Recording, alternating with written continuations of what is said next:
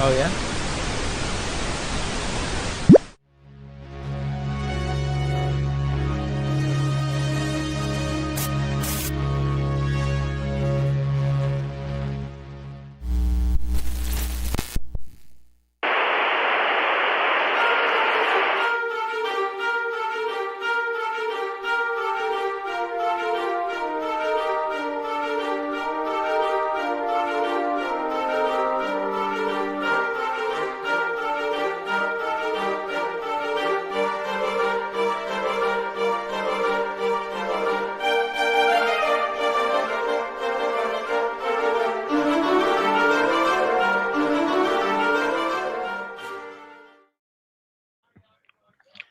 What's going on, everybody? Good to see you all. It feels like forever since I've been here.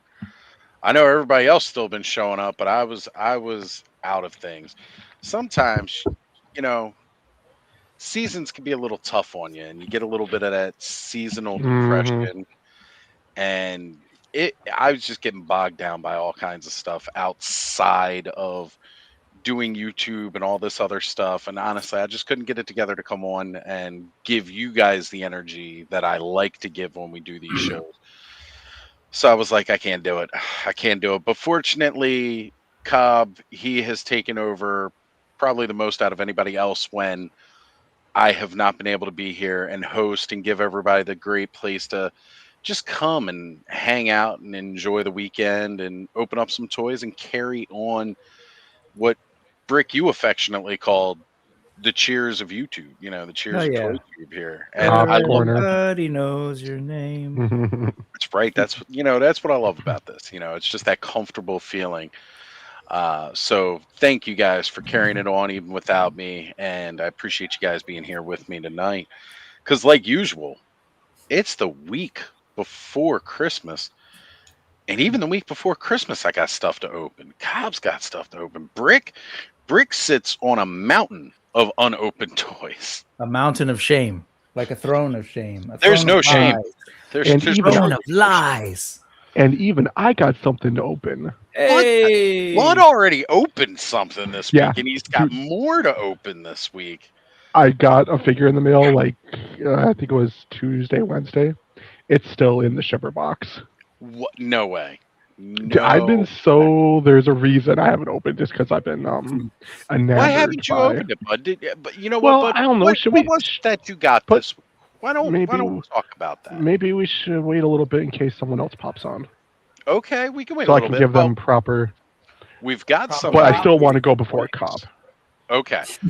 Well, Cobb might as well have just done the show. Cobb needs the rest of the night.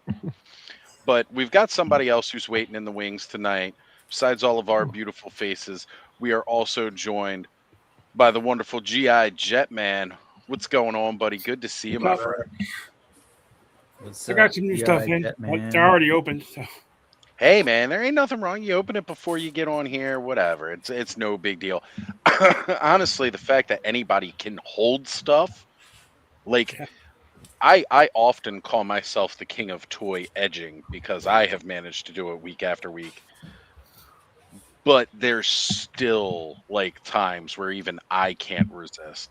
Honestly, I wasn't going to have anything to open this week, but you guys hear about them a lot on the show. You don't get to see them on the show. My boy Ziggy got me a Christmas present. I told him, why'd you give me a Christmas present? You never have to give me anything because we get each other stuff all throughout the year. And you know what? He surprised me. You guys know a couple weeks ago I opened up Prancer from Naughty or Nice. He surprised me today. He gave me Donner. Then he said, I would have got you Blitzen, but I couldn't find it. And that's because Blitzen is just the alternate head from the heads pack for the Donner body. And of course they were sold out of the heads pack, so he couldn't even do that. But I would need a Blitzen because I played Blitzen in a manor school pageant. Nice. Not pit play. Nice. Did you have lines? I did not. Choreography? It just came out and stood on the front at the end of the play. Got it. Hey man, sometimes that's the best, right? Like everybody was like, huh?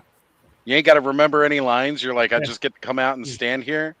I would have been a good Santa Claus too.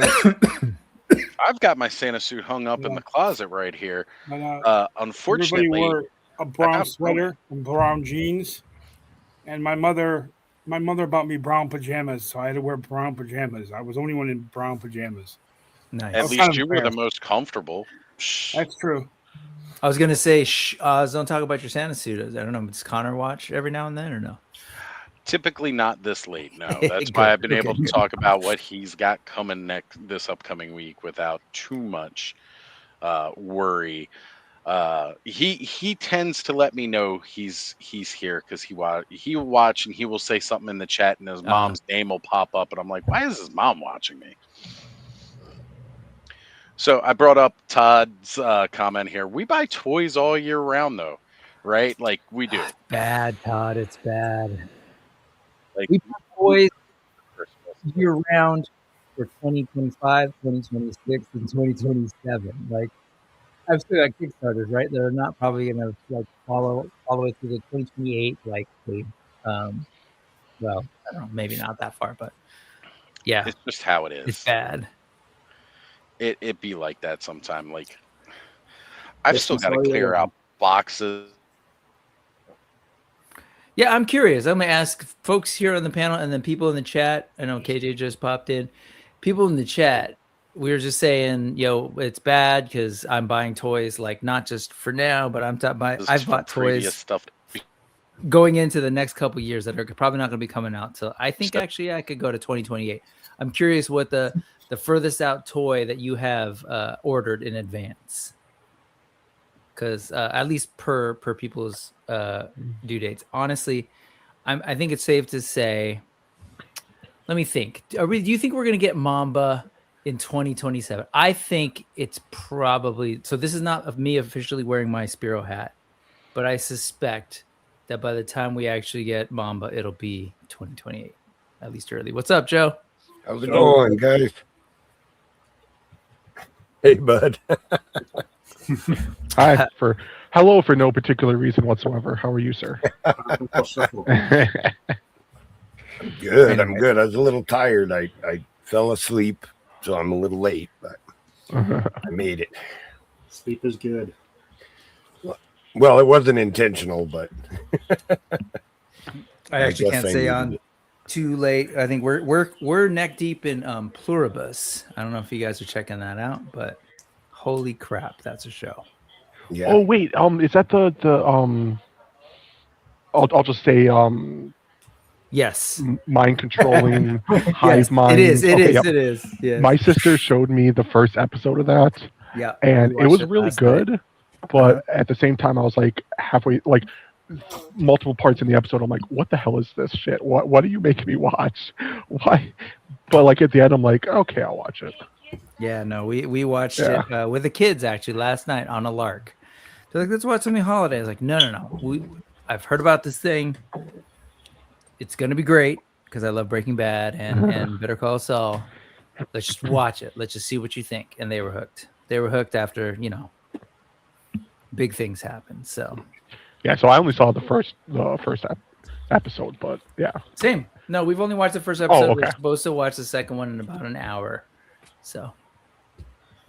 Right So much good toys, so many good movies, TV, and we're in the clubhouse, and Oz isn't here again.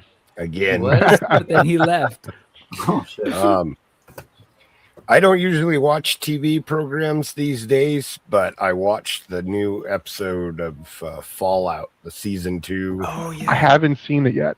I watched it twice 1. back to back. Just because there's so much cool stuff to catch. They throw in so many Easter eggs and things from the game that I had to watch the episode twice just to make sure that I caught everything. And I still probably missed stuff, but yeah. dude, I got to watch that. They had announced that it was going to be on the 16th. Like it was originally scheduled the 17th. They did this thing in Vegas, right? Where like the scorpion like took out the thing and said it's coming on the 16th. So on the 16th, I tried to watch and it wasn't on. Did it come like later at a certain time? I just watched it last night. I don't know. I know that they changed the date like 5 times. It was jumping around of when they were going to do it. I just waited and it's crazy that right now we got the choices of shows between like Fallout Season 2, Stranger Things Season 5 Part 2 coming out, and Welcome to Derry just finishing up. That's on my It's crazy. holiday list. That's on my holiday list. It looks amazing. I don't watch any of those, but I'm currently watching Landman and Mayor of Kingstown on Paramount. Both Plus. of those pop up on Paramount Plus because I also watched Survivor and I just finished season 49. I watched Survivor too. I just especially now that I'm on break, man, I watch garbage stuff. But anyways, speaking of watching garbage stuff, let's say hello to everybody who's watching us right now. All right. First, there's Oz. Yeah, I was just pulling that up. Oz will be back. Go ahead. Cool. You grab the rest. I'm joking. Thank you, everybody who's watching the Clubhouse. We've got Honor You here. Hello from Eternia. Live from Eternia. We've got Eldor, Masterversal Toy Hunter. What's up, Eldor? You gonna be in the movie? Same Time Toys is here. What's going on? Menhoza is here. Gap After Dark 2034. What's up? Oh, I said hi to Shane. Oh, what's up, guys? I'm trying to do my best KJ here. I was about to go into the accent, KJ, but I thought that might be a little bit rude. And I know you don't like to be rude. There's Oz.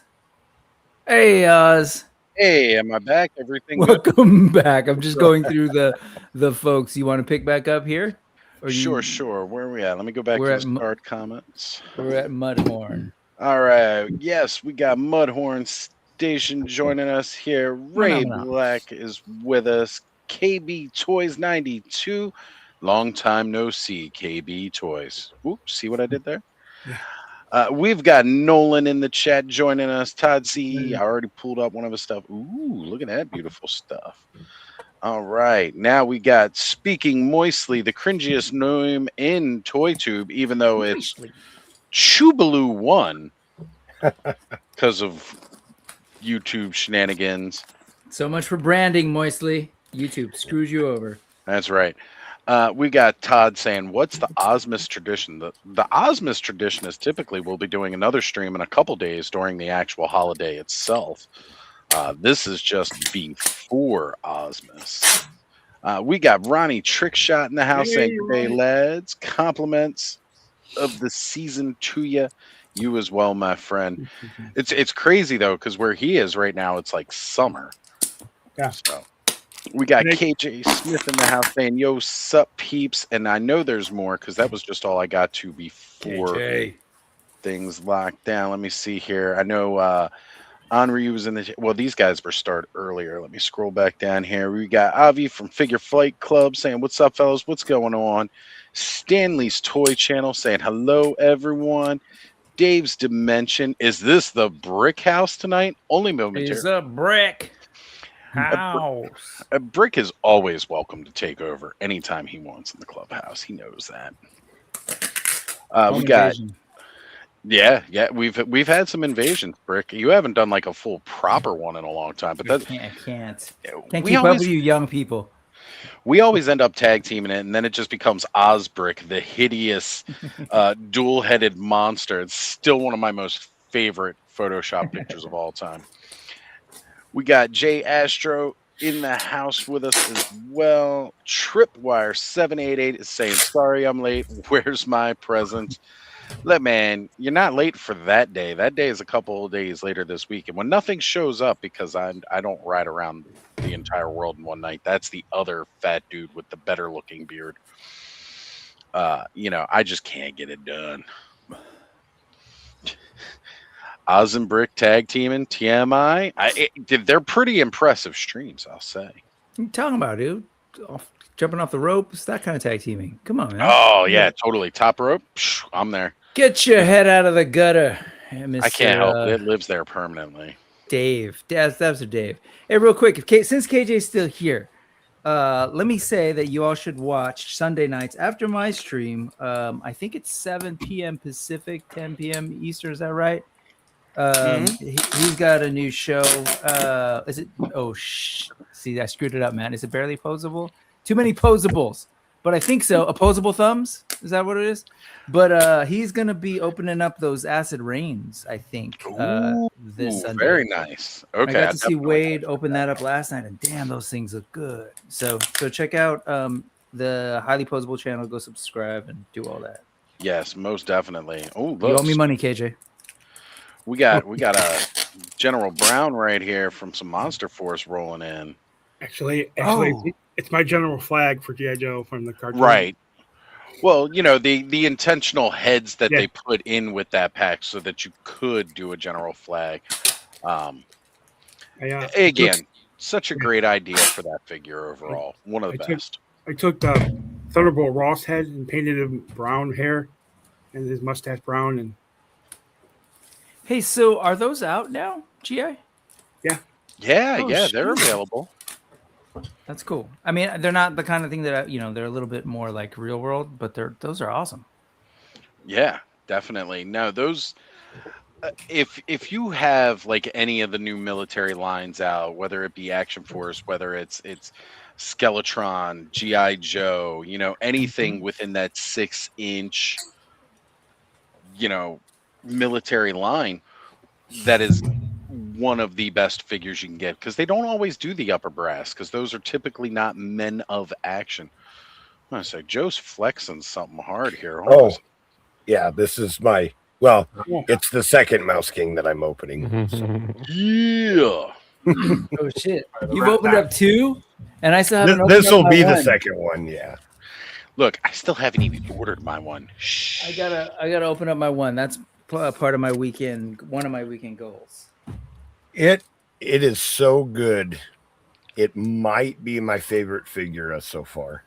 Nice. You know what? When you take into account all the options, that's actually why I bought multiples, is because it's so good. Like, it's hard to decide how to display it with all the heads, the actual like Rat King, or just the noble Mouse King, or you can use one of the heads to make like a feral, almost like were-rat looking one. Like, they're just so much cool stuff that it comes with. I want to get a bunch of like goblin or like dwarf bodies and just put a bunch of different like mouse heads on them.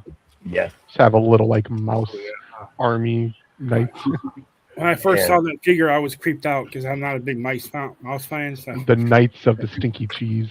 I gotta tell you, I love the picture, and it was Bill from Dorklayer who did it, of course. He posted a picture of the Mouse King with the singular head, and then we've been getting all those beautiful knights over the last couple of years. So he popped all the extra mouse heads on the knight bodies, and I was like, that is just so cool. And talking to Bill about that, the key to it is it's got to be the hinged neck peg. It's got to be hinged. Okay. Over the ruffles.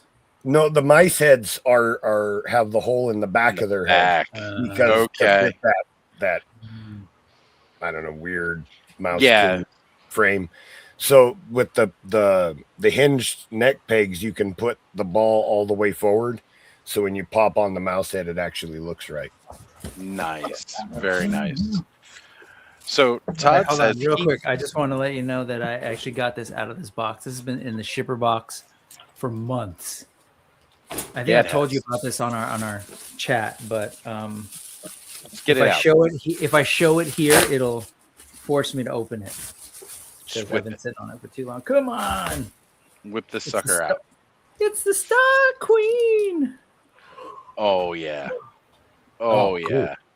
It's my sexy Starscream. So nice. I like you. I'll get to her tonight. All right. Kind of a missed opportunity to call her Scream Queen. Yeah. But Star Queen is pretty good. She's destined to be the leader. Look, if you ever watched one of the coolest things about that is like if you ever watched Transformers, I think it was Energon. Basically, all the Seekers were just Starscream clones. Think Multiplicity. Oh, and one of them was a female Starscream. So that is like doubly cool for that. Mind you, I didn't really watch a lot of like Transformers Energon or a lot of those ones between like Beast War. Like honestly, I haven't watched a lot of Transformers since the old cartoon Beast Wars, a little bit of Beast Machines, and that's kind of where they've really lost me. Do 2 pods on the chest open up and missiles come out? Because also missed opportunity. Right. Like Seven Aphrodite, eh? What you know about Aphrodite? Yeah, I'm thinking the fembots from Awesome Fembot. Powers. Or the fembot. Yeah. So Todd says he plans to have this going in the background while we're wrapping gifts. I couldn't think of a better thing to have on in the background. Yes, I do. There's plenty of stuff that I'd rather watch and have on in the background. But I appreciate it, Todd. Thank you. Oh man, every time I see more and more of this Mouse King figure, I'm like, I really wish I'd ordered it, but I didn't. Not that I'm not You'll have going plenty to of get it. chances, Oz, but this, Yeah. seeing the designs that they have on there makes me want the other figures. Mm-hmm. Oh my God, You know, so much. Nate Barch, baby. Oh, Look, kill. that part that you have up there, it's my left. I guess it would be your right panel. So yeah, right where your finger is, right above your finger, I did notice that little wolf pup right there. That's totally the dog that came with the first Ghost of Christmas Past. Father Christmas. Yeah, Father Christmas. Sorry. Mm-hmm. Wait, which one are you referring to? Are you referring to the skull? No, above the skull, the there's a gray- little puppy. Gray and white pup. Yeah. Smokey. Remember, we named him on this live. Oh, I got him right here, actually. Hold on. Smokey, because he was out there on the porch with you, or He was out there on the porch with me smoking. got it. Yeah, we named him while we were live. Like just the little Easter eggs that Nate's putting in these is, oh man, especially if you've been following and like for a while. You guys know me. I've been 100% on Figure Obscura since I started collecting this line. This is literally the first one that I've passed on buying the day it dropped. Even when I've had to beg and borrow to get one on the day it dropped. Joe's gotten a couple of hey Joe, I'm sending you the money next Friday, but do you mind ordering me one while you're on the porta potty? Yeah. Dude, if they ever do a Nutcracker figure, the little hidden present needs to fit inside of the figure's mouth and needs to put in a little sack. So technically you're pulling the sack out of his mouth. Look, man, if they make a Nutcracker, I need it for one reason, and that's to say I could put my weed in there. As I do with all my Figure Obscuras. So we've got Thor Cade saying greetings programs. I think that might be Thor and Acostia, maybe. I can't tell. Like, I know. Oh, this is so aggravating. Tron, hell yes. I appreciate that. And I also saw we had the time scales. Grego has joined the chat. What's going on, Grego? Good to see you, buddy. Oh, yeah, I saw his thing. He's in San Francisco, right? I believe so. I know he's Cali. Yeah. I hope most of San Francisco lost power today from PG&E. Oh, we're dealing with rain, and one of the most wealthy cities in the country can't figure out its power grid. So, hey man, we had really, really bad rain like the last 2 days here. So I feel you on that. It definitely had our power all messed up. We also got Tripping with Toys in the house. What's up? All right, and definitely another plug for our boy KJ real quick. I was trying to scroll back up to that comment. I know he had posted specifically what it was. Barely posable, was it? Yes, it is barely posable. Barely posable. Yeah. There's a couple of different shows on the Highly Posable channel. Check them out Friday nights. That's kind of when I hang out there on a Friday night in the chat. So. I've been busy on Fridays. This is like one of my favorite figurines. I wanted to show Ed, but he's not here. This Van Helsing figure is freaking amazing. Heck yeah! Oh, not that I would do it, but like if you're a Walking Dead fan, you could easily pop off the head, put a Daryl Dixon head on it, and you got a Daryl Dixon figure.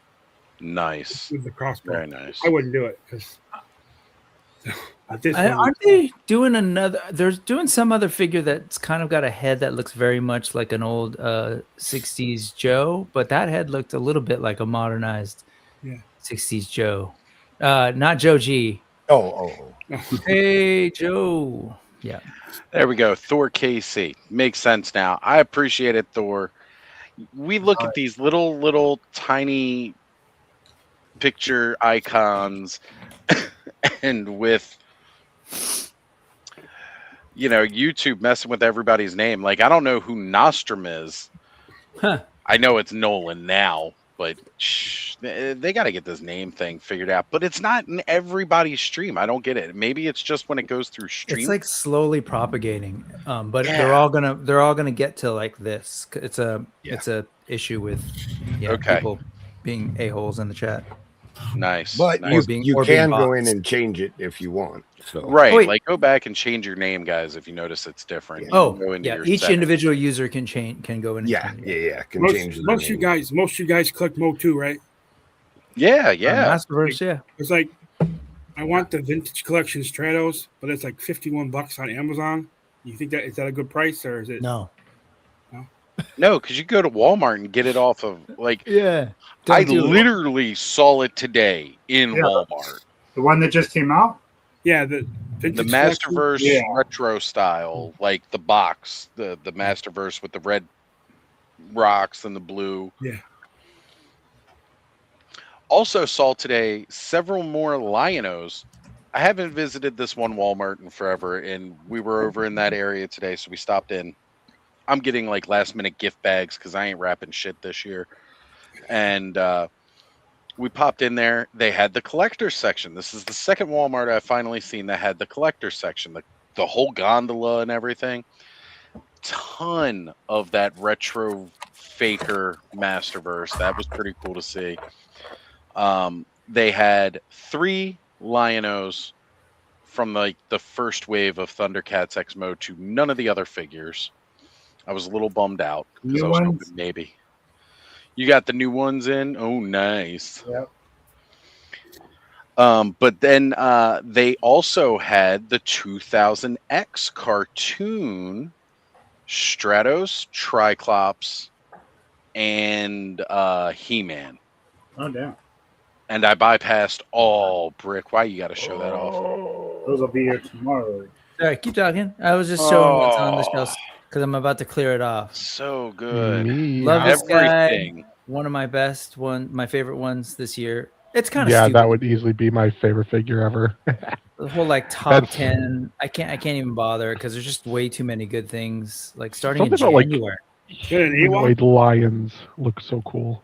This is not an AWOC. No, this is. Sorry, I was gonna make a really bad joke. But this is Fury Toys Azure Lion. It's based on the Journey to the West. It's a combatant of Sun Wukong. Yes. God, he's so good looking. Yeah, and I really love the feet articulation. The way they're sort of handling the digitigrade feet, because there's sort of the pad of the paw, and that's where the joint kind of cuts off. And that is cool. And it works. Like I was afraid that it wouldn't be enough surface area, but it works. For posing purposes, it'd be cool if there's a little thing you could plug in to the back of the foot pad to give them more like a little something extra. Like I said, like a little back. Here, I'm shaking him. Here, I'm shaking him and then letting him go. He's like good. He looks sturdy, yeah. Yeah, like, and they look probably pretty small in comparison to him, but they're pretty big pads. And then of course you can maybe balance with the tail and they're just like really well done, well built, well designed figures. Like the sort of 3 sections of this head to kind of get you all sorts of movement and up, down, and over. And wow, there's some cool stuff with the butterfly, where you lift up his arm and like parts of his what do you call them? The lats, or whatever. Like people who have muscles, there's muscles here. Sure, there you go. Yeah. Physically, I cannot say anything because back. Yeah.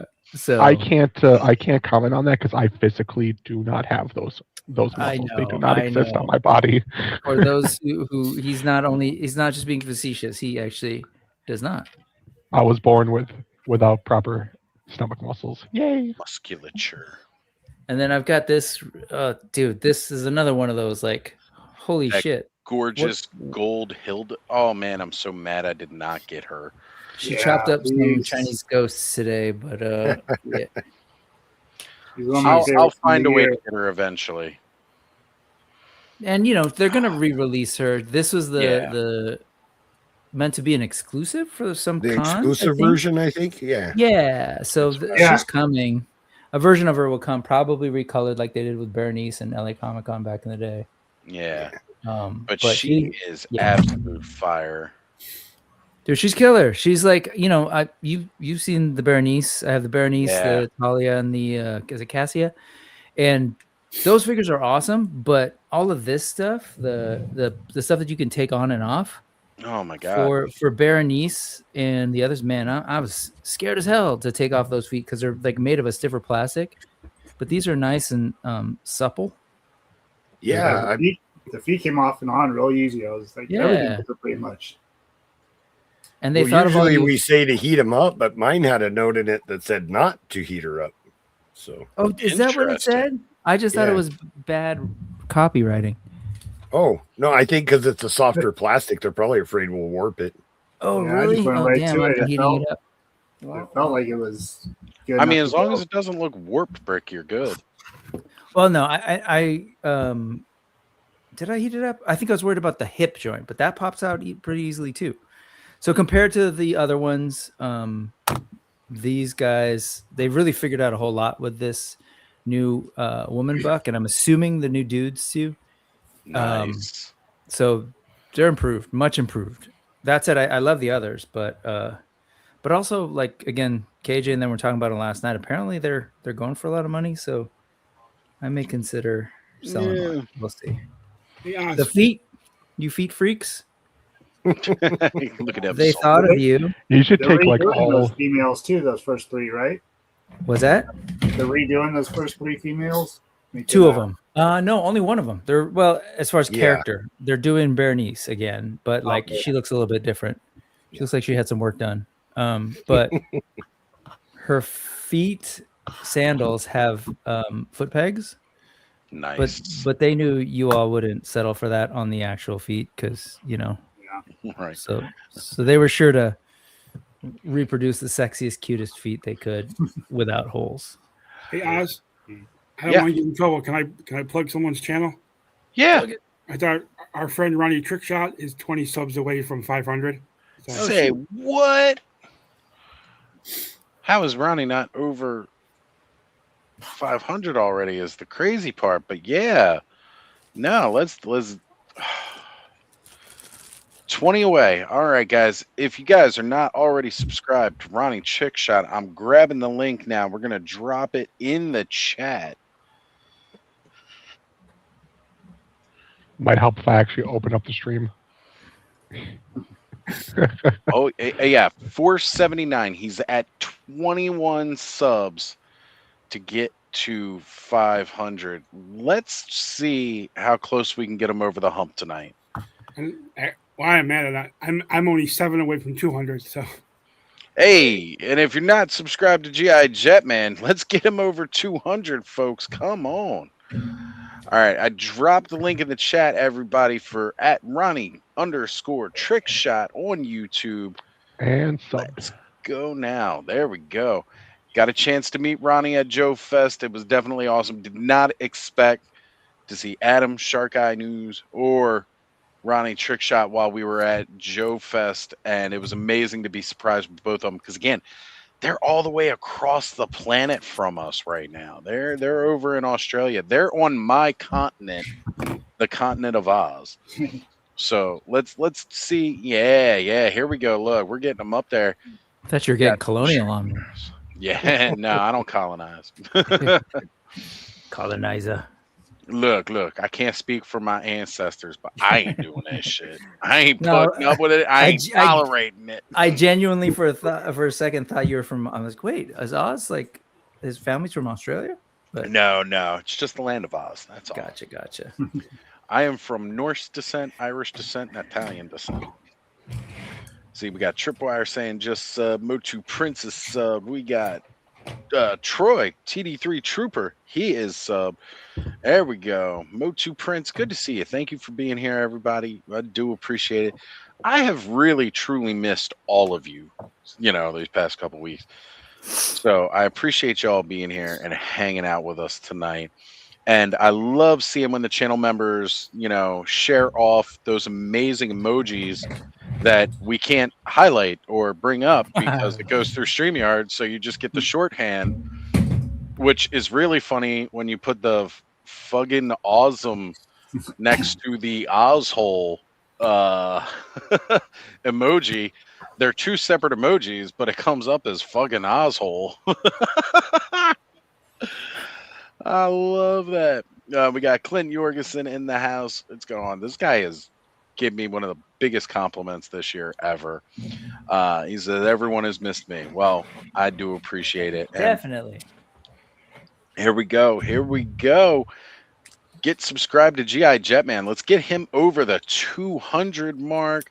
And let's get Ronnie right over top of 500, brother. You deserve it, man. You deserve it. Let's go, folks. Let's get some people some numbers because, all the people that surround this community are some of the most amazing people. Honestly, sometimes I don't even feel worthy of sharing screen time with Joe G. I don't even have a channel. Doesn't even have a channel. He doesn't need a channel because he's on every channel. I try. Right? Joe, honestly, I always feel blessed and honored because the amazing things that you do for this community. Literally. You're just incredible, brother. You are an amazing person. Yeah, I just Joe, try hook me to- up with a Yes, koi you are. fish, man.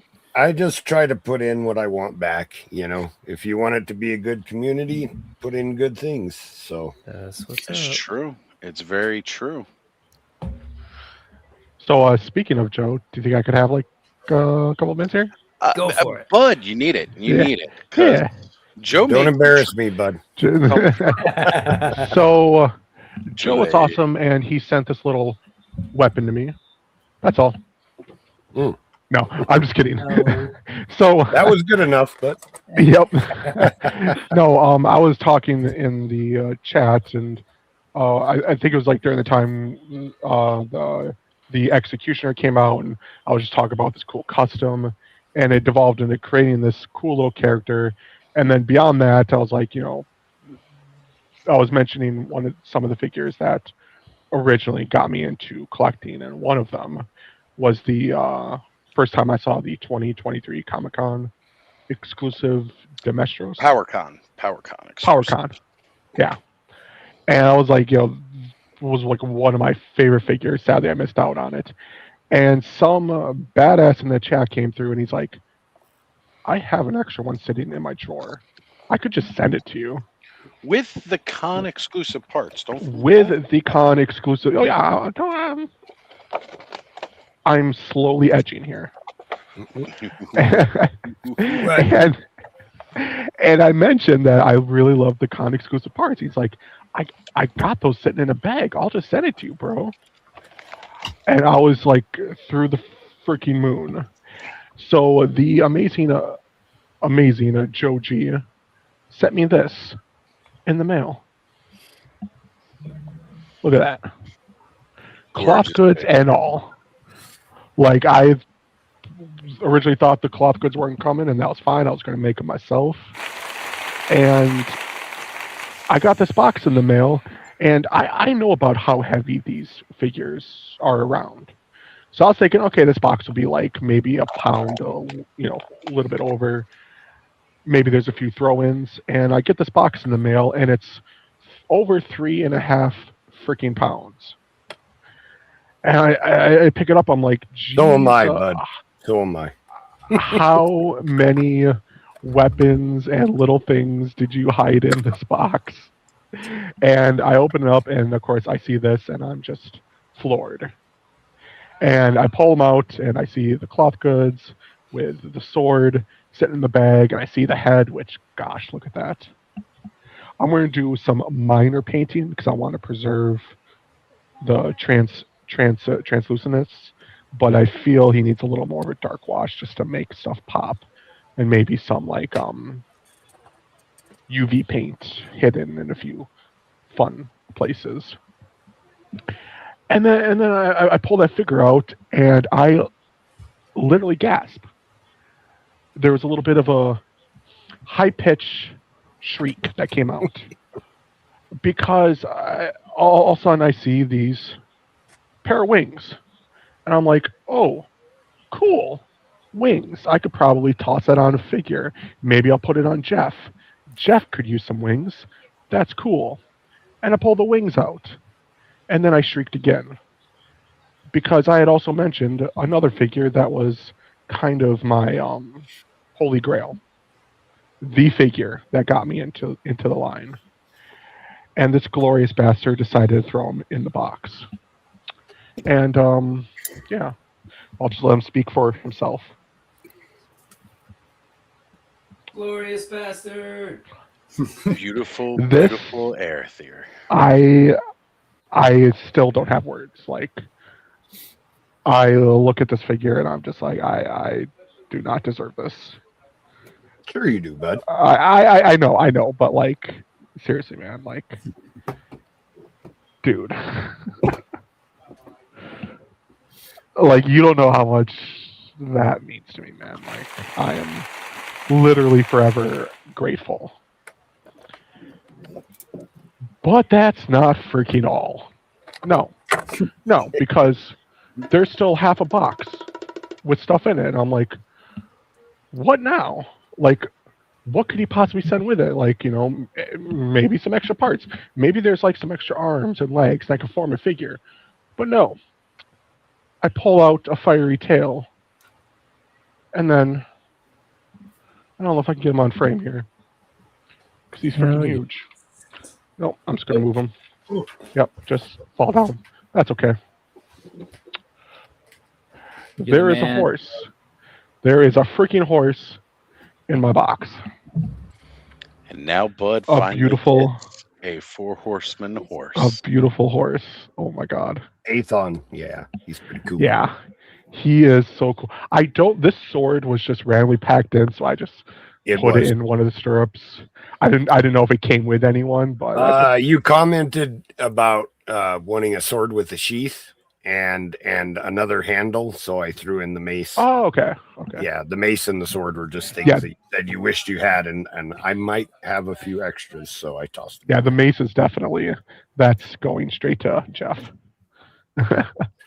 But yeah, so I have Arethyr and Aethon. And now I also have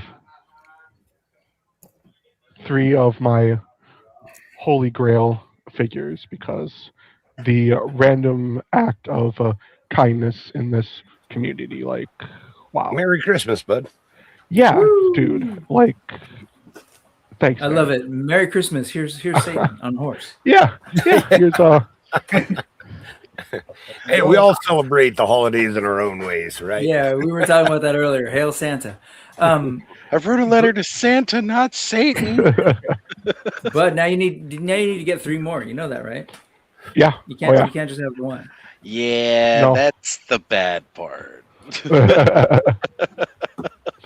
Well, it may not be those 3, but I do know I got 3 more figures coming. If I counted it right. There you go. Here's another bastard I've missed. Hey.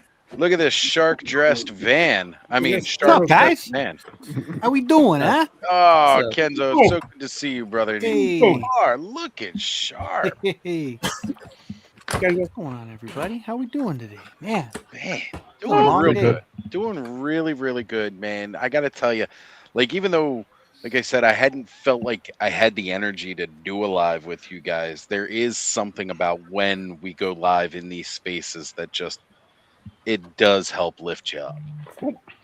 You know? Absolutely. Ah, man. So I feel really good to be back here tonight around all of you guys, my amazing friends and family of this Toyverse that we all circle around. And I was checking some numbers here.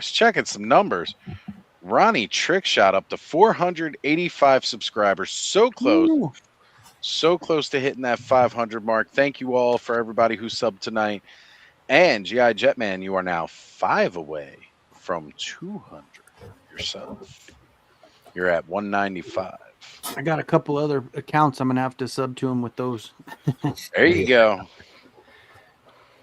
Brick, we can't show it yet, but there's a little black bag in there that has something cool in it. Yeah. You guys totally go ahead and spoil it for me in private, in DMs, please, because I've been dying to know. I've been spoiled accidentally multiple times, and I was like, Oh, yeah. One other thing I forgot. I also got this in the mail, but whatever. I don't care. Oh, this beautiful drag store with original action feature, but fuck that. Nope. Damn. Dude, Good on you. How Good on quickly you. he pushed away. Like, I thought I was Get out of the bad way. when I started collecting Mythic Legions, started diving into that more than Master Universe. Mine was more of a gradual thing. Bud just got the newest, hottest Motu figure out, and he's like, I don't give a fuck. Like, he was sitting in the shipper box since Tuesday or Wednesday. I'm not trying to fluff anything here, but like every time I sit on my desk, I could open it, but I just kind of want to stare at these. Look, man, hey, I appreciate you saving something to open for a Saturday night. Right? This has been like one of the longest running jokes ever. I delay everything until Saturday. Bud, he's like gone in 60 seconds. The package shows up. Bud doesn't even tell us he's gotten it yet. We just get pictures of him opening up, whatever it is he got. MCR says Satan Claus, but you need to spell that like regular claws, like CLAWS. Ooh, speaking of Satan Claus, look what we got here. Hold on. Now This was one I got at Ross a while back. Yeah, I remember when you got that, man. It's pretty cool. Yeah, he is. That's the Slayer demon, right? The Slayer, Yeah. He would look great riding the Gorgon from Naughty or Nice. The demon goat with the flaming hooves.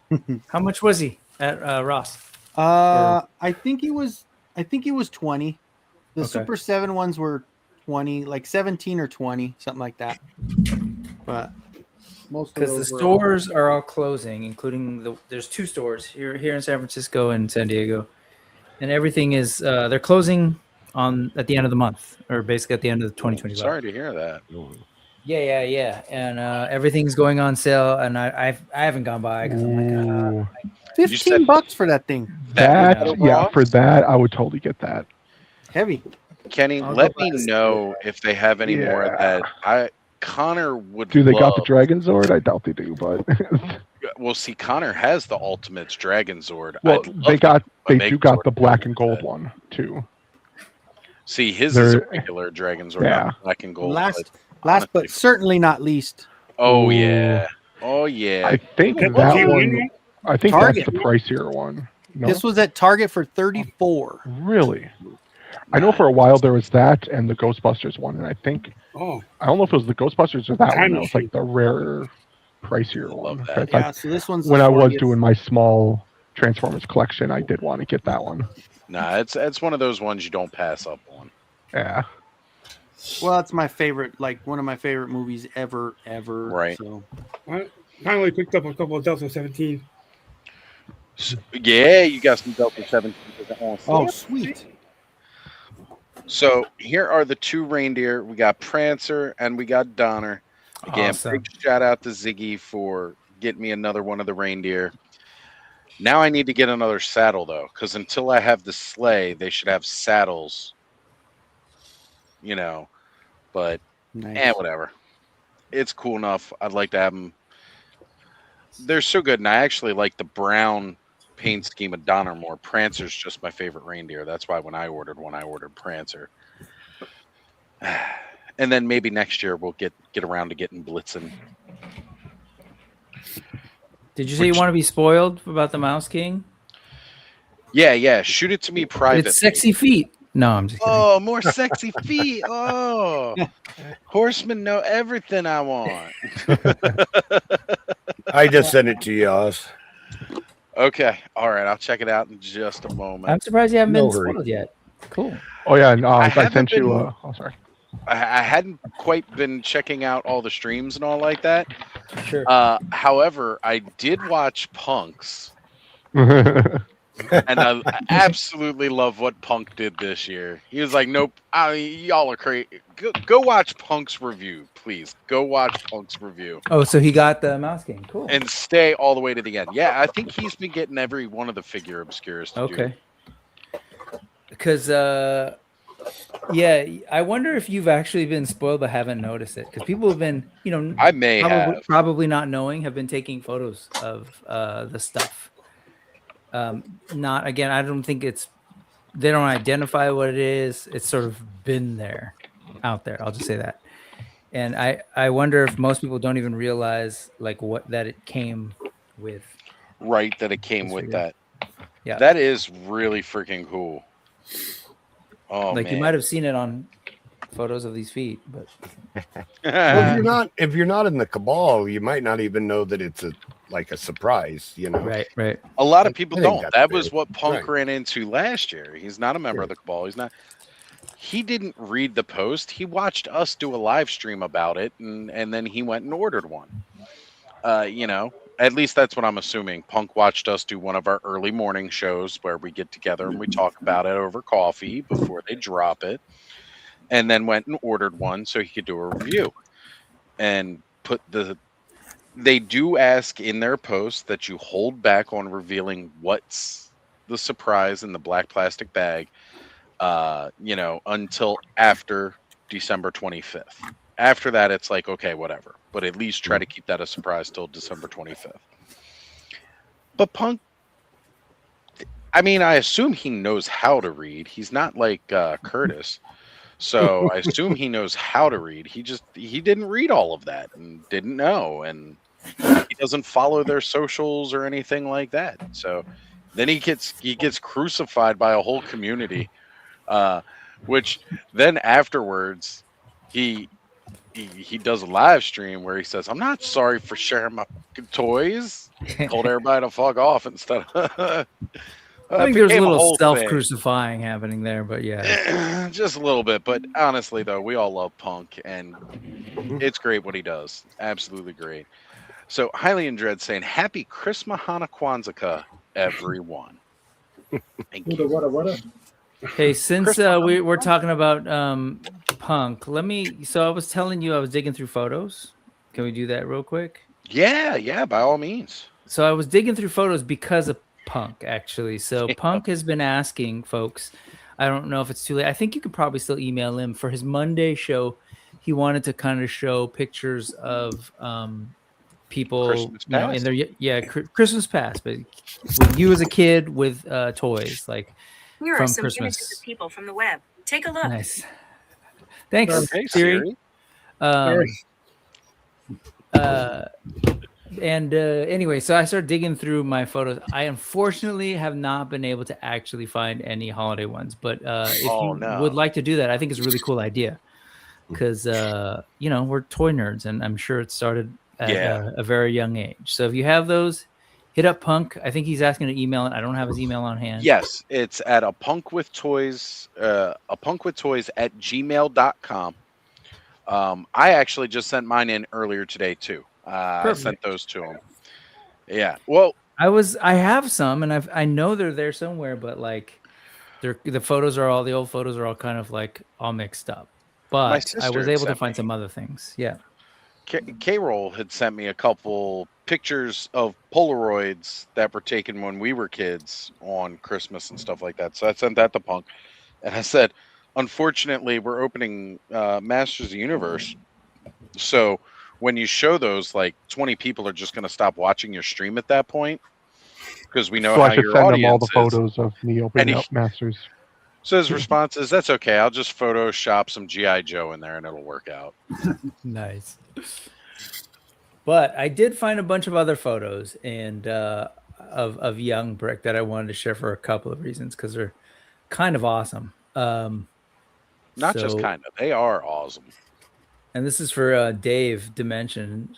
I This is love my it. Ghostbusters cosplay.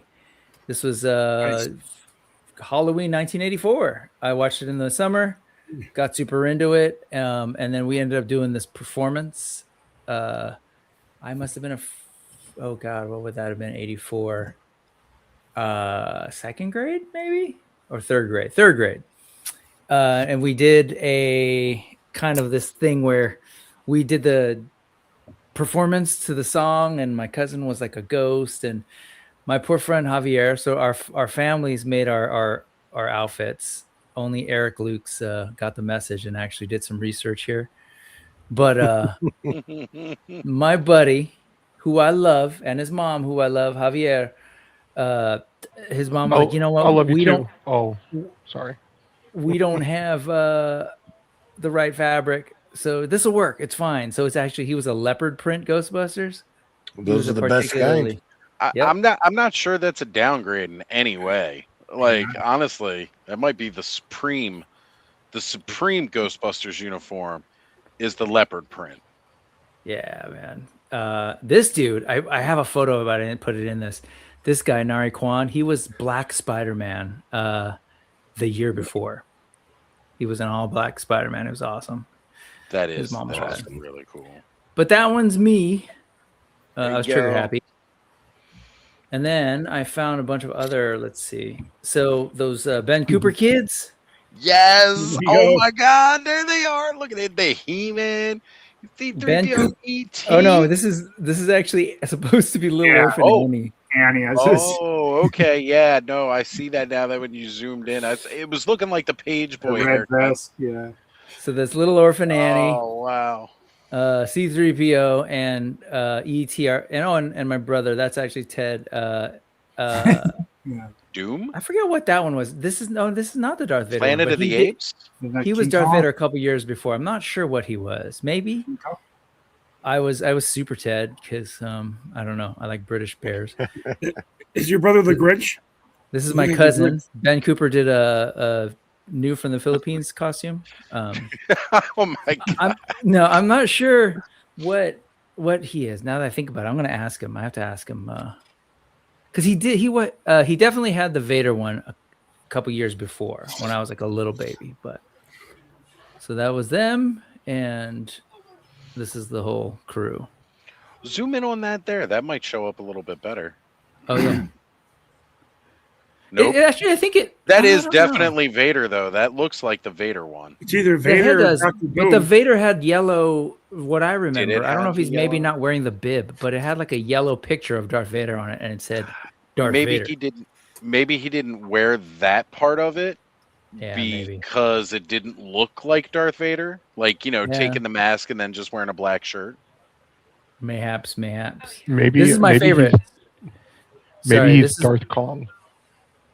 this is my. I love my bag. I don't know if you noticed my Halloween bag to collect candy Is that a in. Marlboro? Winston's? Winston's. Is that- yeah, it is. Winston's. Oh my Winston's god! Winston's cigarette. It matches That's the what I outfit, would though. want for Halloween. Different time period, folks. Different time period. And Hey, then I found man. some other nerdy photos. This is my mom and my dad, but I laughed at this photo because I think my dad stole his outfit from Princess Leia. I was going to say, was he on Hoth too? Dude, look at that. Yeah, I don't know. It was a thing. Yeah. And then some. Oh yeah, and then this, of course, folks know I love the Monchichi. This was an in-store. I want to say it like I think it was Best It's Catalog. a Labubu. Boo. Yeah, get him, Rick. Get him. Before Labubu. No, yes. It's Look, basically look. Labubus before Labubus. They were called Monchichis. Look, And that was me Monchichis resigning. are Labubu before they got hooked on crack. That's why their teeth are all messed up. And then they get really addicted bad, and they go from Labubu to Fugler. That tracks. That all tracks. OG Labubu, as Todd C Labubus are said. they're basically gremlins. You put them in water and they turn into fugglers. The Fugglers are awesome. I love those. They are crazy. Anyway, Yeah, that's they my are. Amazing. my childhood of nerdiness that I Actually, got Oz, to I sent you 2 photos go to on a share. trip. I had a He-Man, I had a Beast-Man and Merman mask. Nice. I Was as it like the Beast-Man. rubber kind or like the Ben Cooper one? Ben Cooper plastic. Nice.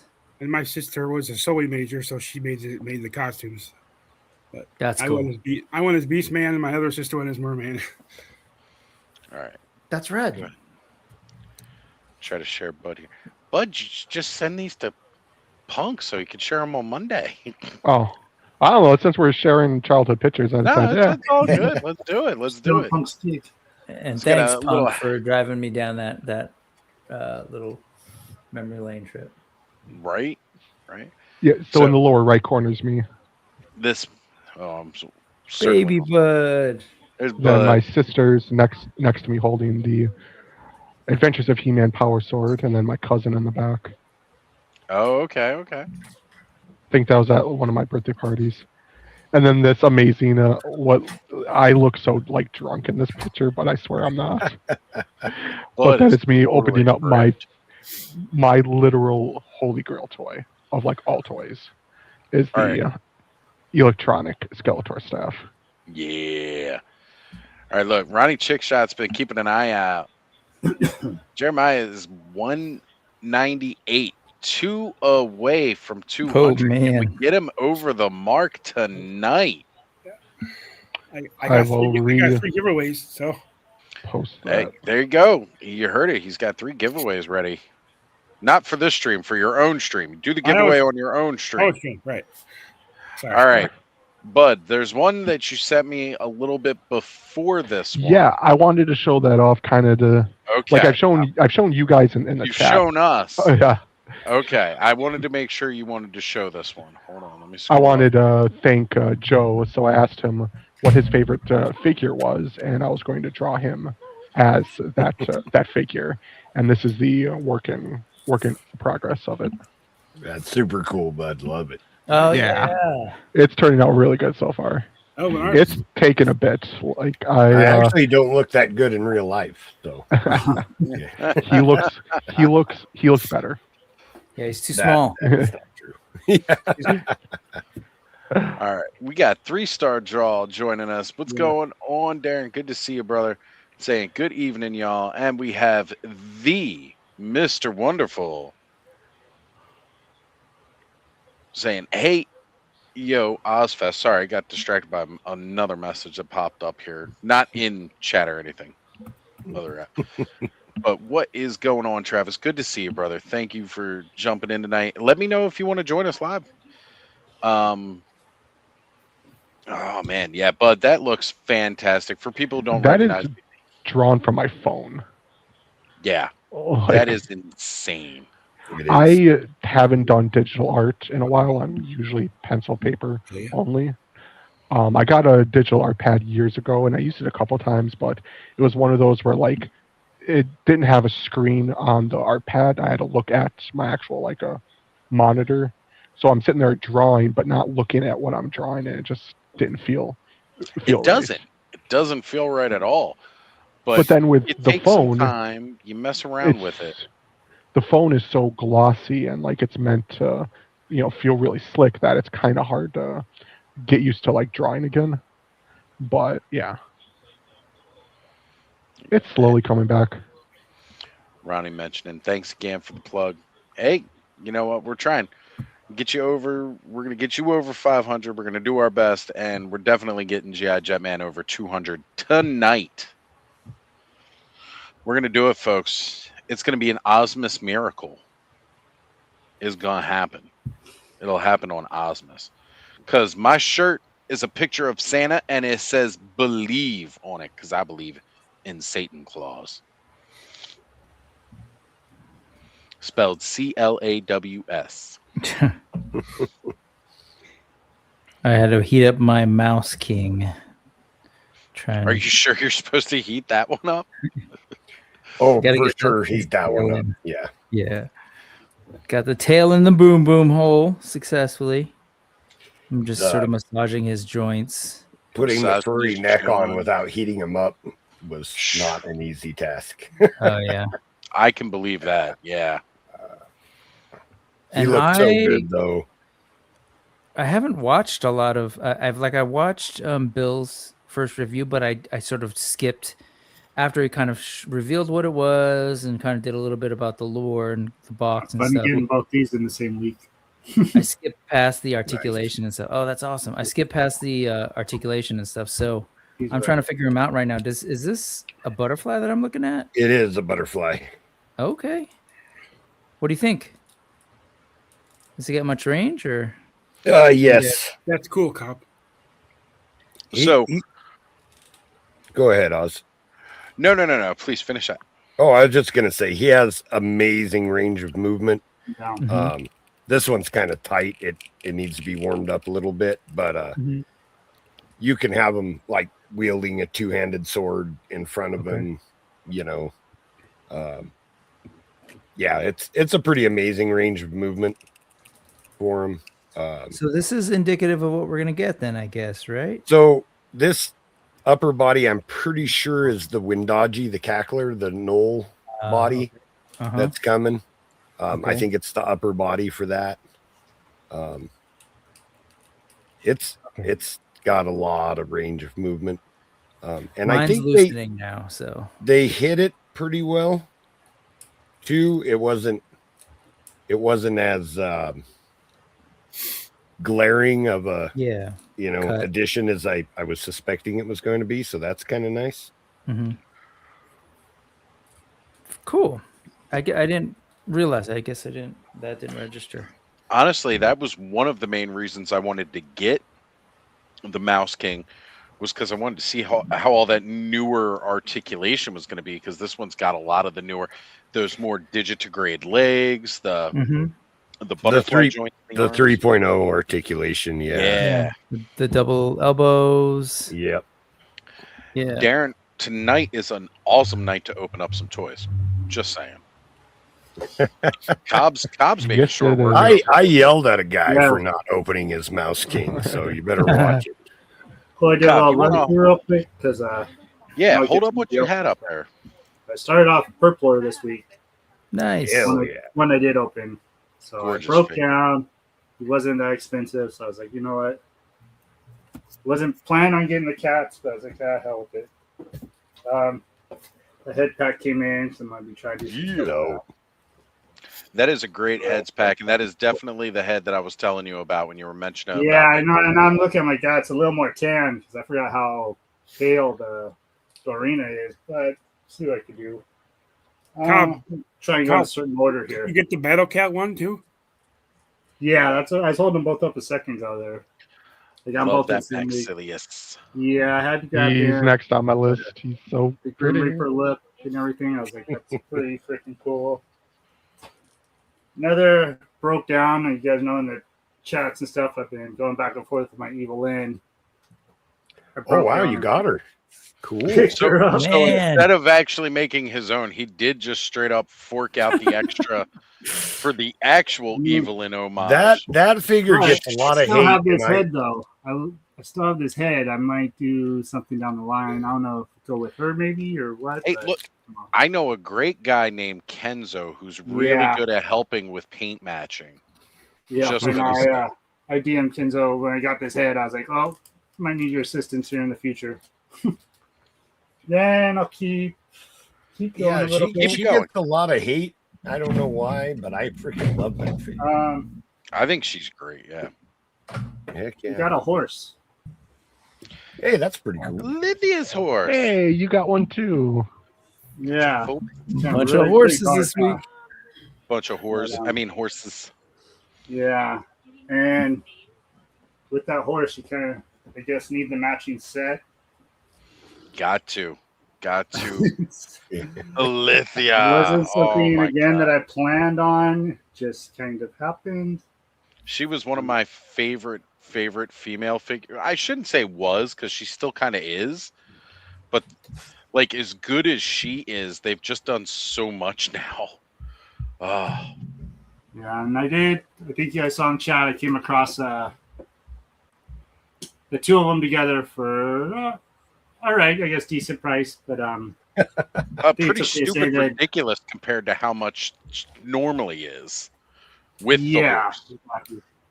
But I think it's okay to say Joe kind of reached out to me and said he'd give me a better deal than what I found. So Joe helped me out a little better than that. I price. mean, In all No. fairness, I told Cobb what I wanted, and he sent me double what I asked for. So, Yeah, because I don't. but that was still way cheaper I than feel right. than you're going to get it online. Oh, Yeah, fuck. Yeah. don't pay those scalper prices. It's not worth it. I mean, it wasn't something I planned on even doing. I was kind of just window shopping that day, and then. well, and again, it's like the price that you sent out wasn't too much more than what it would have been from a authorized retailer. Is well below Yeah. what the normal secondary market that I've seen for those figures is. So, Yeah, but I've got just boxes and tubs and dressers full of figures. So I had a shocking week too, I- kind of just yeah, being able to acquire those. It's nice to make some room for all the new stuff that I have coming. That's going to be showing up in early January. So Oh my God, we got probably so- late January, February. like Hey, Curtis. a bear. You seen those Rising Suns? Hey, Oh, Curtis. sorry, on- Kurtz. Hi, Kurtz. Oh, it's a bear. Can't even spell my own name. Kurtz, Yeah, it's all good, Kurtz. your literacy was questioned earlier as well, just so you know. Say it right. I'm- It's there's- curtsy. There's very good reason to question that. Yeah, So it came up. It was addressed. Fish horses. How are you doing, Curtis? It's good to see you, my brother. excellent. That was good. Curtis, have you had a chance to get any of these naughty or nice reindeer? No, I kind of got put off by the fact that they come out in January. Hey, I got mine in December. Now I've got 2 of them ordered in December and delivered in December. Actually, now no. One and was now the November. sleigh. Yeah, last year they came out in January. This year the sleigh will come out in January. So Yes, it will. You Just pre-ordered it some- last year. some Now it'll be excellent here in timing January. by Big Bad Workshop. I gotta say, earlier tonight I let it be known that Ziggy, his Christmas present to me was getting me Donner. So now I've got that darker brown. I've got the lightish gray looking ones. These guys are amazing. They can definitely go with a lot of your Mythic Legions if you want to go that route. They're going to look great for a Christmas display. I can't wait for a certain gnome scale figure Mm. when that will come in, like a year and a half, 2 years from now, whatever. When it gets here, there's a lot of great stuff coming. We can wait. You gonna have him ride your reindeer? Oh, he gonna ride the reindeer. He gonna ride the reindeer. Actually, I don't know. After just seeing Creative Beast Studios drop their Dire Wolf, was that yesterday or the day before? Seeing that, man, I might have to paint one of those up like a certain Swifty and have a little David the Gnome riding Swifty action. Sorry, in 2025, when you say Swifty, it means a whole other thing. Mhm. Yeah, that's true. That's true. All right, since we're talking about those delicious Ben Cooper costumes, Brick, with yours, my sister sent me here. You guys have heard it. The Ben Cooper mummy costume. There it is. Right there. That was me in my Ben Cooper mummy costume. And In the again, front, I love right? this. Yeah. I had Nice. these are the hands crossed over the chest like it was laying in a sarcophagus, printed on the shirt. And I wore these for a long time after, because these ones, when I was getting the Ben Cooper costumes, they weren't that kind of latex plasticky kind of shirt. It was more like a set of PJs after you were done with the costume. Mm. But I do remember that mask like cutting me across the cheek when it started to break apart. Always. Oh man, always. Well, if you were the stupid kid who tried to put your tongue through the mouth. Yeah. Oh man, that's such a bad idea. I cut my tongue. And I definitely 100% did that a couple of times. And my sister, I So do you play were the stupid kid. payroll. Oh yeah, no, I was. Look, you learn from experiences, and I was very experimental. I'm pretty sure my sister here was Gem in the holograms. That's why Oh, she's that's kind of got like awesome. the 80 glam rock. She may have been Gem from Gem in the holograms, but to me, she'll always be Ziggy Stardust. And then that's my mom wearing her scary as hell Halloween mask. And this is a really old TV right here that in about 5 more years was going to be the entertainment stand for the new TV we had to buy when this one broke that it sat on top of. Oh, cool. That wasn't just my house. That wasn't just your house. No, that was many and many houses, apparently. I always love finding that out from people like, oh, you did that too? Okay, cool. I wasn't a weirdo. And as a matter of fact, what my mouse is hovering over here, I'm just realizing was my dad's Santa mask or Satan mask. I'm getting the two confused now. But yeah. What's the person behind in the back? Is it? That's my mom, and it's just some kind of scary monster mask. Oh shoot! I thought you were gonna say that's my mom. That's just how she looks. Monster mask. That's how she looks. This is how she looked before coffee. It was a monster mask. But yeah, man, good times from Halloween years gone by. This would have been like, I'm guessing maybe 88, 89, probably around that time. I love Halloween. Yeah. Oh man, best holiday ever. Look, Thor KC is back with his actual name. And we got Terrence's next toy in the house saying, I only remember the plastic garbage bag suits. Like I said, by the time I was getting them, again, I'm a couple years younger than most of you guys. It was more like a pajama. I do remember those plastic garbage bag shirts because another one that I had that, but that particular mummy one, it was more like pajamas. All right. This Mouse King is cool, man. Can I just say I love it? Man. Oh, he needs his cape, Rick. Yeah, the cape is amazing, isn't it? It's nice and like it's doubled up, but it's got these awesome tears on the inside with that cool stitching and little patch on there. I don't know, I can't exactly tell if I'm showing you the right thing. There it is. Killer. Yeah, I just kind of wanted to pose them up real quick and throw them on there. I took the extra belt off because it doesn't want to lay flat with the other thing underneath of it. Take off the under belt or the outside? No, I took the over belt off. Left the one with the bones because the buckle just kind of catches there. So this belt is rad too. This is I'm gonna use that on another figure. Yeah, that's like me in 7th and 8th grade. See, we need a belt pack of like those. I remember those belts, Brick. Yeah, like the Mouse King went to Chess King or J Riggings, and you put the latch through wherever. You just pierced it through the belt. Yeah, dude. I need to get a bolo tie for this guy, and he's on. I got one around here somewhere for you, Brick. But yeah, this thing is rad. I mean, duh. That is like the Horseman makes good toys if you didn't know. But yeah.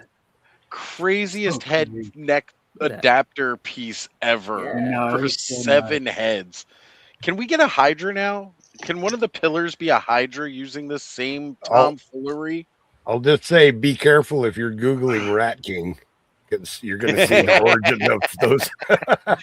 The reason behind the 7 different heads. And it's pretty disgusting. Oh, it's nasty. Pictures. My dad found one in my brother's back house. That is so crazy. I've never seen one in person. A carcass of one. Well, they're always a carcass. Yeah, they're always a carcass. By the time we find them, they're always a carcass. That's right.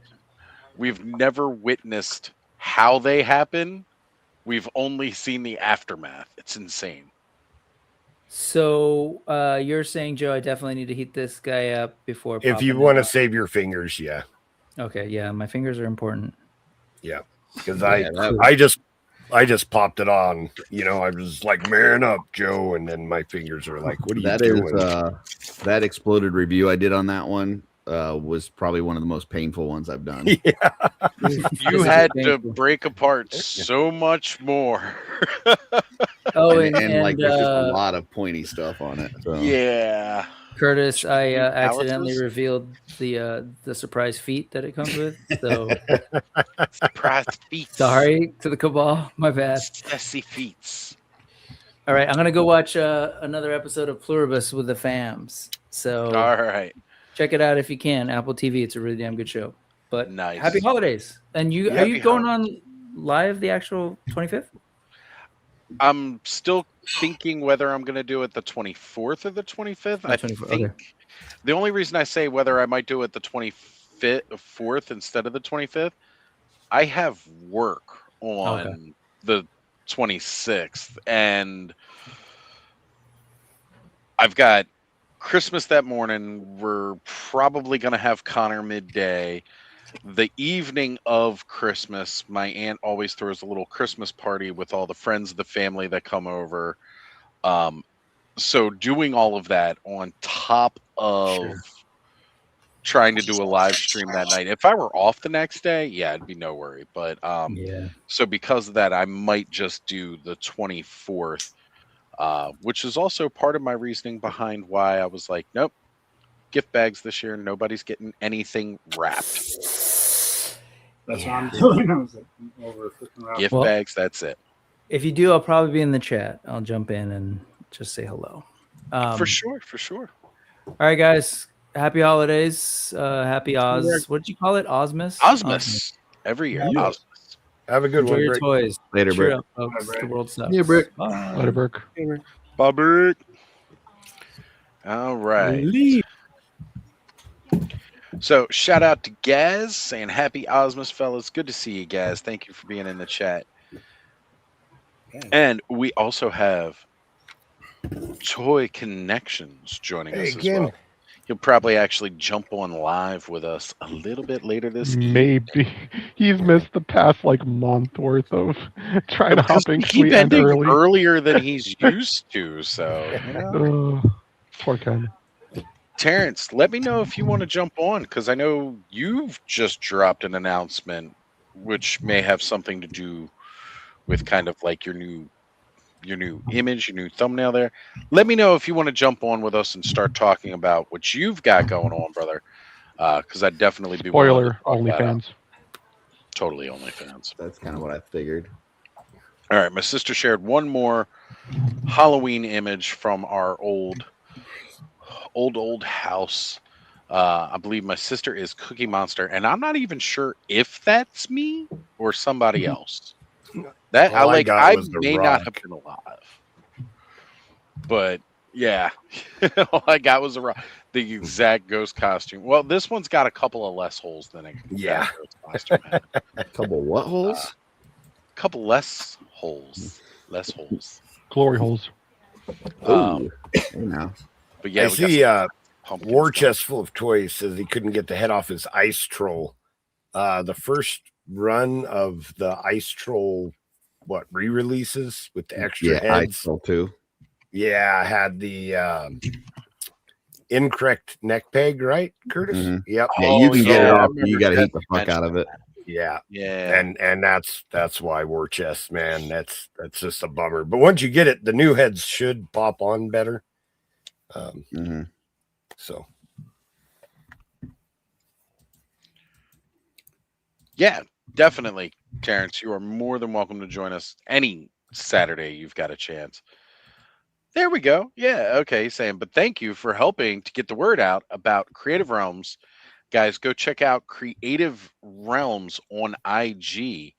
It's going to be a new business page coming up from Terrence's next toy, where eventually it should be, my understanding from how you posted, it's going to be more of a digital space, digital seller at the moment, but eventually getting a physical brick and mortar store down in Florida for not only hopefully indie toy companies, but also third-party creative spirits as well. Hence the Creative Realms and all the other toy companies popping up with Realms. I think it's a perfect name to be selling all of their toys. Absolutely love it, brother. It's a great idea. It also gives me an excuse to say, hey, I really want to make a journey down to West Florida.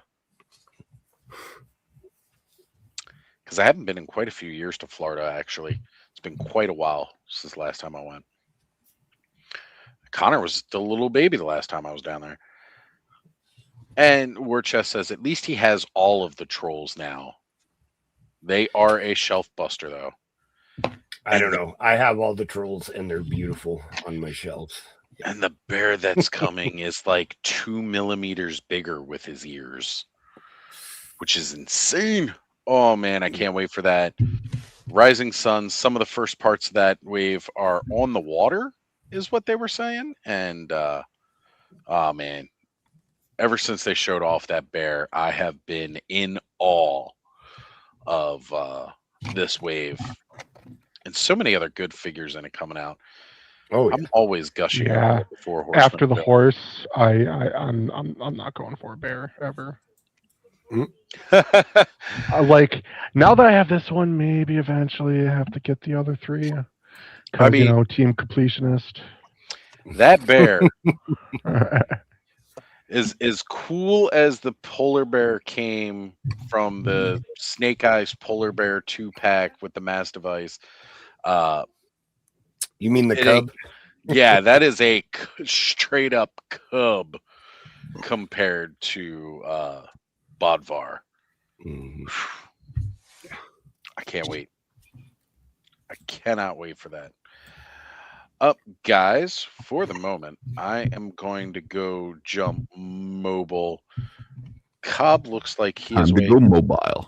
Kenny, do you still have controls?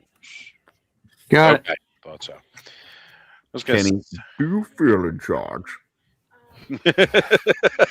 He's dressed like it. It looks like he's better dressed to run this stream than me. I'm putting my stickers on. Oh, you're putting the stickers on the. Oh, I just love that Curtis made the shape of the mask with his hand to do the voice. You got to. it's actually how Tom Hardy did the voice. That wasn't a prop. That was Tom Hardy's hand in front of his face the whole time. Kenny right now looks like he works at like a card or pawn shop. Kenny Pawn, that's how he gets all those wonderful toys. Yeah. All right, guys. Front- Oh, I'm going to highlight Terrence's comment here. Digital for now with a big presence at cons and toy shows to help out many of our friends, including Travis, as an example. Our good friend, Mr. Wonderful, who was in the chat earlier, because I'm still waiting on my damn Hexa stacks. Travis, still waiting. I want my Hexa stacks.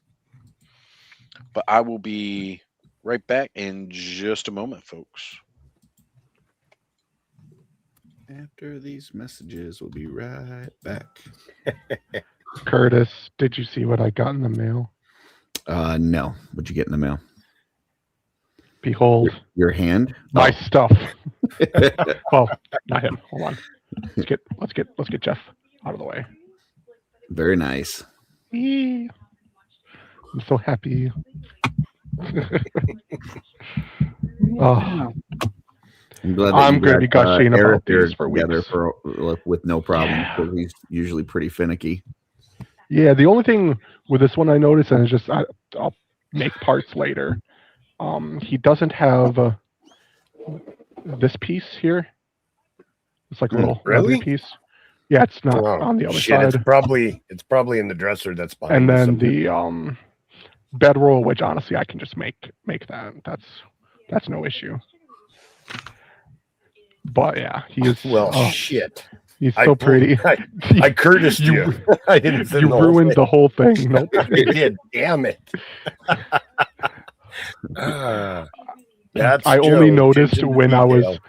was putting the figure on the horse. I was putting his feet in the stirrups. I was like, something looks missing over here, and I looked and I searched through the box again just to make sure it wasn't like No, lying there. it's at my house somewhere. Yeah.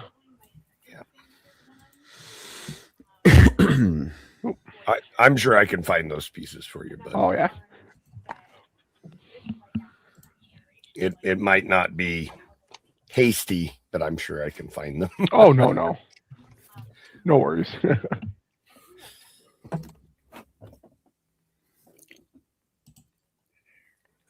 I'm definitely gonna have to take Arethyr apart and tighten up his joints. He's I could definitely tell he's been a well-loved figure. I don't think so. I think that's just how Arethyr is. Oh, that's Yeah. okay. Because like the wings, like if I don't have his feet posed like that, his entire torso tips like all the way back. Yeah, the wings. And for need a some reason, redesign. this hand, like if I pull any harder, it'll just pop off at the. Yeah, that's the just the old style parts. That sounds like a lot of complaining. I don't know what you're talking about. We're getting some shit all like this that. free So a lot of stuff. I'm complaining. just, I think God we need damn to. it. Hey Joe. No, Hey, I'll Joe. gladly go in and tighten them up. Yeah. I was just wondering, when do all you guys get your big dragon? Like, when's it get delivered? We still got a while. Yeah, it's going to be quite a while. Hoping the end of next year. Yeah, they mentioned a hope for next year, but I mean, seriously, we all know the way this thing goes. There could be any number of things that delay it. I'm not going to hold my breath for next year. Honestly, I'll just be happy when it finally gets here. Of course, it's not going to get here. It's going to get to Jersey, and then I'm making the excuse of going to Jersey to go pick it up and seeing a ton of people. Terrence is saying August, though. For what? The dragon. I will be pleasantly surprised if we get it before the end of next year. Yeah, right. Like I was thinking the same thing. Yeah, I just feel like that time frame is too short. My money would be on 2027. I think I remember Jeremy saying that like what we were looking at, it was further along in the production process than where it normally is for like when they put stuff on pre-order. But I really still have a feeling that it's not going to be next year. Like When you I know add you said even hopeful. like one piece of tooling, there's a lot of things that you got to do to make sure that it works. When your whole thing is new tooling, there's a lot of QC stuff you got to go through. So yeah, I mean, you got to imagine every single piece of articulation through the tail, the neck, the legs are different from anything they've truly done with those. Like, so, like you said, so much new tooling with every single piece of that. It'll just be great when it finally gets here, though. That thing, oh man, absolutely. Cannot wait. Is a true dream come true. And Ken says the bear is going to be amazing. Yes, it is, man. Agreed. When they announced that at the G-Con like 2 years ago, man, my jaw hit the floor. I was like, I can't believe I just started collecting this line and they're already making a tribute to me. That's incredible. These guys are awesome. I think it's one of those figures that it had a lot of hype when it first was revealed. And then there's been a long time since then. There's been a bunch of other stuff. And so people have kind of forgotten about it. And then it's the bear, out, people are going to go, oh, yeah, this thing is fucking awesome. So it was G-Con 1 year. They announced the Rising Suns wave and they show off this bear and like how big it was and everything else. And it was polarizing. And then next G-Con, they were like, hold my beer. Here's a dragon. Like, you know, like, oh, man. Ooh. Yeah. I jumped on that bear pretty freaking quick. Our good friend John, Emerald Knight Photos, he sent me a Four Horsemen gift card that year for Christmas, and I took that gift card and immediately dumped that onto the bear. Yeah, it's going to be pretty amazing for sure. Terrence, we might talk because I might want a second bear. I don't know. Polarizing. I see what you did there. Even though that bear, we've still got even longer before that bear comes out. So, I'm a pretty impatient person. I'm anxiously waiting my snowcat. So, one of the things that I like about the Four Horsemen is that, like, when you pre-order from Store Horseman itself, one of the best parts is that you're just waiting for it to arrive at that point because you pay it in full and it's done. You don't have to worry about anything hitting your account at the wrong time. And then it's just here. It's just here. And it's such an amazing thing when that box arrives at your door. I know some people don't like the long wait in between, and I get it. I totally get it. But honestly, it's like hyped up, waiting for Christmas. And,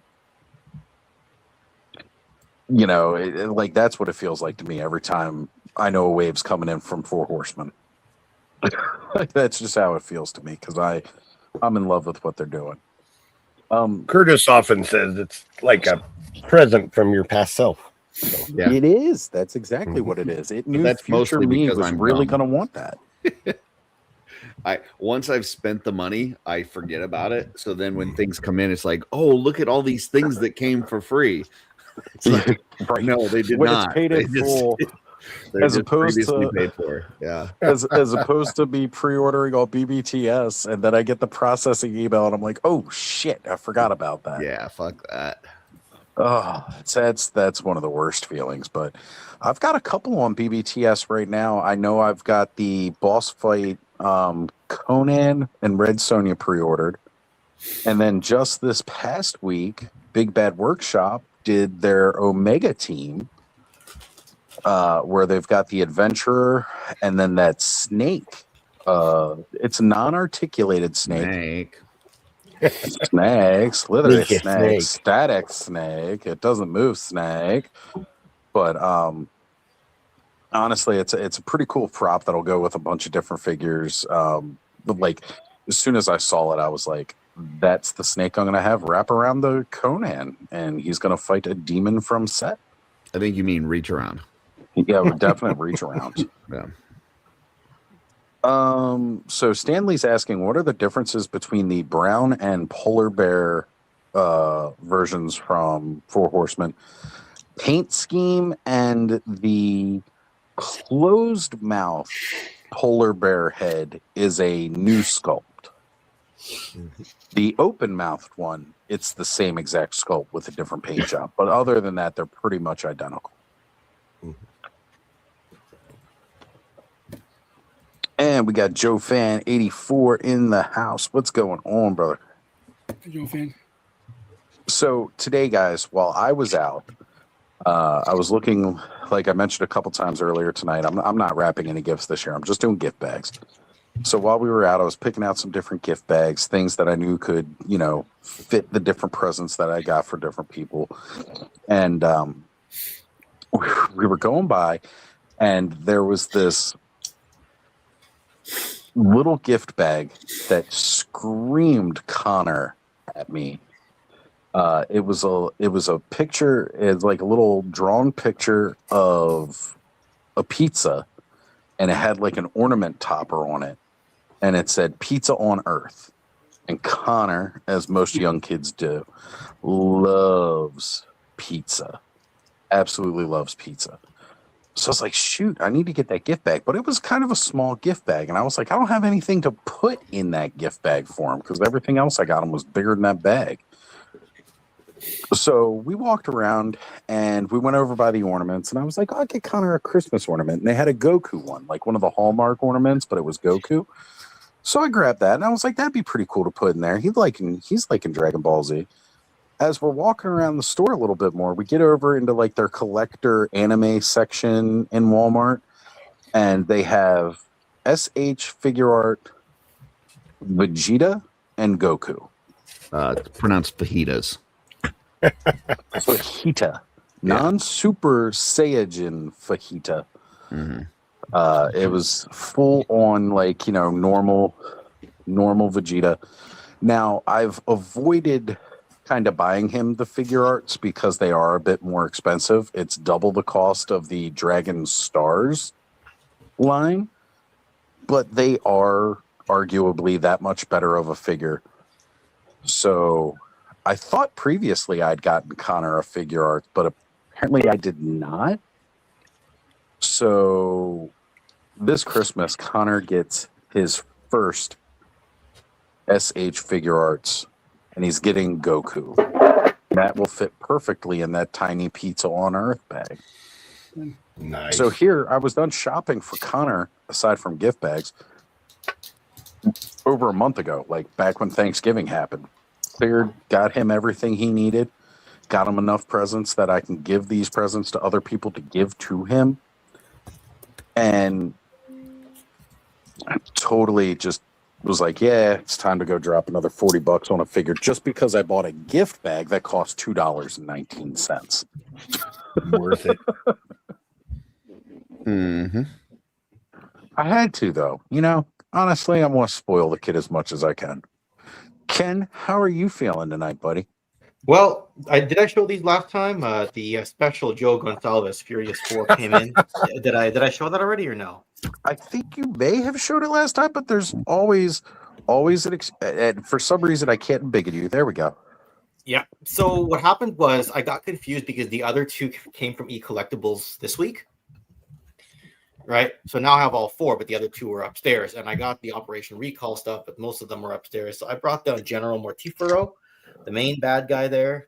Nice. He's got the same wired cape that Shadow Dragon from Delta 17 has, because they're using the same factory, or at least the same network of factories. So yeah, it's I got the set of 5, opened them up yesterday, did a bunch of photos, and yeah, so people are asking if I'm going to do a review. I'm like, we'll see, time pending with people coming for the holidays and everything. So it's been a good time. Right. It's been a good time. Normally I stick to like vintage stuff, right? So, but it's been a good end of the year for some modern stuff as well. So yeah, Furious 4 I just think was it's great one you that guys I are loved. finally getting that in hand too. That is incredible. Yep. Supposed to be 20 figures for that first set. We got the first 4 so far, and they'll send them in waves over the next number of months. So that'll be good. That's going to be really good, and they are going to look perfect next to some Delta 17, which we still got the sale going on. You know, I checked all of you. The only one here who has an active or who ever had an active order was Oz. So Kenzo, Cobb, Jetman, Buddies, Curtis, and Joe all get on it before the sale is over, and I shall have some Christmas shopping money. Thank you. No, Jetman placed an order. He already. did. Sorry, I made a mistake. He did. He ordered a couple of figures. He even did that while I was. I think he did that while I was on podcast from the pit. So yes, sorry about that. Had a Jetman, you're off the guilty. I did a review. Yeah. Aaron sent that to me. So yes, I'm joking. By the way, don't worry about it. Right? Not everybody collects that scale. I'm not joking. Order some more Delta 17 figures. When they start putting purple in it, I will. Oh, purple. You know that's impossible, right? Go look up the ghost from Callstein Longbow. He's all purple. Little urban. I keep petitioning to Steve for purple and green. You'd love it. Yeah. Okay. Yes. Green together. I'm not sure, but put a Skeletron and get that one figure. Dark, rich purple with neon green. Fair enough. You call it the Oz variant of the oh god, now I'm brain farting. What's the little tank guy's name, Ken? I'm brain farting here. Mike. Hailstorm. Trying to throw you off. Purple and green. Oh, like his name's Mike. It's Mike. Like yeah, Mike. Purple and green Mike. What? Tell Steve, get on it. Purple and green Mike for Oz.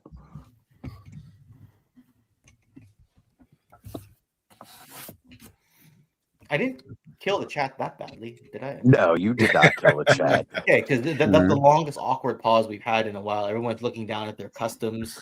I was taking a nice inhale. Yeah, bud, you said you were going to paint up some figures tonight. You gonna be working on any of those pretty figures that are sitting there in front of you, or are you just that in all of them?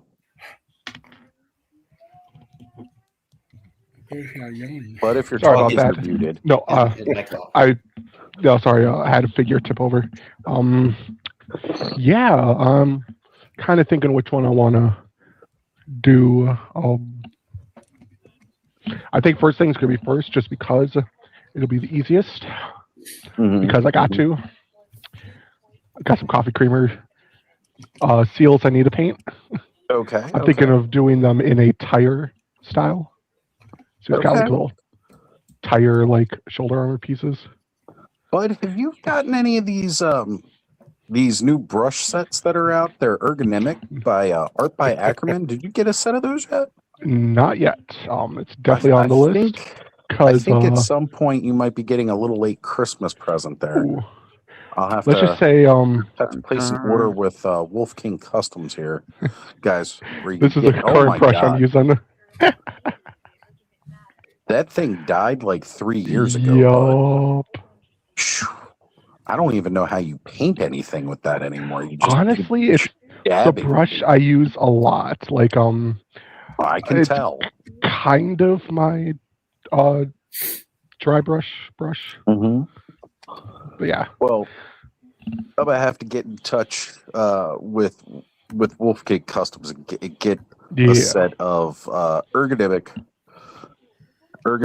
Art by Ackerman brushes sets sent directly to Bud, so that we can get you some nice Another new brushes.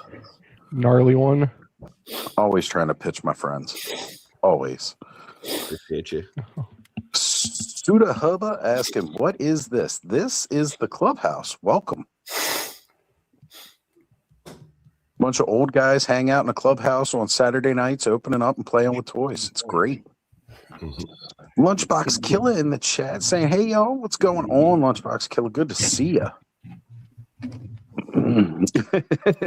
Terrence saying, what is the show? That's a question we definitely ask. What is this show? It's literally just a bunch of middle-aged guys playing with toys and opening up toys, talking about toys, convincing other middle-aged men to spend money that they probably shouldn't on toys, and having a good time with it.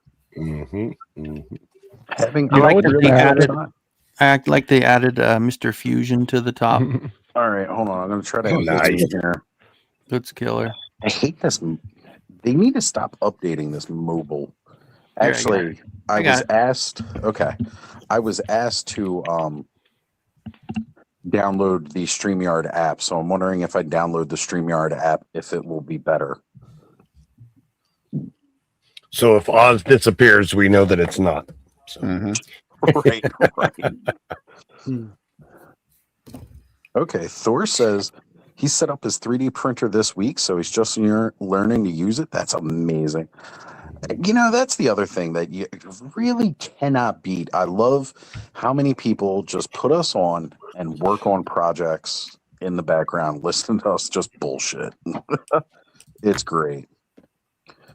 And this right here, middle-aged dudes playing with toys. I'm all in, as you should be. Oh, yes. I got to give Ken a shout out, though, because since I sent him some Furious 4s, he sent me some awesome Motu figures, and in there was a Classics Eternian Guard set, which of course can't have too many of those. That was freaking awesome. So that's thanks, the one man. with I really Nutlick's appreciate face it. in That it. was awesome. That's the one Yeah, I I was said. going to say there's one head you could probably toss out.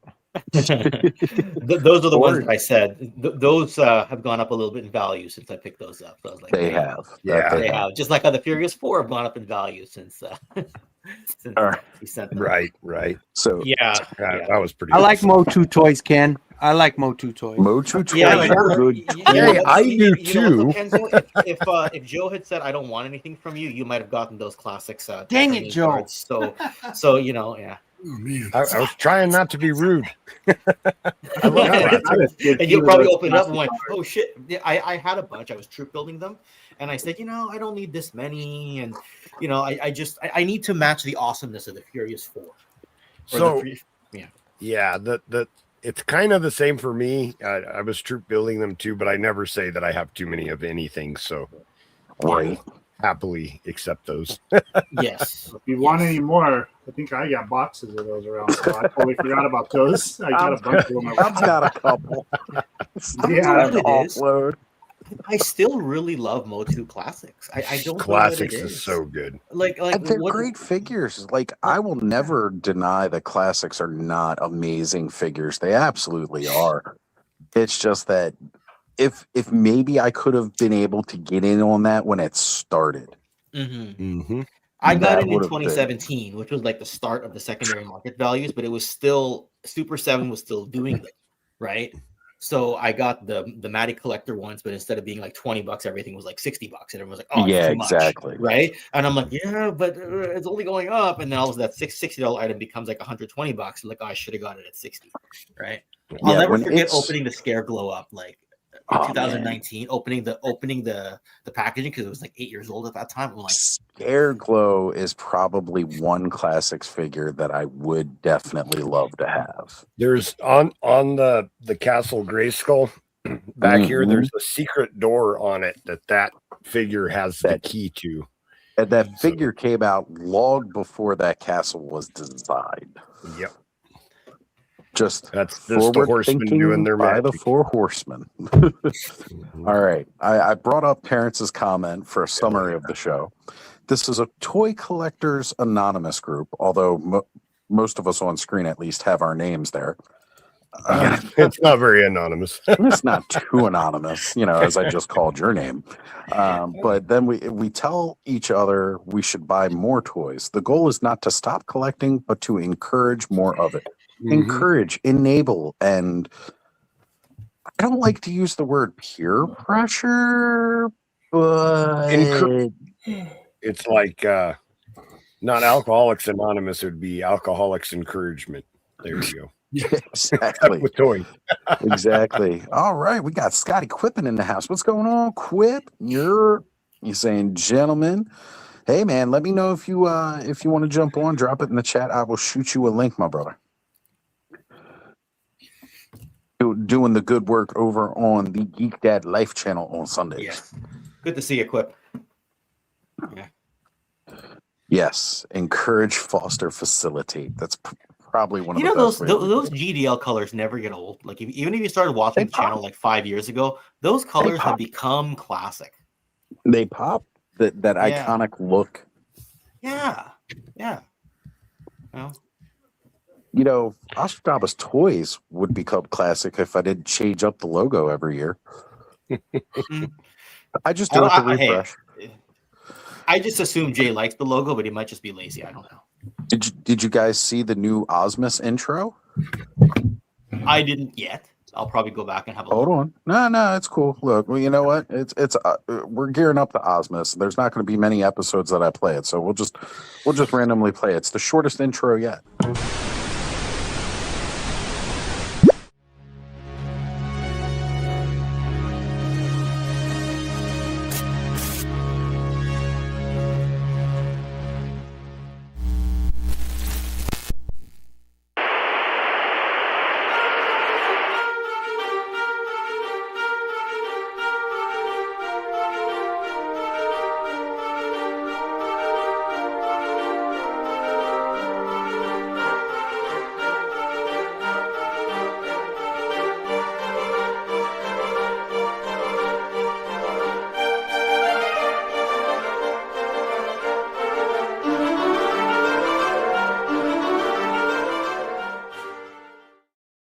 No way that doesn't demonetize it.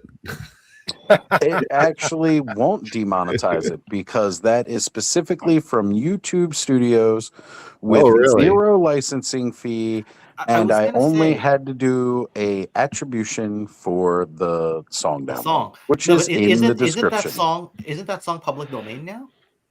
Carol of the Bells is pretty much public domain, but the person who published that version of it requires attribution. Oh, okay, yeah, because I tried to put Ride of the Valkyries or Flight of the Valkyries in one of my videos, and I limited it to like 5 seconds, and that was like, okay, I don't want to use too much. And then Hans Chow said something like, "I bet you anything is public domain." Sure enough, Flight it's of the actually Valkyries should be. It's actually in the YouTube audio library. I'm like, so why am I stealing the Daniel Bryan WWE version for 5 seconds? I mean, if anything's gonna get copyright struck, it's the WWE version. Yeah, the WWE version will get it before anything else. Like I was sitting there, I'm like, okay, slow it down by 5%, cut it off at exactly 4.9 seconds, and fade it in. You could have just used the freaking free version, Ken, and ran it in the background for the entire video.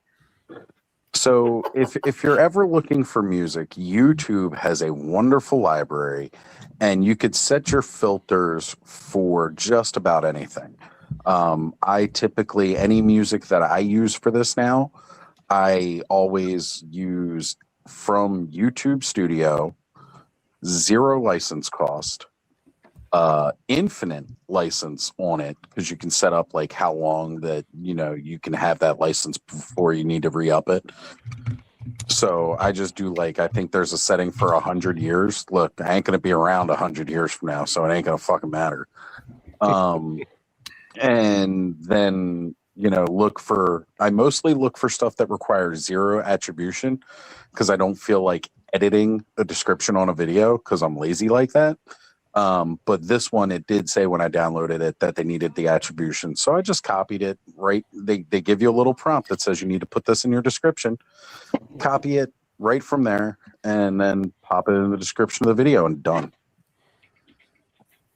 You've got it all taken care of. It's an amazing thing. Awesome. Beauty.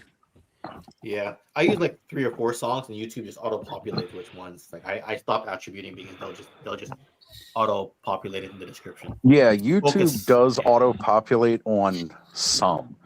And Yeah. it even says that in the little description that YouTube will probably auto-populate it in the description, but play it safe. Like, just copy this and put it in there. So I'm like 100 videos behind on playing it safe then because I've not. Hey, whatever, again, because they, probably already I'm put it in usually there. the most careful guy, right? So I didn't even go back and check to see if it auto-populated in this video after I played it in the description. It might be in there already. yeah. Anyway, Joke's on you, Oz. YouTube won't let you die now. You're going to be like the toy tube face of Bo, streaming for the next 100 years. Beautiful Doctor Who reference, by the way, Quip. And also, you know what? Honestly, if I find the Fountain of Youth by YouTube owning my soul for the next 100 years, I mean, that'll probably give me enough time to pay off all these fucking toys. I might not be able to buy more, but at least I can pay off what I got. And yes, moisturize me. If you guys want to go down a rabbit hole, check out Face of Bo, Captain Jack Harkness on Doctor Who. And that is a mind fuck. That is a hell of a mind fuck. I was going to start binge watching Doctor Who, but Disney Plus took it off their service. I am sorry to hear that, G.I. Jetix. That is I came in, I started seeing these commercials for Doctor Who on Sci-Fi Channel with Christopher Eccleston, and all I could think about K-Dog saying, I count 8. Give me the link. I'm on it. Just I appreciate you, Ken. Thank you. I was going to ask if you could do that because I know he's in your DMs, at least on IG, probably. Oh, yeah. But yours, Kenzo's, and I think mine. I'm not sure who else's. I'll just pretend he's like the 80th one down on my DM so that I feel important. Really, he's like the 4th one down. But I saw these commercials for this new Doctor Who, and all I could think of was just like, you mean that god awful sci-fi show I used to watch at like 1 a.m. on Saturdays? That would come on like PBS. And you know what? Yeah, I absolutely love it. Oh, hey, can somebody cue up the Here Comes the Money? We got a super chat tonight, folks. Yeah, I'm on it. I appreciate it. Sorry, I'm super duper slow here unless one of you has it first because I don't have a mouse right now. So Suda Hubba says, what's your favorite toy lines? So we'll go round robin real quick with that. Starting with Cobb. You got to unmute yourself first, buddy. Where's the Here Comes the Money thing? Or have we missed the moment? So I was reading K-Dog's thing. Cobb, but it takes a week to reply. I got it, kid. Hold on. I got it. Where is it? It's Here Comes the, and then it cuts it off. Oh, okay. And now turn it off again real quick before it loops, because it's on loop. It always does that whenever I select it. It automatically tries to loop it. Cobb, what is your favorite toy lines? Well, favorite toy lines? Yeah. Well, there it is. they watch lines, plural. You don't have to pick just one. Yeah. I mean, no, everybody knows my main thing is just all the Motus. Masters of the Universe, for those not know. Yeah, everything that's gonna rescue K-Dog from backstage. Masterverse Origins, everything under the belt. Just probably Mythics are my my other main one right now. I got more mythics than anything else, but mostly just Motu, and then anything pretty much just fantasy wise. Got a little dabbled into the Savage and that new Cold Hildar and just anything Barbarian, Sword, Sorcery. Wanted to tell K-Dog, I don't know, he's talking about it takes a week to get back to me or back to him. It's a joke, Cobb. Yeah, I was gonna say it only takes Cobb like 5 minutes to get back to me. I don't know about you. You're here now too. You know what? It's a joke, Cobb. It took like a week for us to finally hook up when I was trying to get you because obviously my Instagram doesn't match my name on YouTube. Yeah, and you know what? When I was supposed to send you that link to join us, like I don't know what it was now, like 3 weeks back, I realized that I have another buddy I used to know from high school, and when I went to look for K-Dog, it was there. K-Dog was KDOGG, and I sent the link. I sent the link to him, and then I was realizing later, I was like, "Oh shit, that wasn't even K-Dog that I sent that to." And I went and looked. I was like, "That's somebody I knew from high school." And I was like, "Hey man, what's up? How you been?" I was like, "Sorry, I sent you a YouTube link." I wasn't expecting you to hear nothing, but he's like, "All right." Todd messaged me. He goes, "Is this K-Dog?" And I'm like, "No, that's not K-Dog." Yeah, I remember I was saying, I was like, I swear that I thought it was him, and then I realized that's when I had seen him. I was like, oh shit, you know what? I sent somebody a link that I haven't even talked to him for 20 years. That's awesome. Jay Astro says, we all know Cobb's a brony. Yeah, those are on the bottom shelf back here, just out of view. They're the ones that all the He-Man's ride. Yeah, that's real quick. I'm pretty sure that this neck piece that came is for like dwarven heads or for his head. It's kind of a different piece. Yeah, can you guys confirm that? Is that for the dwarf head, that neck piece, or is that for the kind of hunch forward hobgoblin head? Yeah, that's a dwarf one. So his beard will fit over the front of the armor. Okay, that's what I thought. I need nice. to get that neck peg up to freaking Sean. I keep forgetting about that. Next time I head up to Uncle Bob's, I got to make sure I message Sean, tell him to meet me over there. Or deliver it to Uncle Bob and say, can you hold on to this until Sean stops in? I'm going to tell him to stop by. That's the bog goblin. Yeah, the way that is, that just kind of pops onto pretty much anybody. I haven't. Yeah, you take the neck peg out, and then it'll pop into the neck peg hole. Yeah. What I love about that is that extra tongue that comes with it. Yeah. And if you get the wastebasket helmet, that's what I call it, from the Orc Legion Builder pack from War of the Aetherblade. Mm-hmm. You can put that tongue into the opening on that helmet, like it's coming out, and it almost looks like it's a mimic helmet. Yes. This I think I know. Super cool looking combo. Mm-hmm. All right, hold on a sec. We're gonna do boop, and it's a Ken Middle Row. Yep, you have the main eventer, the showstopper himself, Kenzo's Creations for the world title. You've got for the Intercontinental title, the man of flair, K-Dog Broadcasting, and you've got the sort of like curtain jerker who, makes sure that there's fuel in everybody's tires and everything like that, and everyone's hydrated. The water bottle guy who hands you the water bottle after he just put match. Kenzo on pit crew. Damn. Yeah, No, Kenzo makes I'm on the ring crew. I'm on the ring crew. Right, that's assuming that's assuming they're not shorter wrestlers who will take a beat. As long as you're not the rig rat, kid, because then I might start questioning. It was ring crew not too long ago. That concert I went to tore down the wrestling ring and put it all mixed up. Shit was pretty crazy. Don't forget though, you have the inevitable Curtis Ackerman. The inevitable. Rubbing it in with that display in the background. Right. I got no lights back here because I used the freaking puck lights and all my batteries. I've stopped changing them. Tired of changing the batteries all the time. Got to get you back on. Puck lights, is that a Canadian thing? Sure.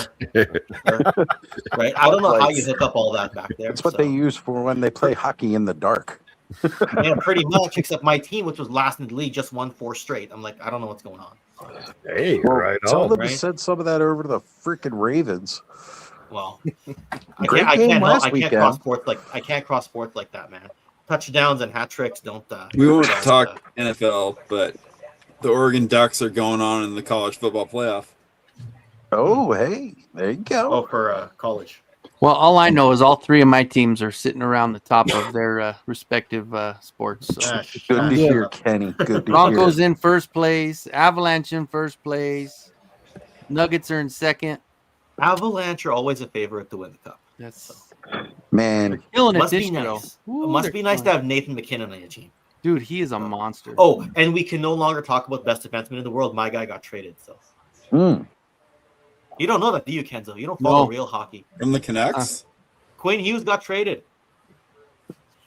Where'd he go? Minnesota. And we're 4-0 since he Oh, got no. traded. I never told you, Oz. I didn't call you crying. No, you didn't call me crying. I was so pissed, and then With we're 4-0. good reason to cry. Shit. I know. So who's your condom now? Who's our what now? Who's your condom? Who's your protection? I was gonna say, like, we got 4 assets back. That's pretty good. Hey, you know what? You say 4 ass hats? Sure, we can go with that. Just Depends on how this you use show. The rest of the season. I just don't know how much to More turn than this into a 4 on sports this talk. show. Because I can turn this into a hockey chat or a wrestling chat or an old school UFC chat or something. But Look. if we never talk toys again, I'm actually like good for the rest of my life. So. Look, quit bringing them all in. He's got the touchdown, grand slam, dunk, hat trick, birdie. Oh man, he even got a golf reference in there. Right. He Wow. got the golf reference. Yeah, I guess grand it's slam could be barely a baseball. sport. Well, to me, it's a sport. It's the only one I played in high school, so to me, it counts. I Grand love slam could be sports tennis ball. could be tennis or baseball. So Quip knows those and about 7 other athletic words. yeah, but like 3 of them are body slam, clothesline. All right. Always love seeing it when SCS Dog jumps into the chat saying aloha all. What's going on, SCS Dog? Good to have you, brother. This one's for Stanley right there. There you go, Stanley. You like There that? you I know you go. like that shit, Stanley. Yeah, just rub it into Stanley hardcore. Because man, them Cardinals are Them trash. Cardinals. Woo. Almost as bad as the Raiders. Oh, sorry. Nobody's as bad as the Raiders. The Giants are worse than the Raiders.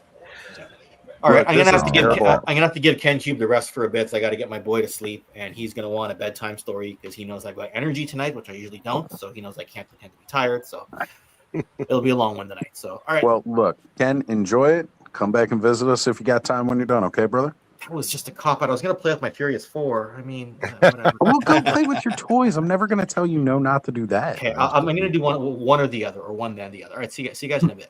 All right. Later, Ken. See you again. Later. Kenny. This is how far off of baseball I am. Apparently, How do I my leave? O's just got traded. Just got signed with Did Baltimore. somebody kick me out? How do I leave? You just leave. Just don't hit. Get I up gotta and press walk the away. red button 3 times. There's like a little Don't end stream. arrow and door. Yeah, Don't hit the end stream. Do not be a Mega J. Curtis has done that to us twice now. Oh, hold on. Twice. And then he's like, it was an accident, I swear. Look, I Give me Mega a believed him second the to first taste time. the tears. Give me a second to taste the tears of Thor. Oh, Thor, let me taste your tears. They're so nice. You didn't make the playoffs this year. Oh, it's so nice. That's funny because Cartman was the first person I ever heard say, "The tears taste so good." Tears, that unfathomable He was also sadness. from Colorado. That's right, baby. And those were Scott Tedderman's tears after Yep, when he he ate his made him parents. eat his parents. Scott Mr. and Mrs. Tennerman chili. Yes. The wonderful episode Scott Tedderman must die, but he didn't kill him. He gave him revenge. That was great. Dude, remind me to never piss off Cartman again. Yeah, exactly. So it's funny because this is around the time that Mega J did it, but we were doing the first ever Kenza, that was your first night on stream with us, I believe, when we were doing the countdown to New Year's, and we started doing it across all the time zones. It was 3 minutes to midnight on the East Coast. Mm-hmm. And Mega J was saying his goodbyes, telling everybody Happy New Year, and he had controls at the time. And instead of just leaving, and this is before all the new updates and the really crappy interface on the phone, he hit end stream instead of back it out 3 minutes before midnight. So I'm like panicking because I'd just been doing StreamYard for a couple of months at that point, trying to schedule another live, get it up and running, get the invites sent out to everybody again before midnight so that we could come back on. However, I will always love the fact that Mega J's last words of 2022 on YouTube, his last words on YouTube in 2022 was, "Oh shit." Because he realized what happened. We all closed out. Yep. We're all sitting in the back like, oh, damn it. Because when the stream ends, it doesn't kick us all out of studio. And we're all sitting in the back like, oh, shit. Got to get another stream going on. And Mega J is just like, I'm sorry. One of those great YouTube moments. Never. I never want to live it down. I want to make sure that he is always aware of that every year. Oh, shit. Killed the stream before midnight.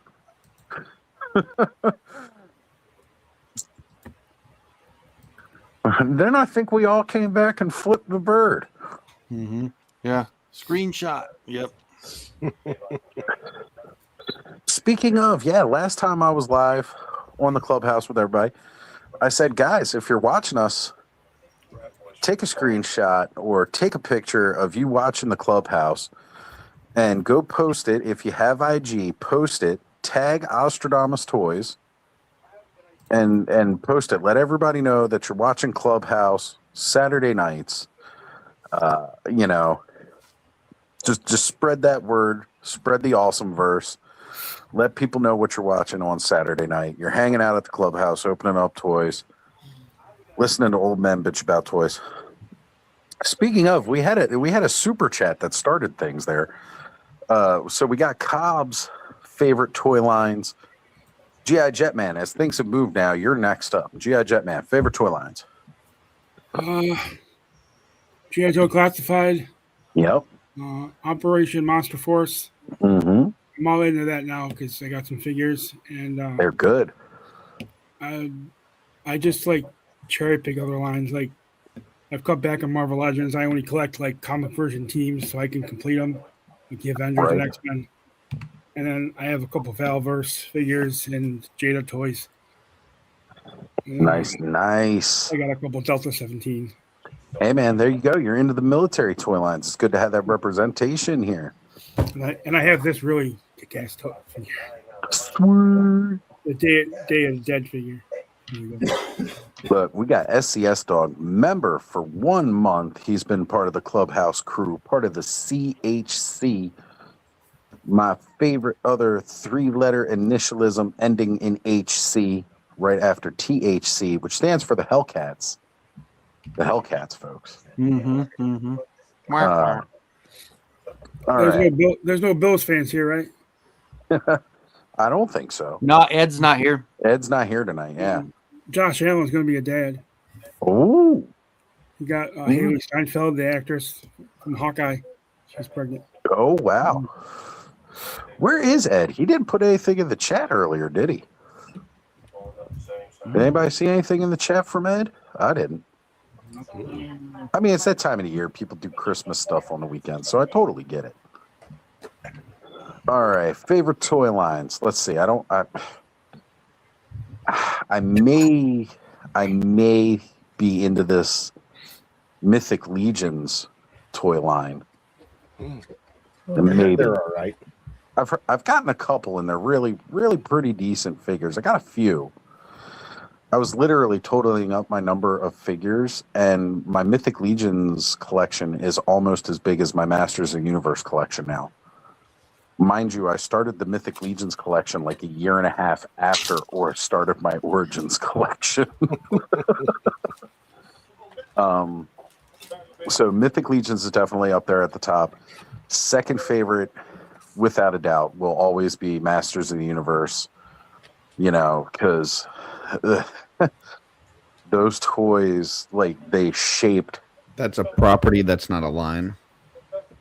Okay, Masters of the Universe toys. Which line? We'll go with Origins specifically because that's There the you one I do the most of right now.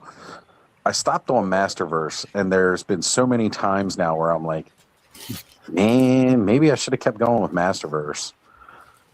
But I stopped because I couldn't keep collecting all of it. But those Masterverse just keep getting better and better and better with every single one they put out. Oh. And then after that, I would say probably top toy lines. I've only got one of the toy lines, but the Mondo Ghostbusters. I freaking love that Peter Venkman and Sam Hain. Unfortunately, I just don't have the kind of money to keep buying that toy line, and they just announced that they're going to be coming out with a cartoon version of Louis Tully, and his companion ghost is going to be Slimer with a proton pack. Nice. Yeah. Louis Tully, is that Rick Moranis? Yes, it was Rick Moranis' character from the movies. He wasn't really in the animated series, but he was in the Real Ghostbusters toy line, and they're coming out with a cartoon-inspired version of Louis Tully with Slimer with a proton pack, and he's coming with the Grundle as, like, from the collector's pack as the big ghost. So that's pretty wild. I don't know what age group you're in, but do you remember that other Ghostbusters cartoon? Extreme Ghostbusters? No, it came out Salvation before. Ghostbusters. That's Kenzo's favorite. Yeah, buddy. I was going to say, Punk, I do That's not why need they to add call you it to the this real damn Ghostbusters. stream cake. You can So- add yourself. That's why they call it the real Ghostbusters. I just had to stop it and say, Curtis was actually right.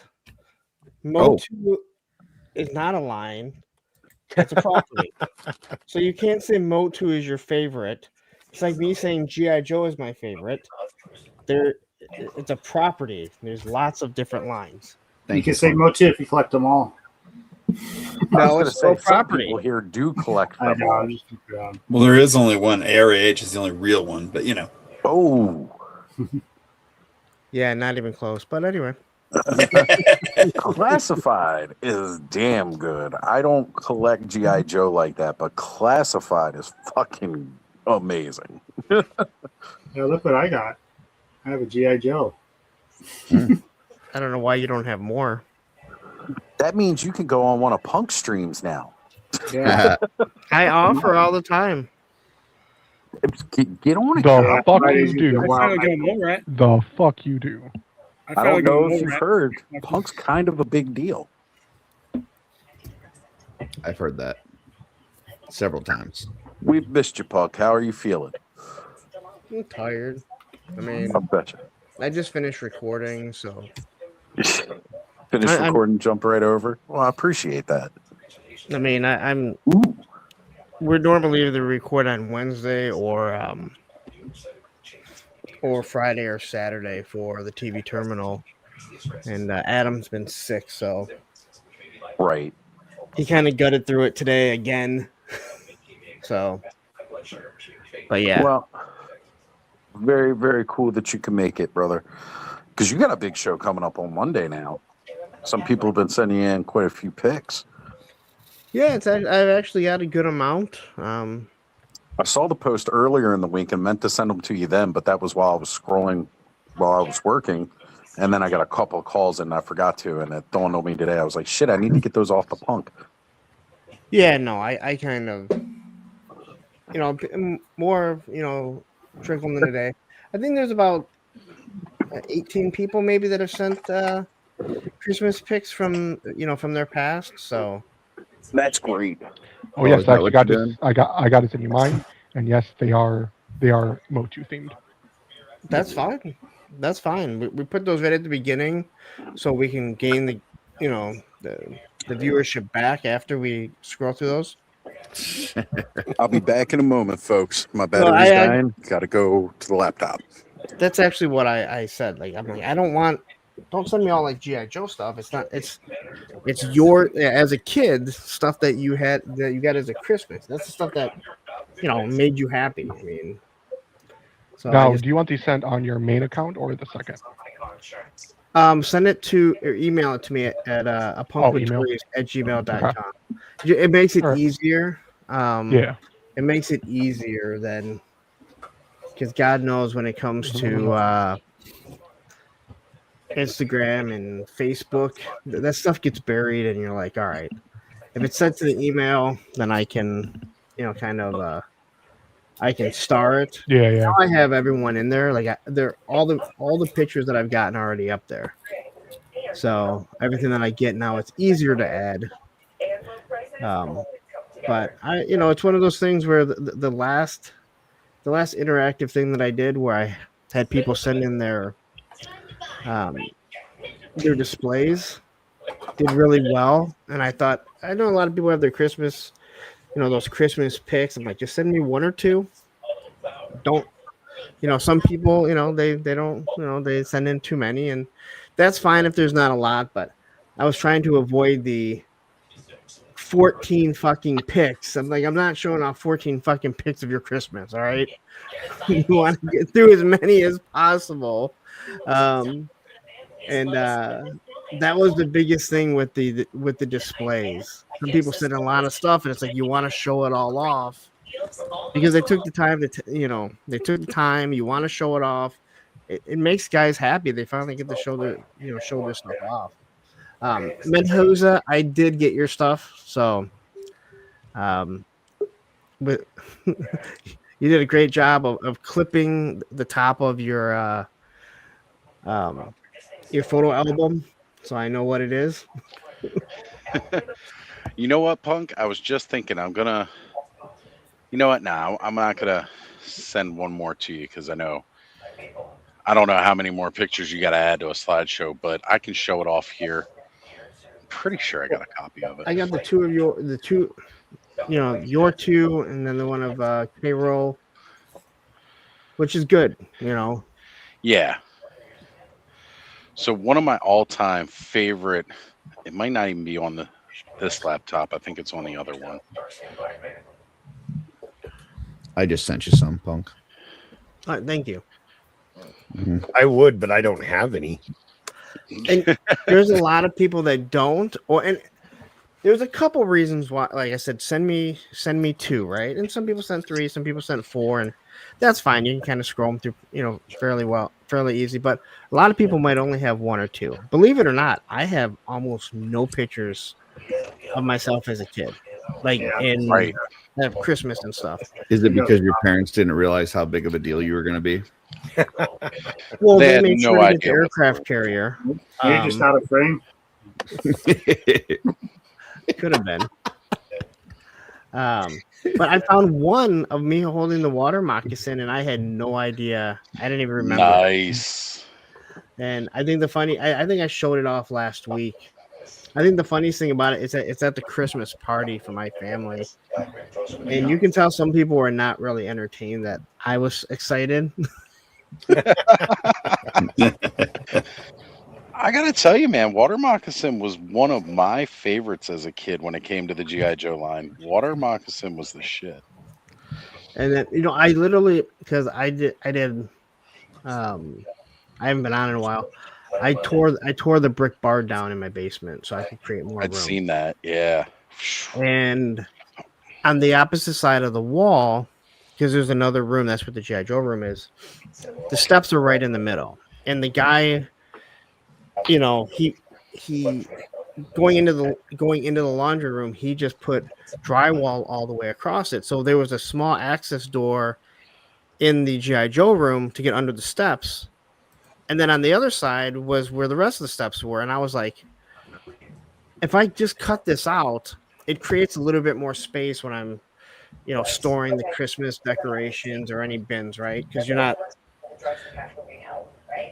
just that wall there adds so much. But I found my the albums that I thought were at my dad's. Right. I went through like every single one of them looking for the aircraft carrier.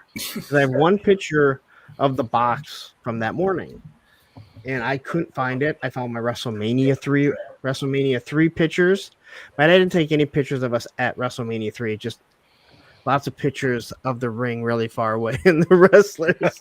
There's us in the minivan. And my dad with his WrestleMania 3 hat. I couldn't find the stupid aircraft carrier.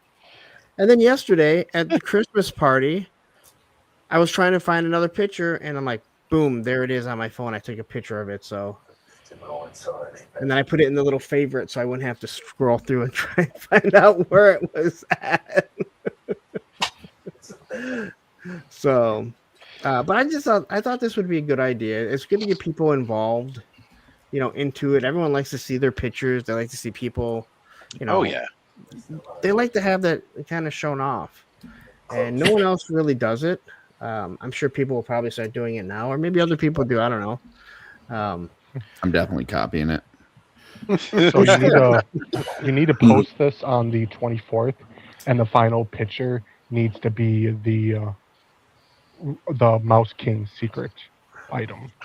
and just spoil it. Fuck it.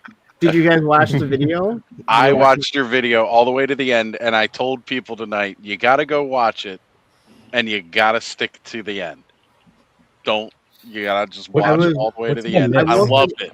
Only pause.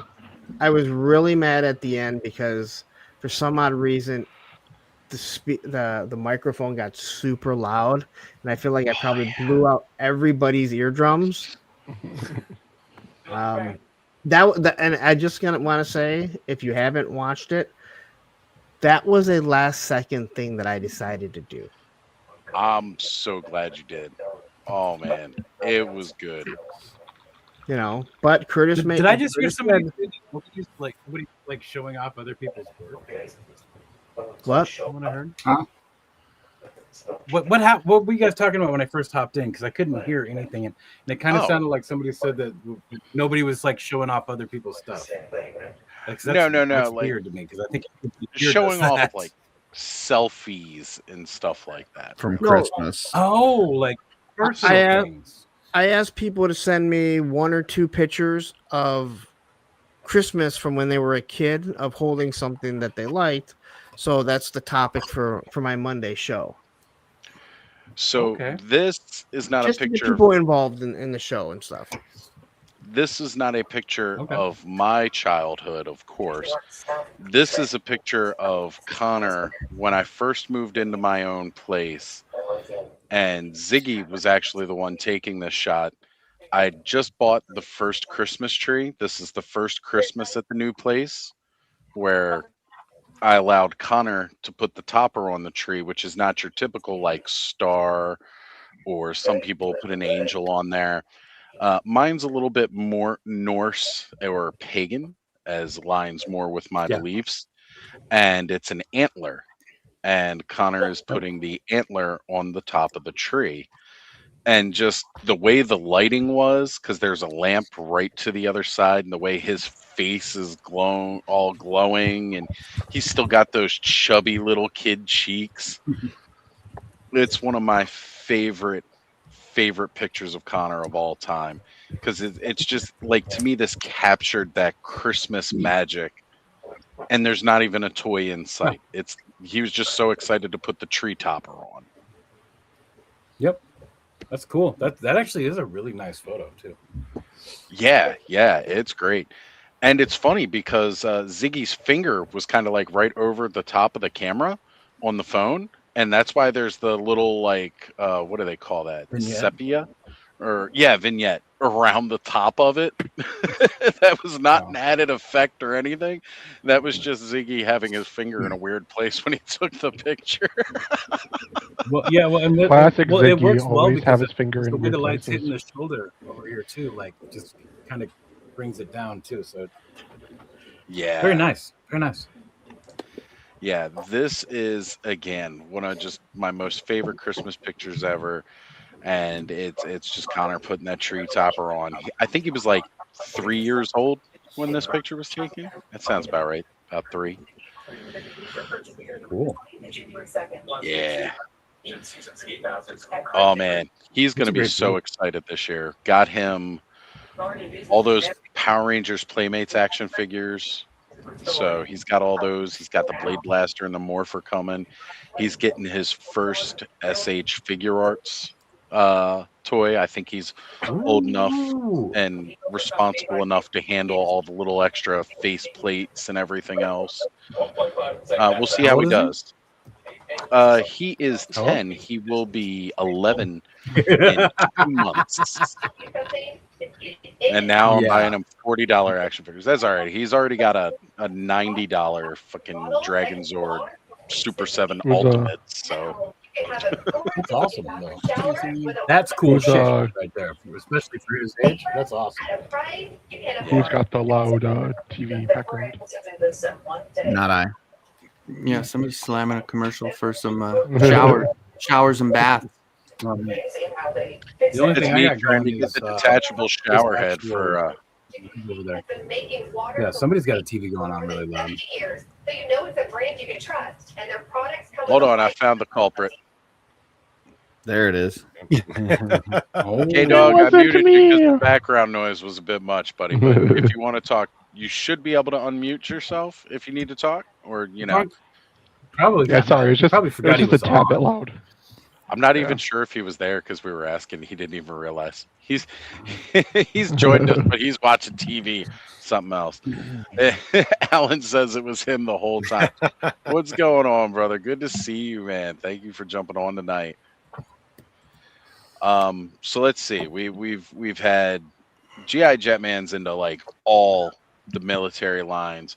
Myself, I'm into swords and sorcery and barbarians. This all started with a $2 super chat earlier.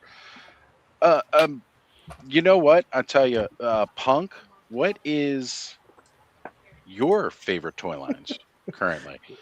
Currently, well, I think classified. No. I think that might take the cake there. Did you get bit by the classified bug, Curtis? Not Curtis, Punk.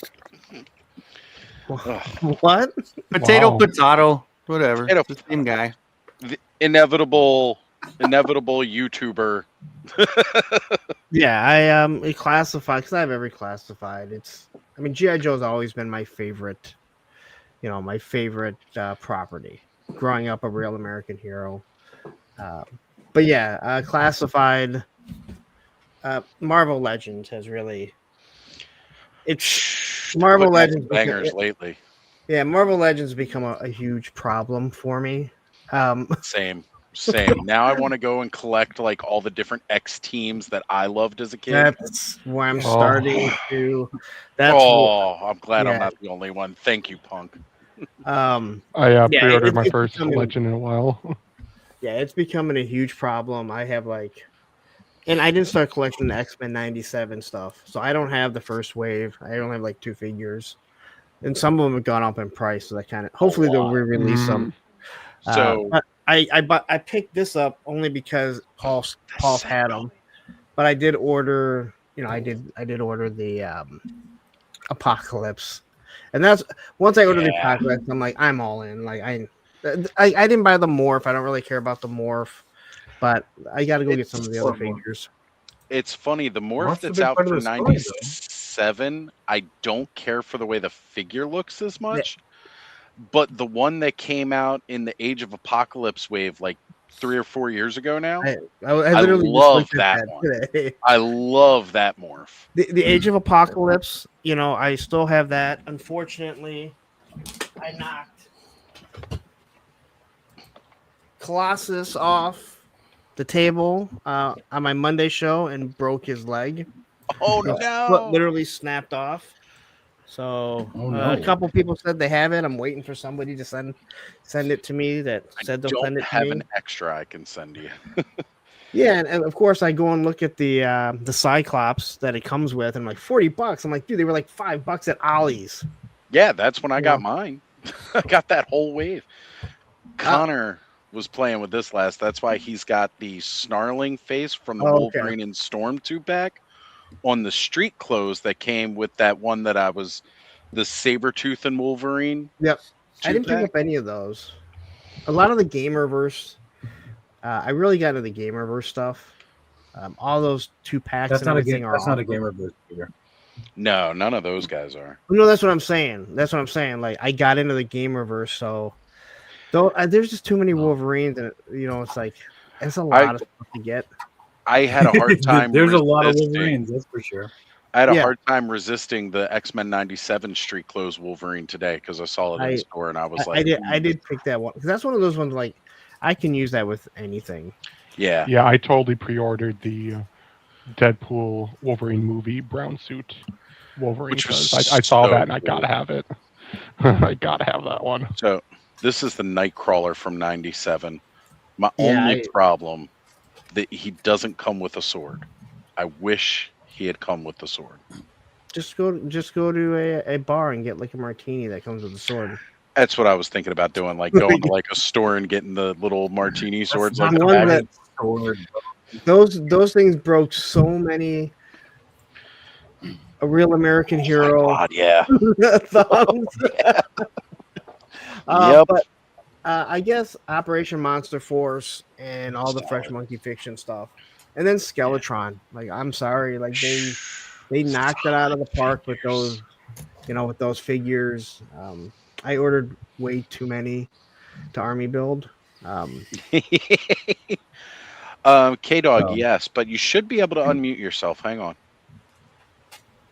And look, there's no background noise. I just unmuted you. You're good to go, brother. Cool. Yeah, there was a lot of like TV background noise coming from you, so we had to just mute you for a little bit. Yeah, I caught it. It was the football game ended, and then for some reason they decided to pump up the volume on the station after the Bears-Packers game. So, yeah. Of course. All right, now, of course, we were going to go to Curtis's top toy lines, and Curtis isn't here anymore. Joe, on to you. I'm back. Joe. I'm back. Oh, see, because he can interrupt Joe. That's the only reason he's back so fast. No, I was. I'm used to it. I was gonna go put my hat away and get something to eat. I was like, man, he's hitting everybody up but me. I was doing the loop around, but then we've added and moved people. Any guess on my number one? Mystic Mythic Legends. Legions. It barely made my top 5. Ramen Toys Mystic Legends is definitely your Mythic number Legions one. barely made my top 5 at 5.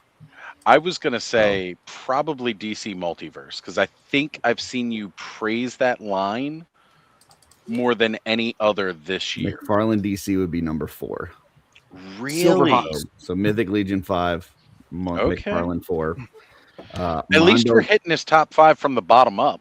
Yeah, Mondo Motu, number 3. Okay. Figure Obscura, number 2. And my number 1. Is that not? Isn't that technically still Mythic Legions though? No, Figure Obscura is a completely different line, just put out by the Four Horsemen. Number 1, Okay, fair the enough. Reign of Superman line from Mafex. Okay. And now you know why Curtis instantly said Motu is a property, not a line. Yep. Very true. Because Mondo is awesome, and all that other junk that you guys collect is garbage. Says you. from a Raider fan, the biggest But I garbage don't fan have to of all worry time. about breaking mine when I play with it. So I'll take that every day. All that other Motu is for you guys that can't Raiders! spend the Go big bucks on the Raiders! good stuff. Clown. So, I just enjoy playing with mine and handing it to Connor so he can play with me and not have to worry about any of it breaking and me going, oh my God, I just broke a $200 toy. that's what the flea market vintage ones are for. Oh yeah. Or the 15 pounds of Curtis's played with vintage Motu. Parts. They are happily with Corey from Make Shape Create, where I hope he will be making tons and tons of customs and finishing out the Fuerza T line for you, Curtis. I would do a honorable mention to Blockies, the Transformers Defenders, the real small ones. Love those. Yeah, dude, people are really into those, right? Those Blockies are taking off. Like everybody's raving about them. I tell you what, they have some really awesome articulation for what they Yeah, are. I'm actually there's one that I was like shocked at. It's a smaller one, but they're doing the original Common Rider, and he comes with the bike. And I think the figure's like $26 or whatever. And just looking at it, awesome. I was just like, wow, that looks amazing. So I do have that one on pre-order also. So Menhoza is saying G.I. Joe Classified and Operation Monster Force are my favorites, but always a sucker for lightsaber wielders and Mandalorians. I think a lot of people have a thing for the Mandalorians. It doesn't matter. It's that Boba Fett look, the helmet. I got the Boba Fetish. Yeah. And I'll say this, it's $15 for some reason. It's the only at Target.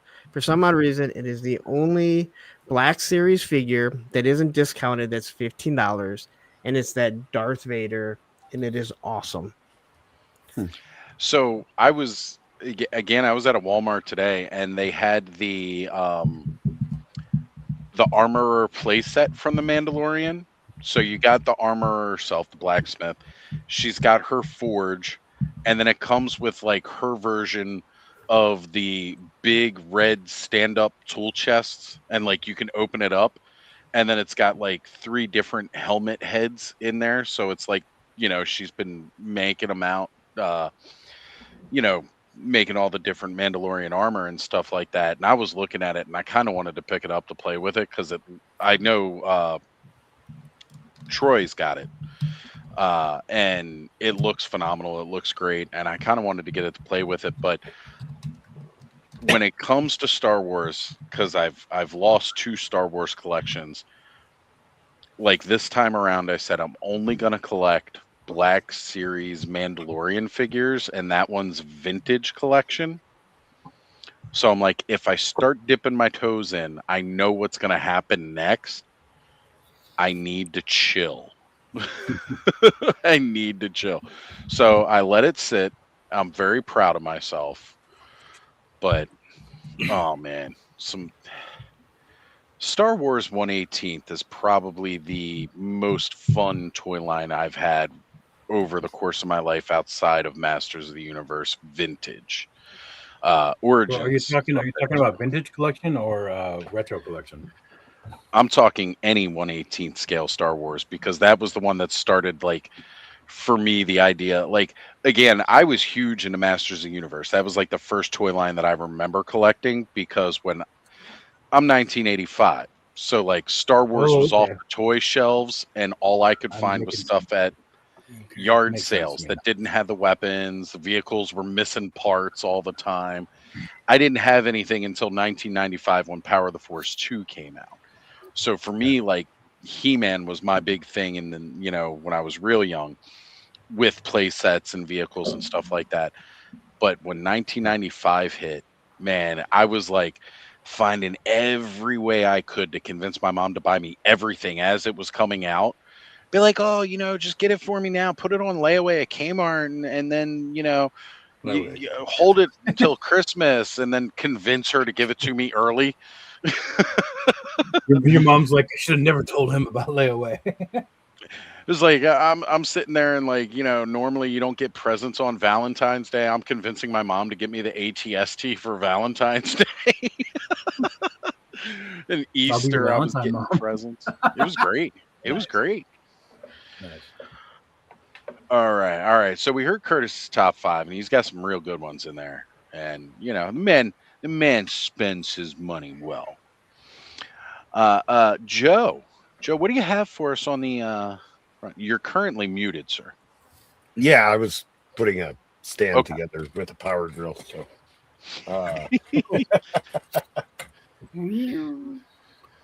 I don't collect 5 lines, to be honest. I only I'll buy toys like here and there if I like something, but I only collect Four Horsemen. Do you have more than 5 lines though? Like, do you actually like own? Historically, yes. He's got everything the Four Horsemen ever put out, dating back to probably their Todd McFarlane stuff in the 90s. I don't. You know, I actually didn't buy a lot of the McFarlane because they were statues. You know, they're all statues. I collected action figures, but like the Toy Biz Marvel Legends, I have like probably all of those, if not all of them, close. I have all of Motu Classics. I have a whole bunch of the Star Wars, you know, vintage collection style figures. Like, I just have like tubs and tubs of stuff put away, but currently I only collect Four Horsemen. So, you know, I mean, Mythic Legions, obviously, this Mouse King guy is pretty cool. Yep. Your Figure Obscura. I might have a couple. Mythic Legions, Cosmic Legions. I do. That's 3 lines right there. Infinite Legions, which so far we've only had the pre-order of 1, but they did make the announcement that their second wave, if you want to call it, will be coming for Infinite Legions, will be coming for pre-order in January. There is going to be a second figure. Yeah, it's going to be Archon from Dungeons and Dragons ish. I can't really say Dungeons and Dragons for it, I don't think, but there's certain names they can't use with it, but it's Joe Manganiello's character from Dungeons and Dragons, the figure for that, and then also another member of the Dark Order, which I'm predicting it's going to be his brother's character. The only thing that's crazy is like Joe's character got to cross over into like Stranger Things and take out the main villain and steal his arm. That was epic. You're killing me. You're killing me, buddy. Oh, I moved him. I don't even have Motu Vecna over here for Joe. So quickly, Same Time Toy says, "Oh my God, I totally forgot about layaway. We were talking about it. I'd also like to say, Same Time Toys, you also forgot to send the put out that you were going to send for my Age of Apocalypse Colossus. So I just want to remind you, you forgot about layaway. I know you're probably smoking right now. Smoking Joe's, baby. Smoke and then rub it on your dog and then send it. So, man, Joe getting gnarly with it. No, that's what I do with all my figures. You haven't heard me say that? I know, because I've got figures. Whenever I open my figures, the first thing I do is blow cigarette smoke on them and then rub them on my dog, maybe in the other order. And that way, nobody else will want them, so I can keep them forever. So. Have you ever got wait. Why is that? Wait, hold on. You got to back. Because when people are selling stuff, they always say it comes from a smoke-free, pet-free home. Yeah. So I say whenever I get new figures, I rub them on my dog and blow cigarette smoke on them. That way nobody will want them, and I can keep them forever. So. It's weird because like I opened up mine and they smelled good. You know, you could just because I smoke too much. Yeah, just not put them up for sale, and then you don't. Oh, what's the fun in that? You're missing the creativity part. I get to rub toys on my dog. As his cat flies behind him. Yeah, that's look. Joe comes with pets. It's like G.I. Joe classified figures that Oz buys. It's funny. My mouse thing's all cat hairy now. Now that I finally got some of the scorpions from Woody, I did finally start to see don't eat them. Desert Scorpion in store, or the Scorpion Viper in store. I'm like, haha, I don't need you $55. Yeah, he's all over now. Yeah, man, he's everywhere. But I mean, he's still a great figure. Don't get me wrong. That face sculpt is great. Like it's one of the best looking classifieds. It's a plate. That's the craziest thing. Again, classified is one of those lines. Like right now, like Masterverse, classified, like all of them, they just keep getting better. They really do keep getting better.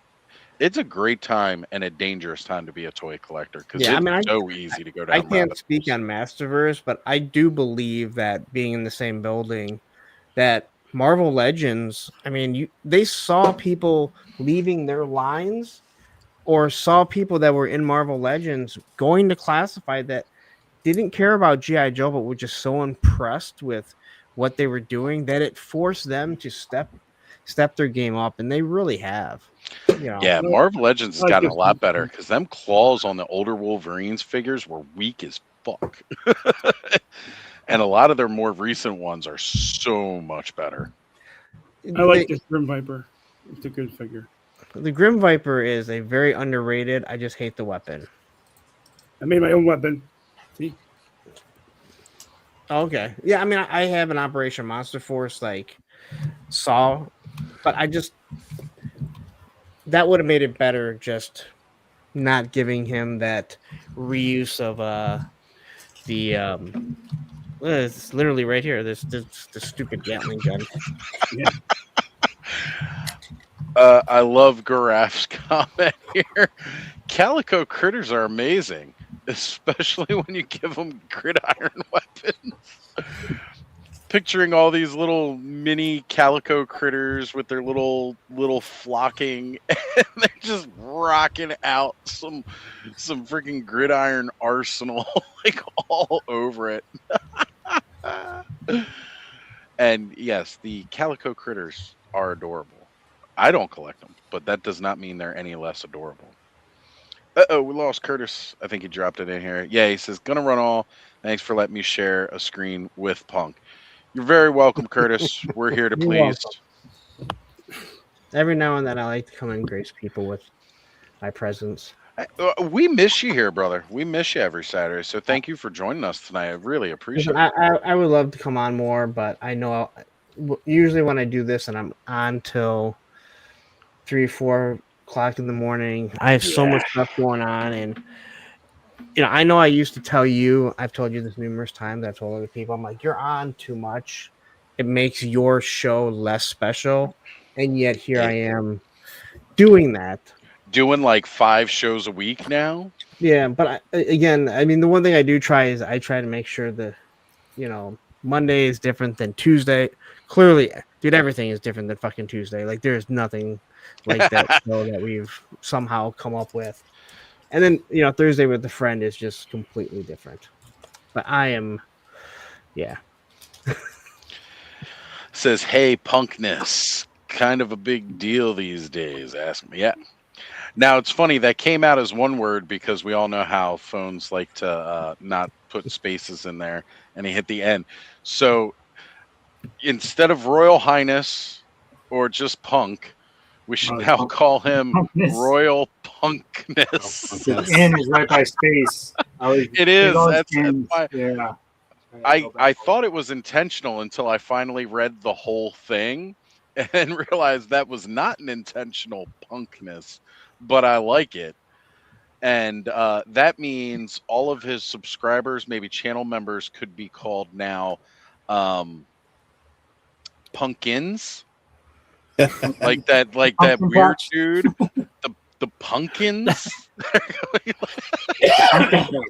He'd call them punkettes, pumpkins.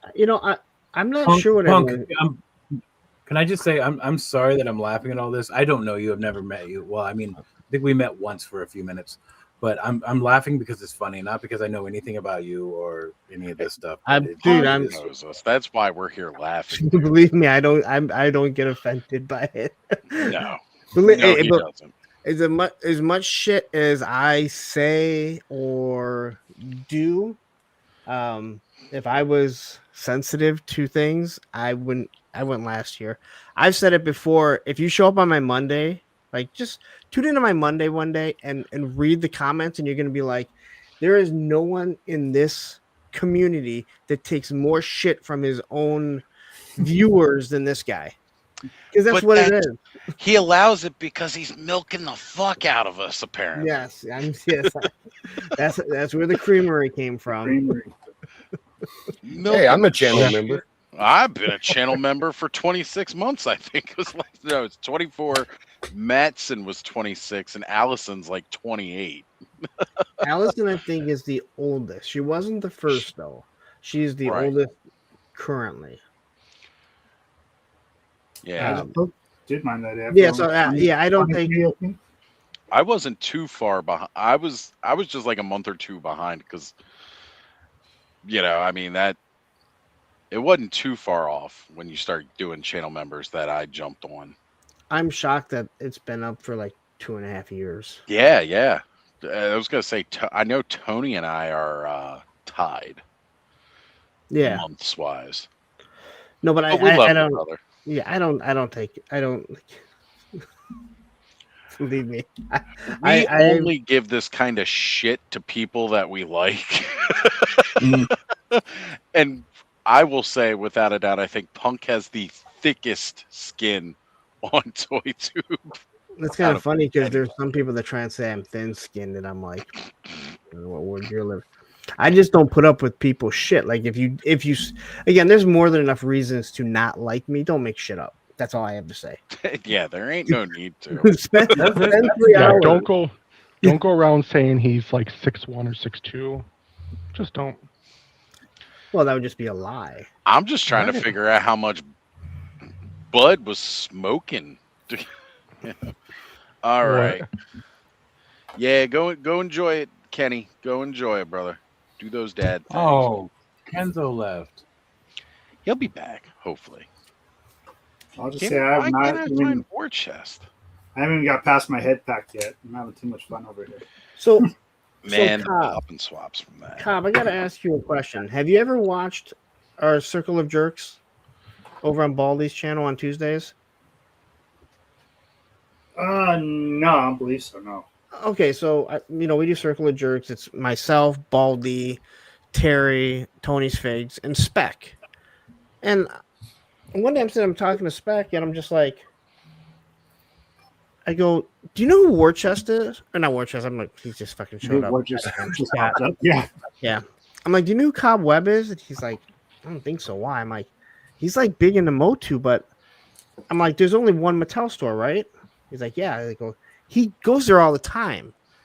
So you two must have crossed paths at some time. Because he goes to the Motu store all the time. There's mine's different. Mine's not the one in El Segundo. Because that's their main store. The one I'm over here in San Bernardino is a warehouse, and there's a little store attached to the warehouse where they kind of just put pallets of stuff out. It's not like their actual Mattel headquarters, the store. So I'm trying to think of where Spec is. He might be, if he's a little more down. I think it's towards LA. Because I think El Segundo, yeah. Okay. So most likely that he goes to that one. All right, because I thought he said that there was just one that he knew of. Yeah, the one I go to is just a little area connected to the warehouse. Okay. Almost kind of like a liquidation of their Mattel stuff. Everything just comes right from them. What's crazy is like when I order stuff from Mattel Creations and stuff, it's getting shipped right there from San Bernardino. So that's how, like, when I order the Mattel Creations, I'm getting mine a little quicker than everybody.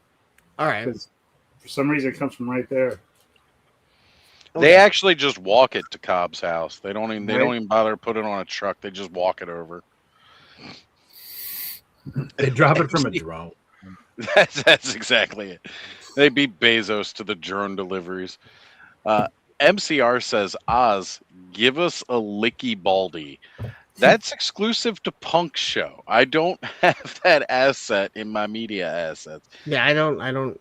He's not sharing that one. That's specifically. Yeah, I don't have access to that, and I only have one. And again, that's more of a that's more of a Circle of Jerks thing. Yeah, it's again, as much as we're around in these spheres, like Punk said, you want each show to feel different. We all just can't keep doing the same thing. I feel bad enough. I need to get up off my lazy ass and figure out another song to play when I get a super chat and all like that, as opposed to the Here Comes the Money. It's fun, but I know there. So there is a Christmas one if you've missed it, and it was funny. Spec was like, I had this one done right away. The moment I knew that these things were taken off, he was I had it. And I think he said he has the next couple months all sorted out too. Oh God.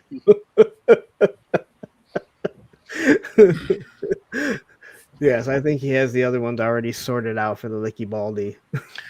I do. I need to open up some Friday night times to come and hang out back on Off-World because I've missed you guys on Off-World. I've only done one in the last couple of months, and that is very odd for me because it was on every Friday with you guys.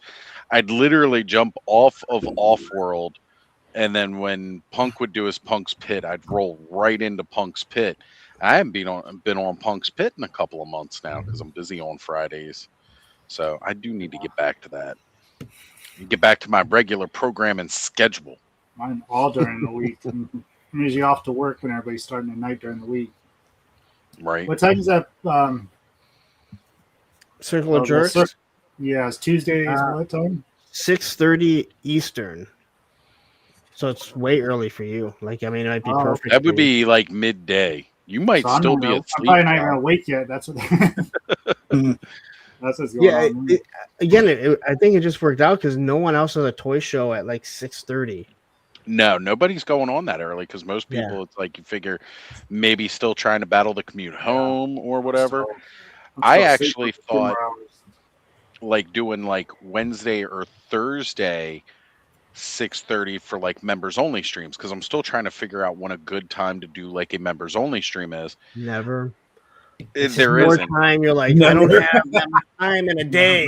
Well, it's like Friday nights would be good, but again, I'm already like I do stuff on Friday nights right now. I've been going out on Friday nights, so like that's why I haven't been on Off-World as much. But I was already doing Off-World on Friday night, so I didn't want to do a live stream then, especially since several of the people who would be members only of that stream are on Off-World.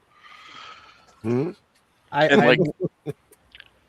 You do Punk's Pit second Friday. Of the month, it was right? supposed to be. It was supposed to be second Friday of every month, and then Matthew yells at me, and I'm like, "Dude, I have a lot of shit going on. All right, like you do.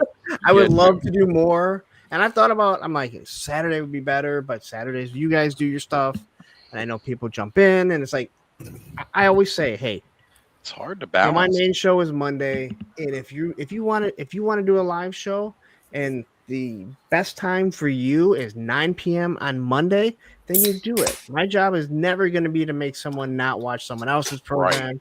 It's to watch mine. But I also don't want to step on people's toes. The problem is when you get to know so many people in the community and everyone does live streams now, sometimes you don't have a choice.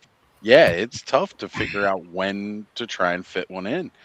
So I was thinking like that 6 o'clock time slot, like on a weekday, might not be a bad option. But I got to remember like that again, West Coast people, they might still be at work when I'm trying to do a members only stream. Like you're paying me $1 a month and your members only live stream is the middle of my work day. But you know what? But that could also work out too, because like for with us with doing the Circle of Jerks at 6:30, the problem is, Specs in California, he got a job, so he's like, I can't be on all the time because his shift is like he's ending I think around 7, and he's like an hour commute, and then Terry leaves at like 7:30. Tony, we don't know what's going on because he's a paramedic or EMT, so we don't know when he's going to be on the bus, but if you're committed to it and you're just going to have people kind of pop on like I do with Punk's Pit, then you're not relying on always having the same people and doing something. So it probably would work out really well. But I understand what you're saying. Like there's some people that might be, well, shit, I pay for this, I can't be on. Right. So I mean, I'll you might have figure to it out do it from outside Oz so you could smoke. Because you wouldn't have anyone. That never stops me. The only time I try not to smoke on a live stream is if I'm on somebody else's channel, and there are few exceptions to me breaking that rule. One of them was, and I'm sorry, Punk, during the streamathon, like I was just getting up and I had to give me coffee and my nicotine when we started the cafe. But I saw it. No, you were sleeping. But again, I typically would not do so, because I mean, that was even a big thing when we were talking about when I came on to Thursday with a friend. To me, it's just kind of like disrespectful in a way. Like, I don't, unless you know ahead of time, which again, here it's totally okay. Smoke, drink, whatever. It's late night on a Saturday for a fucking reason. I appreciate when people ask me. Yeah. Joe came on and he asked, "Is it okay? Is it okay?" And I'm like, I really don't like smoking. A lot of people do the vaping, and Ed does the vaping. I kind of the smoking the cigarette that I don't know. When it's just a one-on-one, it does bother me. I'm not gonna lie. You know, when I'm doing Thursday with a friend, just I don't know. Well, I'm not a too fan of before we cancer did sticks to begin with. Yeah. But to see someone constantly doing it, and you're just like trying to have a conversation with you. And I think we all know my feelings on eating on stream. Yeah, that's another one I try to avoid. I try not to do that. I've made that very I clear. think I was still smoking cigarettes when I did Thursday with a friend because it was so long ago now. So I probably waited till as soon as that was over. I was probably outside puffing a couple back to back.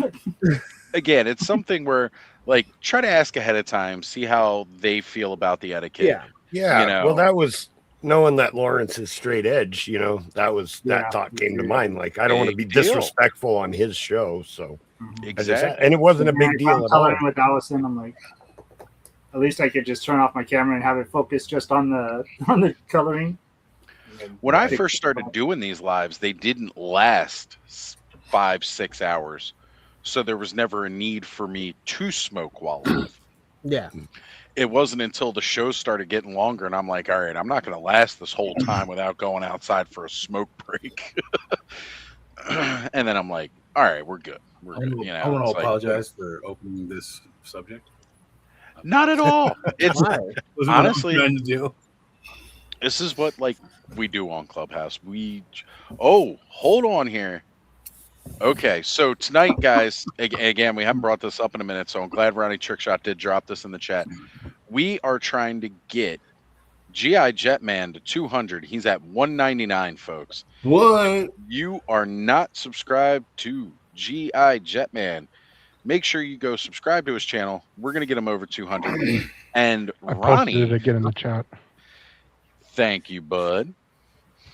Ronnie, let's see where we left off with Ronnie Trickshot. See, last time I had it up, it was 488. Okay, we're still at 488. So considering we started tonight and he was at 479, we've almost got him at least 10 more subscribers. Jetman, Jeremiah, Yeah, subbed. I'm I do believe we have broke the 200 thresh. We are at 202. So While nice. we're on this push, hold on a sec. Where's Toy Mercs at? Where's Toy Mercs at, dead man? I don't even know. Let me find out. Curtis says you can do I rails. don't know where my own channel is. I apologize. I'm just imagining I'm just imagining people being on Curtis's show now, like just I'm sitting here thinking of the customizing studio and like, hold on a sec. Bump the whole line and then go and start like really painting up a figure and all. Yeah, now my toys customize themselves.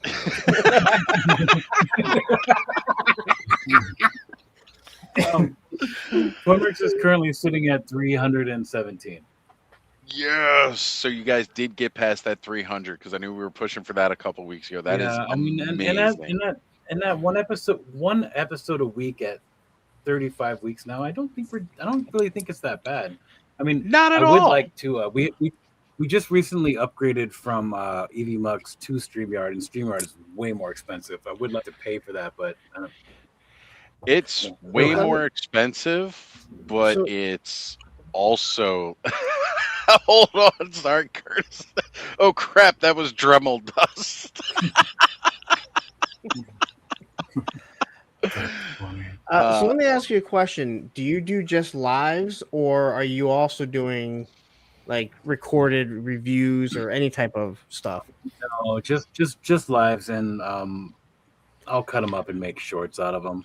Okay. The shorts, So- I feel like the shorts are entertaining, but The shorts are very entertaining, and that's you're using them as an advertisement for the show, which is one of the best things that I've Yeah. said I would love to do for this, and I never do.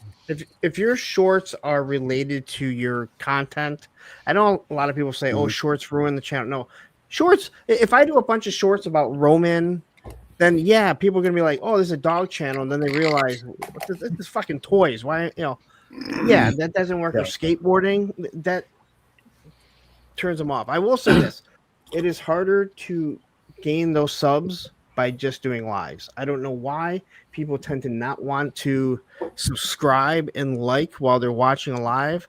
Just make sure you mention it throughout the stream, because And that's my biggest problem. I always once do that. once people start watching it, they might not be subbed, and YouTube is still pushing it out.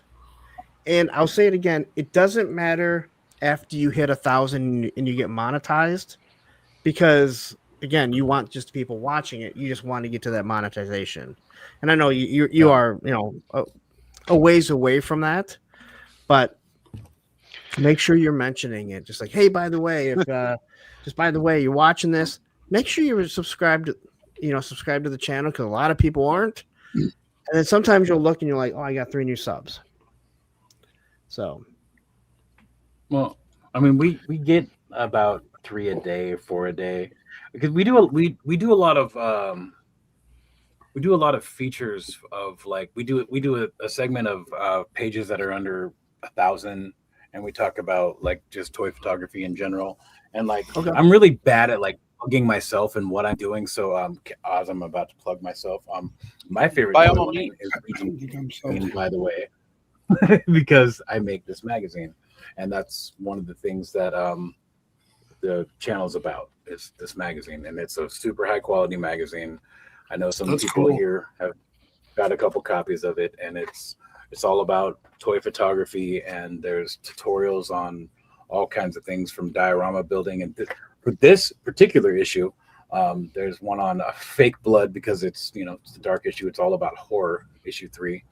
And there's a diorama tutorial in here, and it's about a Hellraiser diorama that I actually owned. I actually ended up buying the diorama for this guy after he did the tutorial. I was just like, hey, can I buy that? So, and yeah, you buy it on Big Bad Toy Store, or you can also get it at legionsmagazine.com. It's my favorite line of toys right now. I know it's not a toy, but there's a lot of toys in it. no, but, and again, that's a lot of what a show should be about. That's what Hella Dope Toys was doing. Everything was basically supposed to be based around their store. I have a Facebook group, and it's, I post when I go live, and I post my stuff, and people can post pictures, and if people want to post, their own videos, they're more than welcome to. But I literally created a Facebook group page so I could promote the stuff that I do on YouTube. So you should be promoting your stuff, especially if that's what you do it. Where you don't promote it, and I know most people know my feeling. Well, I mean, you don't go on someone else's I, stream and promote your stuff. Right. Don't jump into somebody else's chat and not know, and then try to plug yourself there. That's kind of a no-no. The Clubhouse has always been a safe haven for promoting everybody's channels, because that's basically what started the Clubhouse to begin with, was other people within the toy tube sphere jumping on, having fun, just relaxing, opening up toys. That's really what started this format, and just hanging out and having a good time. And I want you to plug your shit on this show.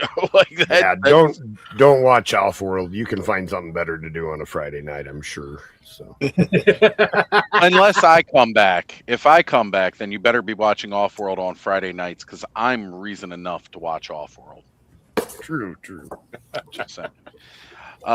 Totally Taylor Retro Hunters says, we run one toy hunt video a month, one live stream, and that's all. It's all about fun, not burnout. And that's one of the biggest things too. I really Adam, we're getting to that comment in a second. Because I'm not gonna let that one not get posted. Adam has written more quippy one-liners for my show than I have ever thought of, and I appreciate you, brother.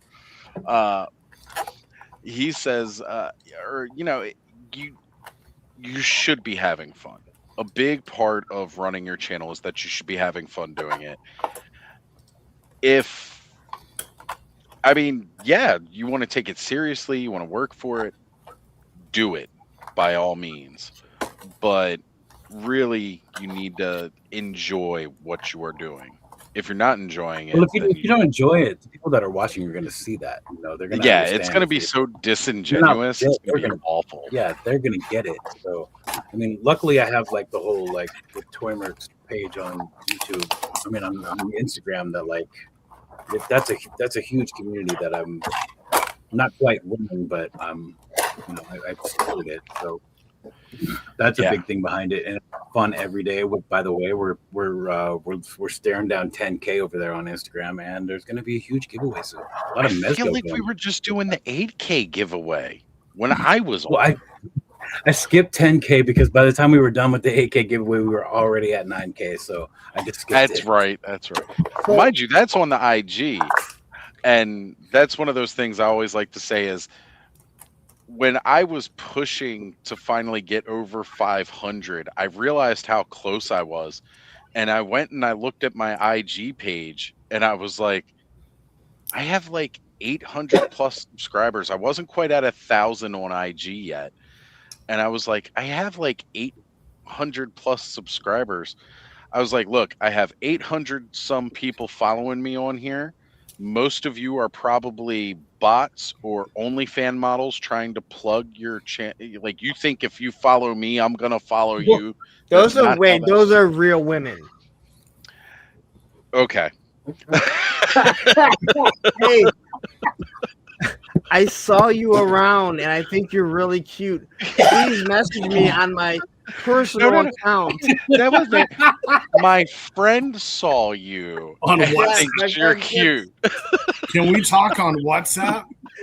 Yeah, do you mind sending me your Telegram? Oh my God.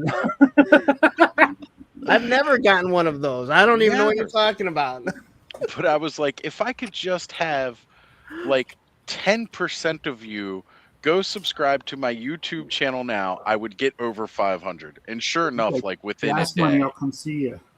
I bumped up over 500 with that. That I felt fine doing. When I got over 1,000, what happened with that? That's when I got pissed off. What happened with that? So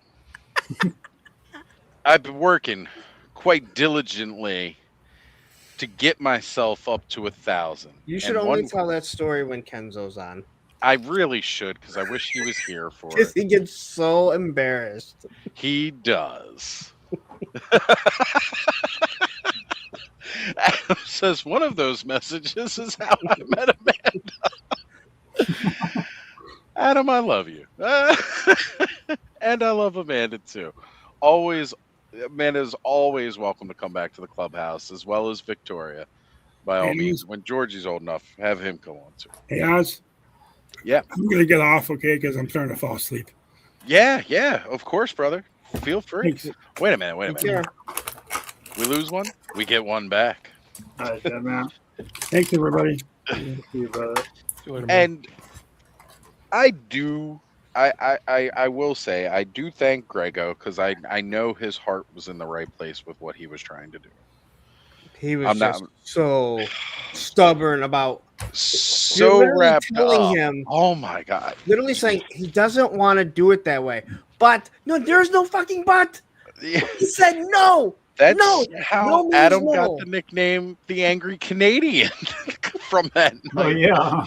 Because when you get a Canadian to the point where they're pissed off to say there is no but.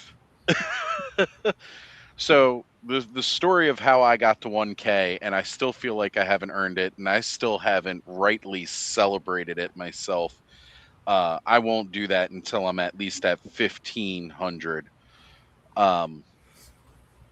But a gentleman who was live streaming with us says, I really like what you're doing here, and I think it's great. I'm going to make sure this channel gets over 1,000 subscribers. And in that night, I had like 486 new subscribers to my channel that night. I did not buy subs. I did not pay for promotion. None of that stuff, because I don't feel like that's how, I personally do not feel that's how I would want to grow my channel. I want people to be watching this because they enjoy it. I don't want people to just dead subscribe to the channel. I think that's terrible. What I've always liked is that my channel had better engagement than channels that were like 3 and 4 times bigger than mine. You see people with like 8K subscribers that only get 12K or 12 people in their live chat, you know, watching their stream. So that engagement, that anomalous engagement that I had with my channel, building up a very diehard core audience of you amazing Ozholes that like to hang out with us. And, you know, what he did, I feel destroyed that, because I gained 486 dead subscribers that are subscribed to the channel. I can't remove them. I can't unsubscribe people from my channel. But I look at where my engagement is, and it's like I almost doubled my channel in a weekend and got 0 new engagement out of it. Yeah. So, Deadman, you said early on, you said, hey, I don't know you. I'm not really laughing at you. I don't want you to take it. Understand this. This is how I am.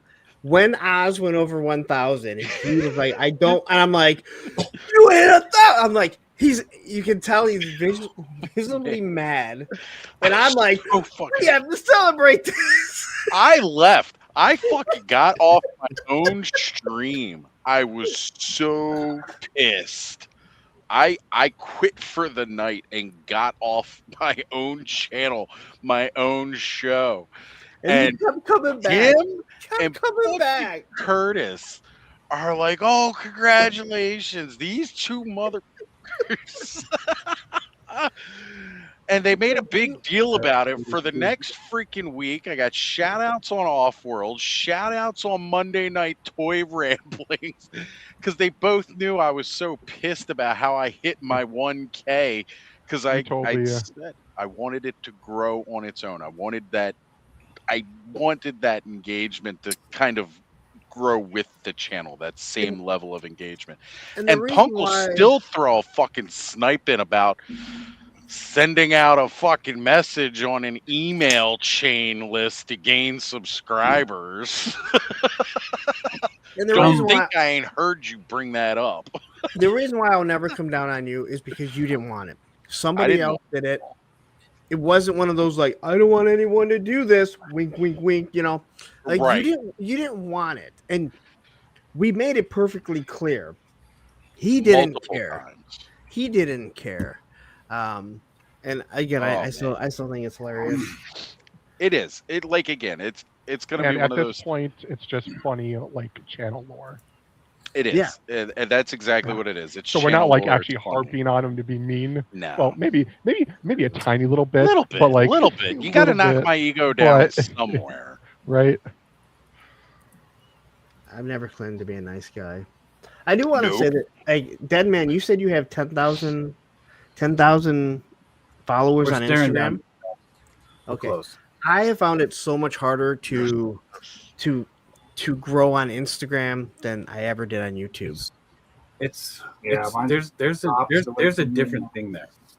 Yeah, that's what I'm saying. Like, there's some people that blow up on Instagram. I look at like they have 2,000, 3,000, 4,000, followers, and then you look at their YouTube and they have 200, and you're like, wouldn't you think that it would be close, right? Yes and no. The differences that I've noticed is that just getting people go from one platform to the other and back and forth, that's the hard part. And then once you get to YouTube, and you start looking good, and people are watching, and you're growing. I mean, I don't think Toymarks is growing super fast, but I kind of feel like the page is growing faster than a normal page would. And 'cause I've been told that by other YouTubers that so we're at episode 35. That's 35 weeks that we've been on doing something on YouTube, and we're at 320. Thank you for whoever in the chat subscribed. Let's get 100 more so we can end tonight on a high note. Yeah, let's get 100 more. That'd be great. But make sure you go watch. Let's end on 420. I plan to end this on a high note, so don't worry. To my point, once you start looking good on YouTube, it's hard to get other YouTubers that are doing the same thing as you to help elevate you. You're right. Like, because there's everybody. It seems like everybody over here, and trust me, I run into that on Instagram as well. Everybody's trying, not everyone, but a lot of people are just trying to keep their spot. They don't want to give spotlight to somebody else because they might take their spot. And I'm running into that a lot lately. I've been like, hey man, I got this magazine. I would like to come on your show. And they're like, oh yeah, what's your YouTube channel? And they look at it and they see what's going on. They're like, look at the Instagram, and they're like, your Instagram blows my Instagram out of the fucking water, and your YouTube is growing faster than mine. I'm not, and they never even respond. Or they say that. I've actually had someone say exactly that. Like I would have you on, but just kind of feel like you're gonna blow me away eventually. And I'm like, and that is such the wrong way to look at things. It really is. That's a terrible. I mean, I think everyone here knows exactly how I feel about it. It goes back to my skateboarding days. And it's like I never looked at somebody who was better than me at skateboarding and said I want to be better than them to be better than them. I looked at them thinking I want to be as good or better than them because they're that good. But under my my thinking is like by the time I get to be as good as them, they're going to be that much better, and then I'm going to shoot. It's like I'm want to shoot to that next level because they're that good, right? And same with YouTube. Mm-hmm. I don't know how many times I've told you guys like, hey, you know what? I will help anyone out. I don't care if your YouTube goes by mine, and again, it goes by hard work, not by buying subs or the promotions, which I think everyone knows drives me absolutely fucking mad. I'm with you. There are certain instances where I feel that is okay. And Punk, you've brought this up, and we know what that is. If you're running a show like a series, yes, right? Like if you were to watch a drama or series, you want to promote that. You hit that promotions button for that. That makes sense. To do what we do necessarily. I will say it again. If you promote your reviews for toys on YouTube, there is not a single person in this fucking world that is going, man, I have a lot of extra money. I'm looking to spend it on, oh my God, toys. I've been wanting to fucking spend money on something. Thank God this guy promoted this. Now I'm going to go buy G.I. Joe class. No one's fucking doing that. But it is there. I think the only people doing that are already here. That's exactly it. But I'm going to come across your shit, right? But, to me, it's just one of those things where my job has never been to make someone not watch someone else's product, their stream. I'm not just to make you want to watch mine. I do my show Monday. I've been doing it this is going on year 4. Jerk and Gains now go on at 8:00. They fucking are just fucking blown me away. I don't care. My job is not to make someone not watch theirs. I jump in on theirs, early on, say hi to them, whatever. At 9 p.m., my job is to make people tune into mine. And if that means they leave theirs and they go back and watch it on the replay, great. If it means, hey, you know what? I want to watch Jerk and Gains because I enjoy them more, and I'll jump over to Punks later on, and then I'll go watch the replay. Great. You know what? Awesome. I have absolutely no problem with that because your job is to be better. Your job is to create better content for you. and for the people that are watching. And when someone is like that, like what you said, where someone's like, hey, you know what? I'd love to have you on, but you're going to be way past me. That's one of those, like, you know what? Fuck you, dude. I don't really want to have anything to do with you. Like, wouldn't you want? Well, I did the 10K respect it in a way person that he on? said that. You know, You and respected when that they he told me told that, you that. yeah, You and respected that he was it also honest. made a lot. It made a lot more things make sense to me once he told me that too. You know, like so he But- not only did he tell me that, I respected the fact that he actually said it, but it Technically- actually made everything else that was going on make more sense as well. Wouldn't it give the smaller channel a bigger bump though to have you on? Because let's say you're on, let's say you do overshadow them, whatever, but the interview went really great. So the next time you're live, you're like, hey, I was on this show last week. This creator, You're blowing them out of the water on IG. You got 10,000 people on your IG or whatever the number is, and you get your make a fans to go over post. there. Like, come on. You make a post that, hey, I'm going to be on so-and-so's channel. Make sure you check it out. A lot of people don't do that, though. No. I think it's really strange. That's true. A lot of people don't. A lot of people It's don't. one of those That's true. things where, again, people may tune in. They may not subscribe. And it might be because, okay, whatever's going on over here, this isn't really what I like. I'm here to support my friend who's on this channel, but this is not what I'm all about. And I can get that. You subscribe to what you like. Don't just subscribe to somebody. That, again, that you lose the engagement. You have dead subscribers. There's no point to that. You want to keep it engaging. You want your content to be engaging.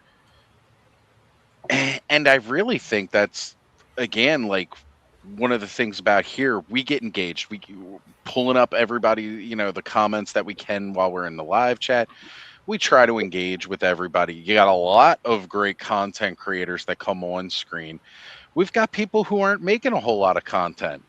K-Dog, Bud. I don't make much.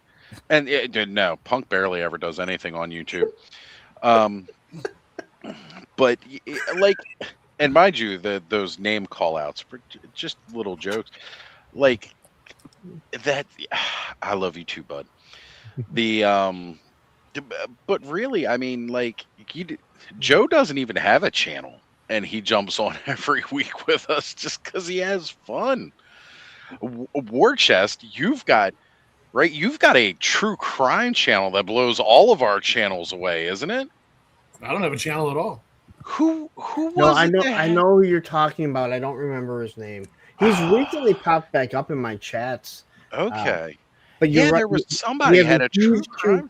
a huge true crime channel, but he doesn't promote it. Like he doesn't come in as that. He comes in as something else. Something completely different. Bounces in and out. Like, I only have a YouTube channel so I can, make up fake copyright strikes and shit. I like to get on YouTube so I can shit on other YouTubers. Fucking leave me out of that shit. Heavy Metal Toolbox. There it is, Darren. Heavy Metal Toolbox. That's who it was. Okay. Yeah. That's why I was. Yeah, like, again, huge true crime channel, and he spends his time watching toy stuff. Has a minor toy channel. Yeah. It's crazy. Alan still be Vine God. Jungle Figure Factory. Yeah. Guy's got one of the biggest freaking haunting channels you can have on YouTube, because his normal profession that he does year round is he does haunted attractions. And he is like a mega rock star in that world. Yeah, which Curtis was here to tell his story about going there. Going to that con and I was seeing just gonna Alan go in there. his element. Yeah, I was just gonna go there, and this guy's gonna be all by himself, and I'll sit with him. And then he's like, "Holy shit, this guy's a fucking rock star." Yep. And he jumps on here with Fine Jungle Figure Factory and, does all these customs. Mind you, his customs look amazing because of his actual job. That Beast Man he made is sick. Beast Man, he'll do 3 or 4 figures while we're live. In one night. Time he whips them out, man. Yeah, he freaking got a 25-foot Snake Mountain in his basement. Like, It's nuts. Yeah. you know, and again, like he doesn't use necessarily that channel to promote his toy channel. He just comes on here, hangs out with all of us, has a good time, because this is his fun thing. That's his work thing, which is still fun for him. But this is just his relax and chill and. Yeah, but getting back to like the original thing, there's a lot of channels, and we've seen them. They only want to have people on that they feel can help them. Contribute. Yeah. You know, Yeah. hey, what can you do for me? Now, my Thursday with a friend, I tried doing it completely different. Every now and then, I'll have people on that might be bigger than me, but usually I have smaller people on. And my hope is that, like, hey, it's to get your story out and who you are, not just your YouTube or your Instagram, whatever it is. You've supported me, and that's what I want, and I want to find out who you are. But hopefully, like when you're listening to somebody else, if you're on someone else's channel, the hope is that like the people that tune in that don't know who you are, some of them will be like, hey, this guy I find kind of interesting. I'm going to subscribe to his channel. Yeah, see what he's all And about. I just, again, I'll never understand that. I don't do it at work. That's one of the things that pisses me off.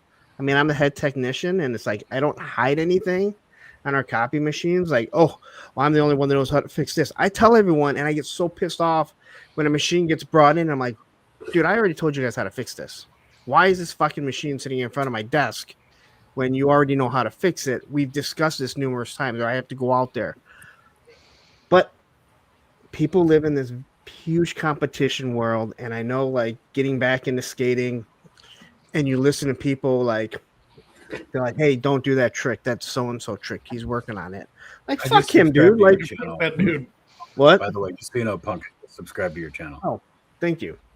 You know, but like people do the fucking skating, and it's like, dude, like, as long as you're not being a dick about it, who cares if someone does the same trick that you're trying to do? What you're supposed to do is say, hey, how do you do this? Like, how can you help me land this fucking trick? And that's how it should be with all of this stuff, man. These guys know. I had that same conversation, but it wasn't about skateboarding. So about smoking. I make a landing a a trick. T-shirt that says prostitution "Have joke. fun, be I'm in creative, and Nevada. don't be dicks." I got it, Joe. Sorry. I liked it. I appreciate you. So, like, you know, I've had a lot of people come onto this channel on a Saturday night, and it's the first live stream they've ever done. You know, a couple of them are here right now, and honestly, just like I felt honored that they felt comfortable enough, because it is kind of a big step to get yourself out in front like that and be in the public. It's not like by having those type of people on my channel, I've thought, oh, that'll really help my channel to grow. That's not how I looked at it. I was like, this person's cool, and I want to hang out with them for a night. Let's do it. You know? And that's a good way like, to go. That's what built this whole thing. I did an open mic night, which was probably one of my biggest mistakes and biggest successes I ever had on this fucking channel. And that was a great, fun time. I wasn't looking at it like, what is this going to do for me? It was really just there are a lot of cool people in the chat. If you want to jump in, let's jump in, hang out. And that became the regular theme. And I love it. And all you guys here seem to love it because you keep coming back to hang out on Saturdays when you can. And I appreciate that a lot. I really, really do, because like there's not a lot to really enjoy out there. You know, world's a crazy dark place that just tries to beat you up, and you got to find every chance you can to enjoy every piece of it that you can. And even if that's sitting around with a bunch of middle-aged men playing with toys on a Saturday night, because we all don't go to the bar and do any of that shit anymore. Well, whatever. My bars. The Off-World is a show that we do every Friday night. It's Dooch's channel. He's not even on the show. He quit. Dooch's chair got more views than any of us. Wait, he quit doing the show? Yeah, he totally quit like a long time ago. Yeah, Okay. he checked out before I even became a regular. It's awesome that people come and watch us, but honestly, we kind of do it for ourselves. It's just like 100%. we want to hang out, so we all get on there, and if people want to watch, that's super cool. But it's definitely not about getting views or anything. Even if we got the channel monetized, it would go to Dooch, and he's not on the show. So, you know, That's that is a true just for fun channel. It is. It is. And Freaks Figures, he's saying, just did my first live stream with Purple Gang Gang earlier tonight. Awesome. Most of you guys don't. Actually, I'm hoping most of you here know Purple Gang Gang and are subscribed to their channel. We used to go on at like almost the exact same time every Saturday night. Like I went on at 9, they went on at 8. And honestly, Van, Jordan, the guys are funny. They're hilarious. I love those guys. They got a great show. And so what I started doing, because we do have a lot of cross audience, and we always jokingly, like, we'll go on at 9-ish. 9-ish turned into almost 9:30-ish. And then eventually I was just like, you know what, I'll start going on at 10. That gives people like a 2-hour solid chunk of Purple Gang Gang before I even go live. And they go live till like 11. So then there's just like 1 hour, and then everybody will file in here. Curtis, he's like a producer for their show. He hops on this as soon as he's done over there. But Freaks, man, don't worry about interrupting. Like that's kind of the point of these shows. You're gonna sit there quietly forever. Like if you got something to say, just say it. I do not like to interrupt people. It's one of my pet I'm the peeves. same way. I kind of have to. I hate interrupting people. Punk. Yeah, until you get on the show. Hey, K-Dog, raise your hand if you want to speak. Jesus. Embiggen me. You know, but again, you know, I love those guys, and I wish them all the success as far as doing their show. There's never any kind of bitter rivalry as to like who's doing what for their show. Again, go live when you can go live. Do it, do it for you to have fun. Most importantly, you should be enjoying and having fun with your channel. And if other people have fun doing it too, then fuck yeah. And there are ways to look at it, and I truly do believe if you are serious about it, you do try and run it as a business and being serious about it, but still have fun because you're not getting paid for it, especially not in this sphere. If you were talking about maybe you're doing movies or politics, then yeah, maybe you're going to make some money. True crime, you could make an actual living off of it and get sponsorships, all that type of stuff. Oh yeah. But I watched so many YouTubers, and not toy tubers, but YouTubers talk about how you grow your brand. And growing the brand is a lot of it is how do you give to your channel and to the people that are watching you. I hate saying fans because most of them are friends of mine and not really fans. It's such a cringe word, right? Right. Viewers, if you viewers, yeah. It's how can I present stuff better? Now, I don't think most people probably like, dude, you can't barely speak the English language, and you obliterate every fucking word, especially when you read it. I'm not good at reading, but somehow I have people watching on Mondays, and if I miss, which I hardly do, I'll hear about it, or people message me like, "Hey, hope everything's okay," and it's like, I just need a mental break. And sometimes you do. Like I said, a couple weeks ago, like I had some shit just drop on me like really hard, and I didn't do a live stream for 2 weeks between getting ready for the holiday, other crazy shit going on within my personal life that hit me, the mental stress of all that, plus physical exhaustion again from dealing with the holiday shit. It's just too much. too much, and I was like, you know what? No, I don't have the energy to do the show on a Saturday night. And again, Cobb, thank you for taking over and giving people a place to hang out on a Saturday night for several Cobb. hours both weeks. You're the man, brother.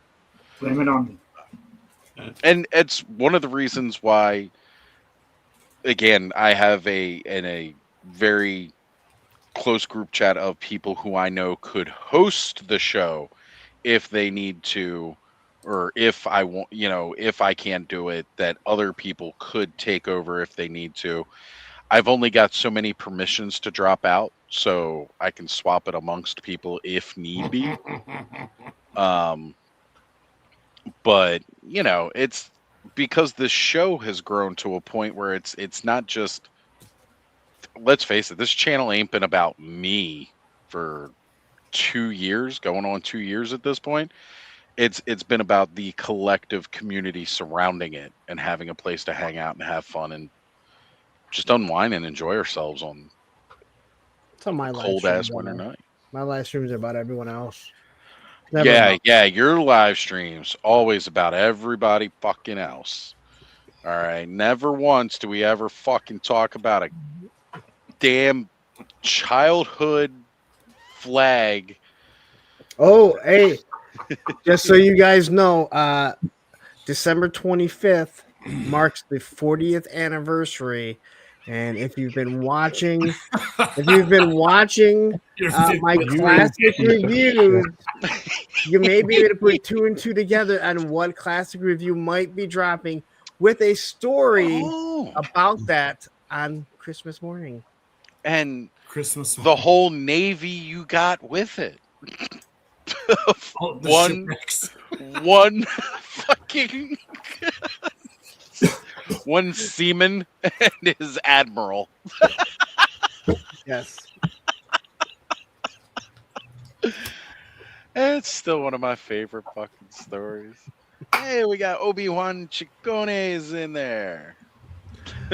So yeah, I just I got out of doing them. Well, I got busy doing other stuff, and then I went back to doing the classic reviews, and I have everyone. those. I have them all lined up in the order that I want them to go out.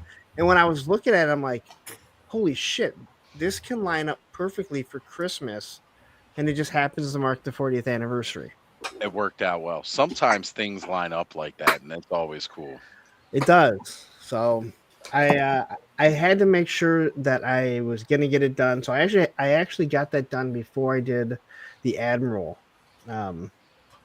So it was done. It's loaded there. Nice. Olivia did a little bit of recording for me. Very, very cool. Very cool.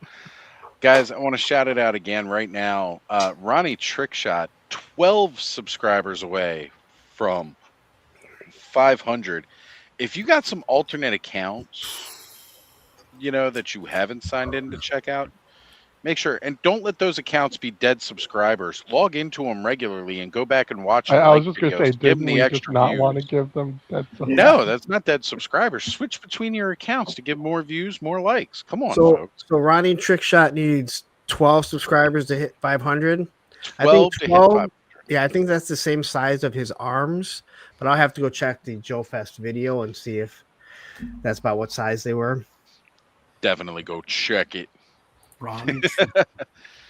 Man, I gotta say, as much fun as I had with going to Legion's Con, not this past November, the last November, having that turnaround to come out and hang out with all you guys at Joe Fest, probably one of my biggest moments this year. It was great for all of us to get a weekend to hang out, just chillax and watch Ken get really wasted.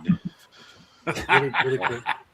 I can. Yeah. Can He still can somebody muses put about Ronnie how Trick great night that was. in the chat? Yeah, let's Ronnie, do it. I'm Let's number drop it. 489. There you go. All right, we got the 489. Let's do it. Do you have it, Oz? Yeah, I got it right here. Okay. Fortunately, I just had it up. Oh, on a we different passed tab. it. Ronnie he's a fucking trip, dude. Like Ronnie always, to me, is Ronnie and Shark. Shark is very boisterous. He likes to start drama and start shit. I know he says he doesn't. You're full of shit, Adam. And I'll tell you to your face when I chat with you every single day. I thought Ronnie was more reserved until the first Punkathon where he showed up with fucking horns and everything. And I went, oh my gosh. And then when you meet him in person,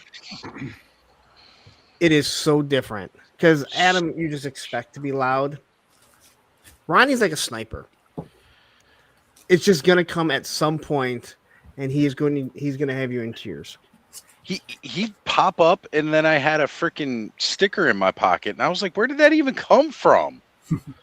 Like, it was in my pocket; it wasn't handed to me.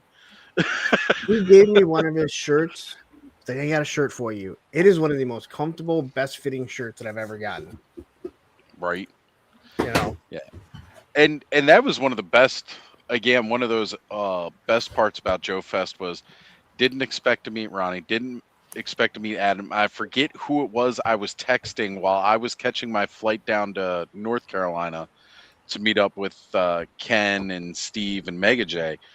I'm flying into South Carolina. I was messaging somebody, and they were like, "Oh yeah, Adam Shark Guy's here." I was like, "I didn't know he was coming. Isn't he in Australia?" And he goes, "Oh yeah, he came out," and I was like, "No way!" And then to find out that Ronnie was with him too, totally blown away. Did not expect either of them to be there. So actually getting to meet people from across the world, that's again one of those fun, amazing experiences that I'd have been so upset if I didn't get to meet them. I was, man, this is probably like one of the best years I could have been there. And I know they said they're probably looking at going every other year, but I don't know if I trust them. It's an expensive trip, especially from Australia, right? Yeah. So I know they can be kind of sneaky, but my second year going last year, there were so many of the guys from Ireland and stuff that this is their trip every year that they go. So it's great to run into these guys. And it's so weird because a whole year went by and you're sitting there talking to some of these guys, and not just from across the pond, but other guys around the country. And it feels like you just saw them last week. Yeah, you don't even miss a beat with them. Yeah. And not the guys like Tony where I talk to like every fucking day. Right. But guys that you just, they might pop in a stream from time to time, right? Ray Murphy. I almost said the other Ray.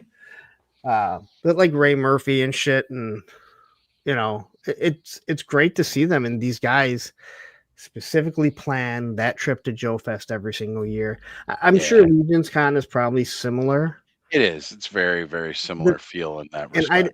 And I didn't go to Legion's Con, but I can tell you the thing that is better about Joe Fest is it's never going to be fucking 10 or 20 degrees out. All right. So you can go outside and I will take 100 degrees. I will take 100 degrees and 99% humidity over fucking cold any goddamn day. But it shouldn't feel cold to you because you're in Michigan and Legion's Con's in Jersey. Again, it should almost feel like tropical weather in November there to you. It's so cold. It's so cold no matter. I'll tell you, when I went to AR, which this year's been fucking cold. Yeah, when I went to AR, assembly required, I think it's a week before. It's in Iowa. The first day that I got there on that Friday, it was 70 degrees. It was in the 70s. The next day, the Saturday, because it's only a 2-day show, it was in the mid 60s. By the end of the night, it started getting cold. And I'm like, this was fucking perfect. Like, you couldn't ask for more in November, in Iowa. And Shane is saying, I thought it was great. 104 degrees on Saturday. Yeah, I remember at Joe Fest going in, and I'd paid for the VIP badge, so I went in early, of course, and like going in, and as it was getting closer, to pay for it. You dumb fuck. Of course I paid for it because I don't mind paying for things. I don't need to use my YouTube channel to get press passes or exhibitor badges. I'm kind of a big deal. I'm totally doing that for some other conventions I won't mention. But so like as it's getting closer and closer to general admission time, I more and more people are coming in and crowding in, and most of the time when I go to these conventions, I have Ziggy there. And Ziggy helps kind of like ground me if he sees me kind of like my anxiety going up. He'll be like, let's go take a smoke, or let's step outside for a minute kind of thing, and that'll help calm me down. Didn't have that at Joe Fest because I went by myself, meeting up with the other guys. Most of my friends who are there are all vendors, so they're not really walking the floor with me. And I start to go into panic mode. I'm starting to have a panic attack. My anxiety is starting to peak. I go outside to have a cigarette to kind of calm down, get away from everybody. And it's so fucking hot outside. I don't know if I'm sweating and all uncomfortable because of my panic, or because it was 110 fucking degrees with 90% humidity Could be in both. Georgia. Well, It I was- can tell you, I can't tell you if it was for your anxiety, but it certainly was because of the heat. Yeah, it might have been both. But The heat definitely played, but it wasn't allowing my anxiety to, cool off. So then I walked back inside and I started making the half-mile walk back to the hotel room because I was just going to go chill for a bit and then come back. And that was when I walked through the lobby in the hotel side, and Seattle Stanley was hanging out there, and I started sitting and chilling with him, and Ronnie and Adam came through, and then of course Darren and Pop and those guys showed up and they came through. And it's just like, again, talking to these guys each and every week here and across various other live streams and other chats and everything like that. It's like I feel like I've known these guys forever, and this is my first time meeting most of them. And Darren, super kudos to you. You definitely were rocking one of the 2 t-shirts I sold while I had my merch store open.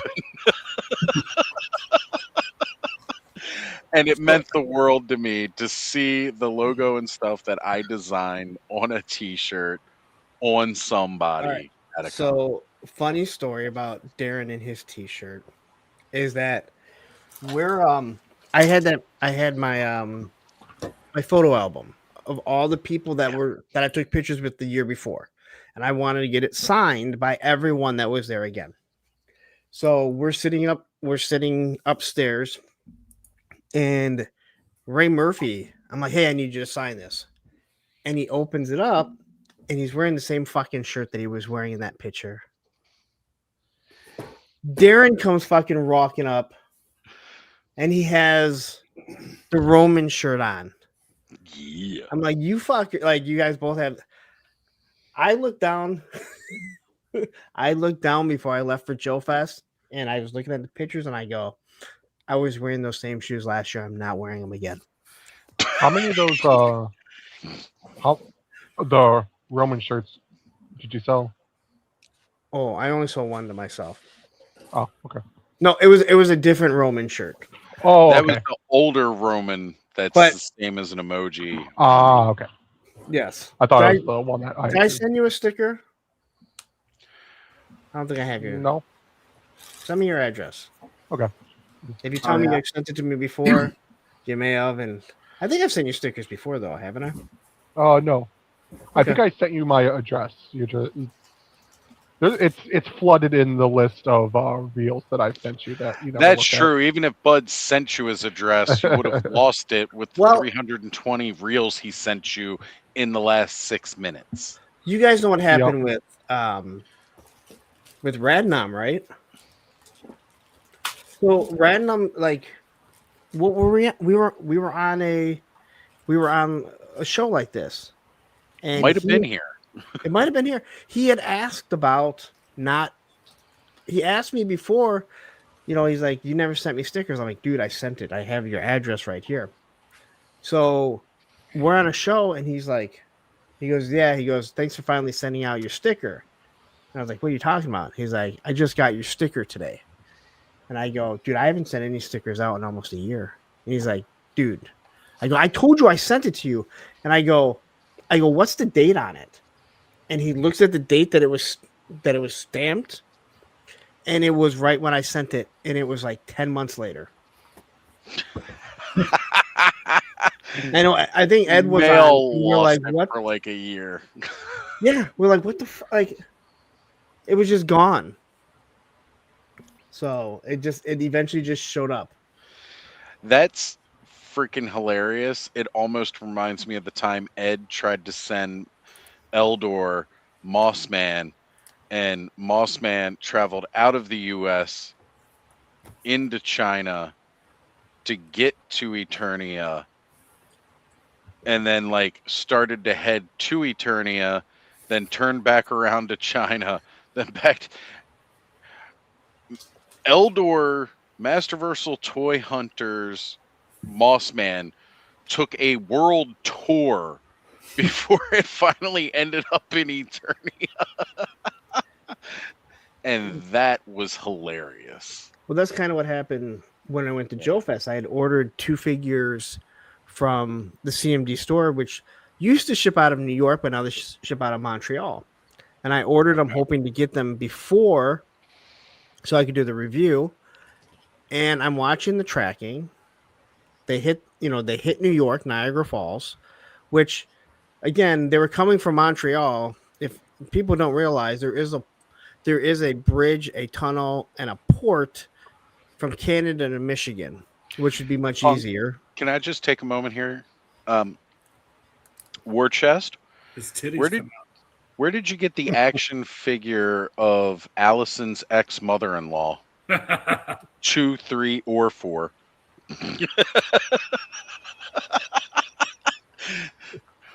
with removable titty action. my brother saw it, was like, dude, his tits come off. I was like, nice. I'm sorry, Punk. I just had to get that in there while he still had Slog on screen. You want to talk about zero fucking articulation? This guy. Him and them trolls, man, them bigger bucks. That's why I'm wondering how much articulation Bulwark's going to have on him when he comes out. He's the only one to that be a got lot like more. open box, and I was glad I did. So, Punk, please continue your story. No, but I ordered those figures, and they left Montreal. They went through New York. Now, again, you can look at a map and say, well, you could have just shipped them right into Michigan. But even as coming from New York, you know the way it goes. It went all the way down, I believe, to Tennessee, and then it made its way to Kentucky, and then I think it made it all the way to Louisiana, and just stayed there. And I'm like, well, I could have just fucking picked it up on the way to Joe Fest. They could have thrown it over on a paper airplane from Montreal to Michigan. And again, I understand when you're doing reviews and you're trying to get it early, no one cares if you don't. I would just love to sit down with the people at the mail, and especially DHL, and be like, all right, explain your logistics to me, because I have to understand how you're routing this. Like, I don't understand the fact that BBTS, dude, and BBT, yeah, and Paul BBTS. Let me. I just want to quick cut it for like two like seconds here. BBTS is 2 hours north of me. When I order something, it has to go around 3 states and 1 week to get to me because DHS sucks balls. There you go. Sorry, go on. You're absolutely right. And I'll tell you how to avoid that if you want. It takes I'll tell you how to avoid that. Send it to the routing address first. Well, again, so to me, it's like one of those things. It's like, explain to me BBTS and Hasbro Pulse. You hand it to DHL, who now takes their sweet old time and eventually hands it off to the post office. You mean you couldn't just give it to the post office? And how can that be cheaper? There's no way that it can physically be cheaper, right? It eventually ends up in the same hands. Okay, so BBTS, there's 2 things. Either you ask it to ship it FedEx, and it's usually about $8 rather than the $4, or you order enough, you leave in your pile of loot, if the box is big enough, they have to ship it out FedEx, and you'll get it the next day. Right. So yeah, that is again being in That's Baltimore. what they all say, Brick. That's what they all say. So again, one of these things, like for me, I think it's FedEx, and it's got to be about again where their distribution centers are set. I watch, and I'm pretty sure I'm remembering it's FedEx because I know at least for UPS, it's in Sparks, Maryland, so that's not normally too bad. But I watch packages all the time in tracking drive through Baltimore to go to Washington, D.C., which that can be a week-long trip itself, even though it's only 45 minutes south of me. Spin around in the little circles that the streets do in D.C. For anybody who's driven in D.C., you know what I'm talking about. They're all in circles. Yep. And then come back out and up to Baltimore a week later. Like, what the hell are you doing? But I think it's, again, it has to deal with whichever company it is. Their distribution centers in D.C. So, like, the way the big truck routes are set, it goes to the distribution center where it gets unloaded onto a smaller truck, normally probably the size of a box truck. And then, so when I say that, tractor trailer, like a 43 or 52 footer, going into a distribution center, getting loaded onto like the cube van that you can fucking rent from Home Depot to come to a FedEx facility, stop, Kinko's near me in Baltimore before it finally gets delivered to my house. So again, that's one of those things. Yeah, I watch. If it goes DHL, it always goes to Stark, Ohio. And when it's coming from Pulse or BBTS, now again they are west of me. Stark, Ohio is almost all the way to Pennsylvania, which means it passes right by Michigan. Now I know not everyone knows the roads, but if you're coming from Wisconsin or Illinois, there's an expressway that right at the tip goes into Michigan, right at the corner, and will take you straight to Detroit. And if it even stopped in, let's say Toledo, which is right below us, it would make sense. And it's not just toys, because I was tracking something for my kids like last year, and I saw it coming DHL, and I went, son of a bitch. And sure enough, it stopped in Stowe, Ohio for like 3 days. There you go. Hey, always remember, Adam, just a tip still counts. Oh, I was gonna I like this one here. Shipping in the U.S. makes 0 sense. Some packages are too small to qualify for certain shipping types, and then bigger packages are sometimes cheaper and quicker. Mm-hmm. When I was selling off my comic books, and again, I'm in the Detroit area.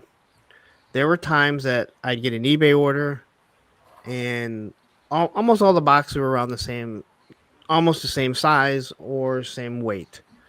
Sometimes I get something in Grand Rapids, which is on the other side of Michigan, is like 2.5 hours drive, and then I get stuff that's in Texas, and eBay just automatically creates the price for the shipping, right? They use the post office. I can't tell you how many times that it costs more to ship it in Michigan than to Texas. Yeah. I'm like, what okay, sense does that ever make? It's the same weight, the same size box, but to ship this thing down to Texas, it's like $2 cheaper. Yeah. Yeah. Like you said, like again, the shipping here really makes no sense on They just have a blind man just throwing darts, and someone's like, "Oh, that one's $12." You ever seen It's Always Sunny in Philadelphia, where Charlie's in the basement and he's doing the mailroom and he's trying to find Pepe Silva? He's just got all of the fucking shit posted.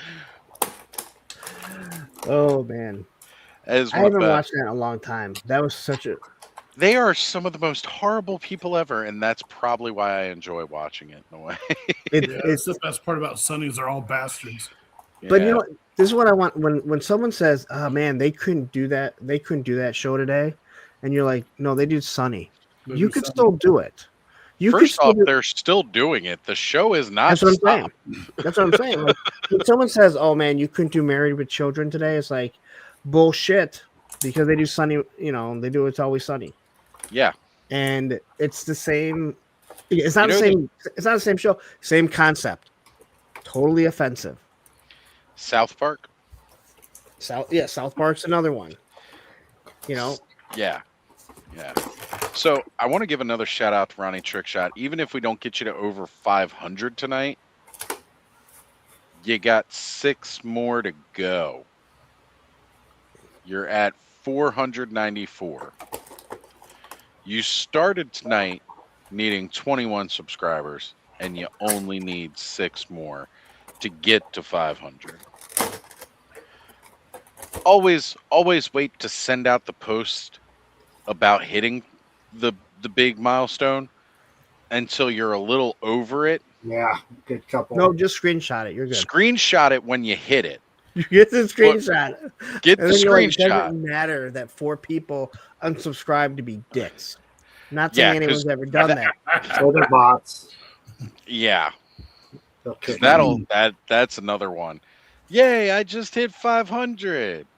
Yay, I'm back down to 496. There is no doubt that the whole YouTube, when you are a channel and you're trying to gain subs, and I know Cobb will know this, when you're approaching that 1,000 and you are like, you're at 985 and you're like, all right.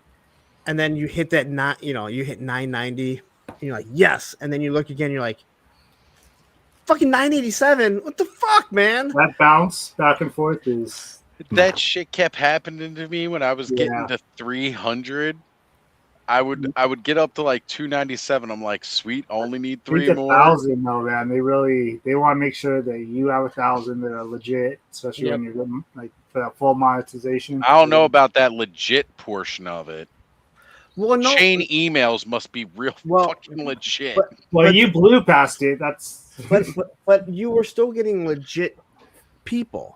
That's true. They just weren't people that are gonna ever watch your channel. Watch my stuff. It still feels like yesterday that I was sitting in the car waiting to drop Olivia off at school when I'm like, oh my god, look, just 25 away.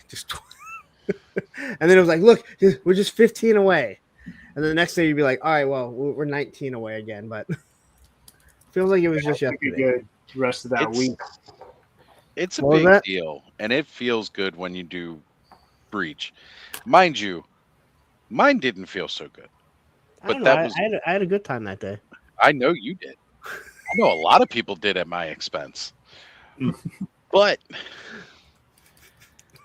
when I hit 1,500, when I finally hit 1.5K, I will be big time celebrating. I will say this. People said getting to that 1,000 is really hard, but man, they're like, once you hit 1,000, it's going to seem like getting to 10,000 is so fast. And I'm like, what fucking world are you living in? All right? Because that's the biggest crock of shit I've ever heard. I don't think I've ever heard anybody say getting to 10K was super easy. I've heard numerous people say, I've heard numerous people say, you're getting to 1,000, it's really hard, but to get to that 10,000, it seems to go by super fast. And I'm like, I don't know what world you're living in. Maybe when people are buying subs and hitting promotion buttons. Possible. I monetized at 1,000, so now I can earn money to dump into promoting my channel. All right. Punk, I was going to tell you, I know I got your address saved too. I'll send you out stickers. Only people I have for, because I really haven't even put it out there, it's you and Skelevator have asked me, so I'm gonna put a post or something. Anybody that wants it to DM me, and then Cobb, do I really have to ask you for it? Yeah, well, I know. All the little post group and stuff. Yeah, I'll get. Hold on a sec here, Cobb. I remember Yeah, I send you asked stuff me enough. Whenever I send something again, I'll throw one in there. when you asked me to throw one of mine in the box, and I was like, "Oh man, I ran out at Joe Fest." Oh yeah, found one. Yeah, I knew you said you thought you might have one now. I gotta re-go back through my duffel bag. I may have Well, throw it another in that one in box. there. Throw it in that box full of shit.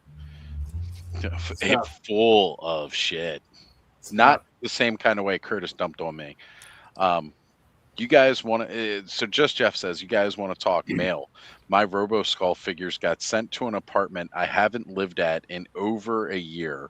My Mezco Nightwing got sent to my old place in Lawton, and even though I changed the address, that's one of those things that I hate. You had something.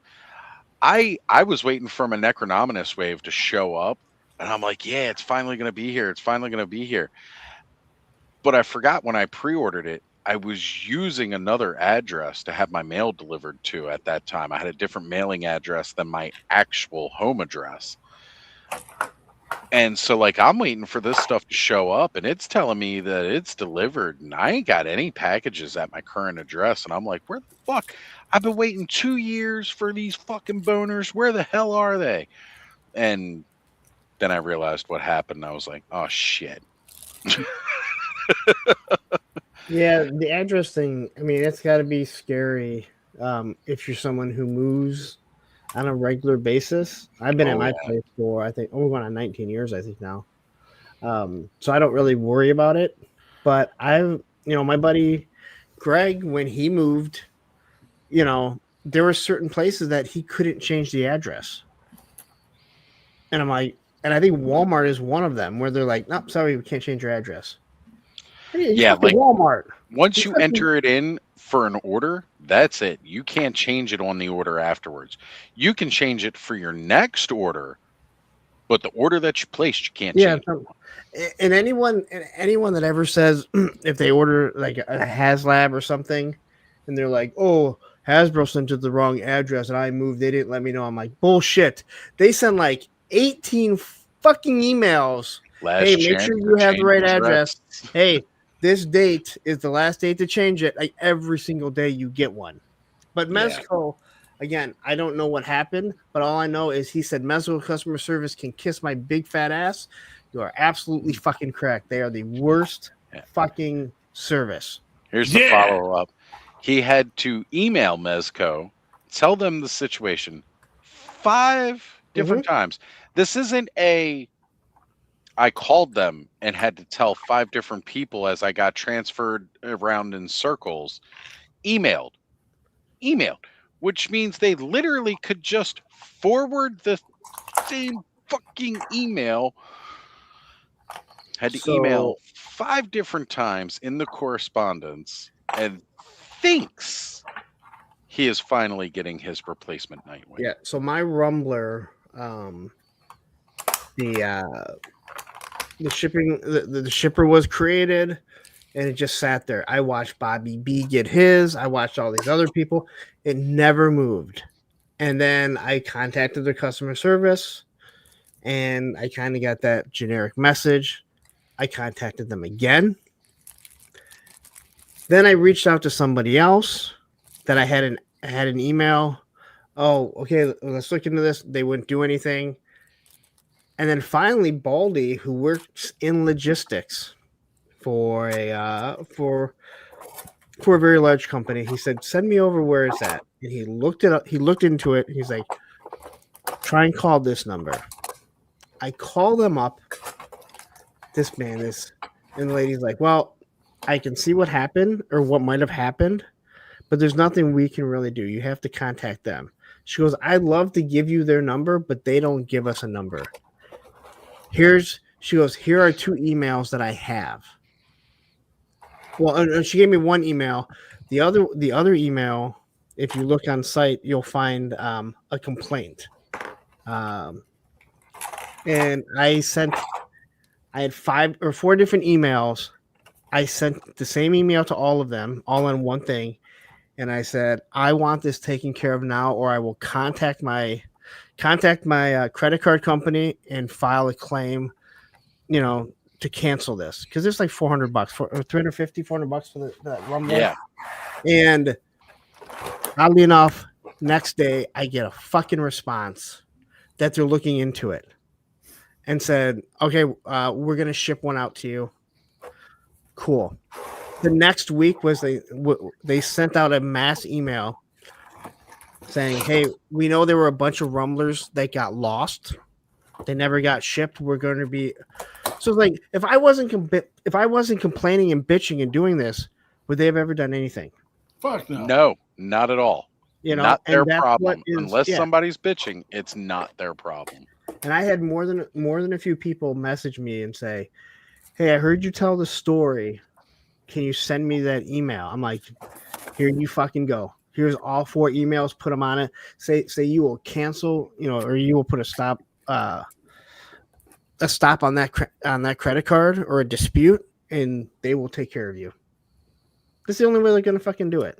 Yep. They're like, yeah, you'll just fucking forget. The moment you don't try to fight it is they've got you. They've won.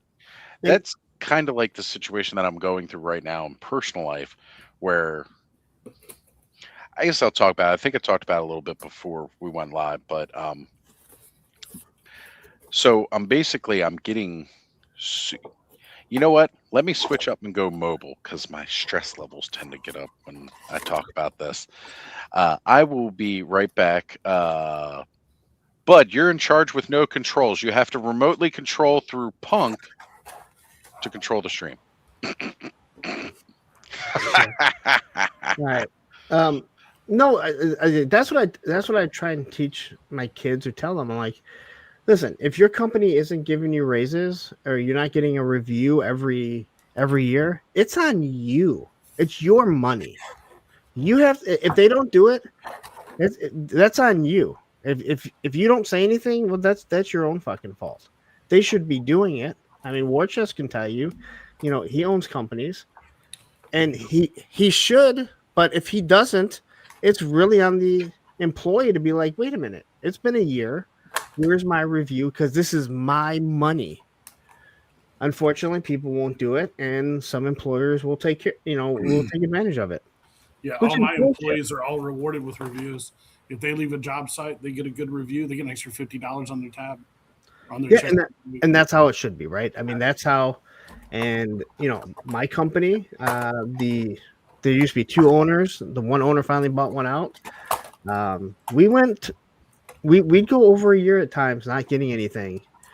And the guy that took over, I never thought he'd be like this. He's like, every year you're going to get a review. I've never not gotten a raise. But we talked about it we talked about it on yesterday, right before the Christmas party. And I said, hey, you know what? I go, you always give reviews. I've never not gotten a raise, but for me, if they can't afford, if the company can't afford a raise, because there are hard times, there still should be a review. And if you did better and they're like, hey, we can't do anything right now, in my opinion, that should be added on the next year and be like, all right, listen, we couldn't do it, but this year was a good year, and this is what we normally would give you, but we're going to jump it up even more because you missed out on last year because we were in bad situation. But yeah, if you don't take control of your own, your own stuff, I mean, maybe the other company should, but it's really on you. Yeah, you never know. The way I work my guys in is they all get paid a base for the job, and then they all get bonuses for several different things on the job. Like if they upsell a service, they get 15% of that service they upselled. If they go down the street, like whenever they get done doing service at different places, like if they go down and door knock on any of the places in the area and they sell another job, they get 20% of the job. So I incentivize them to upsell and sell and get customer reviews at all times. So number one, it allows me to see who wants to bust ass and make money, because the more money I make, the more money they make, and they know it. and then it lets me see the one that never upsells anything. I get rid of that motherfucker.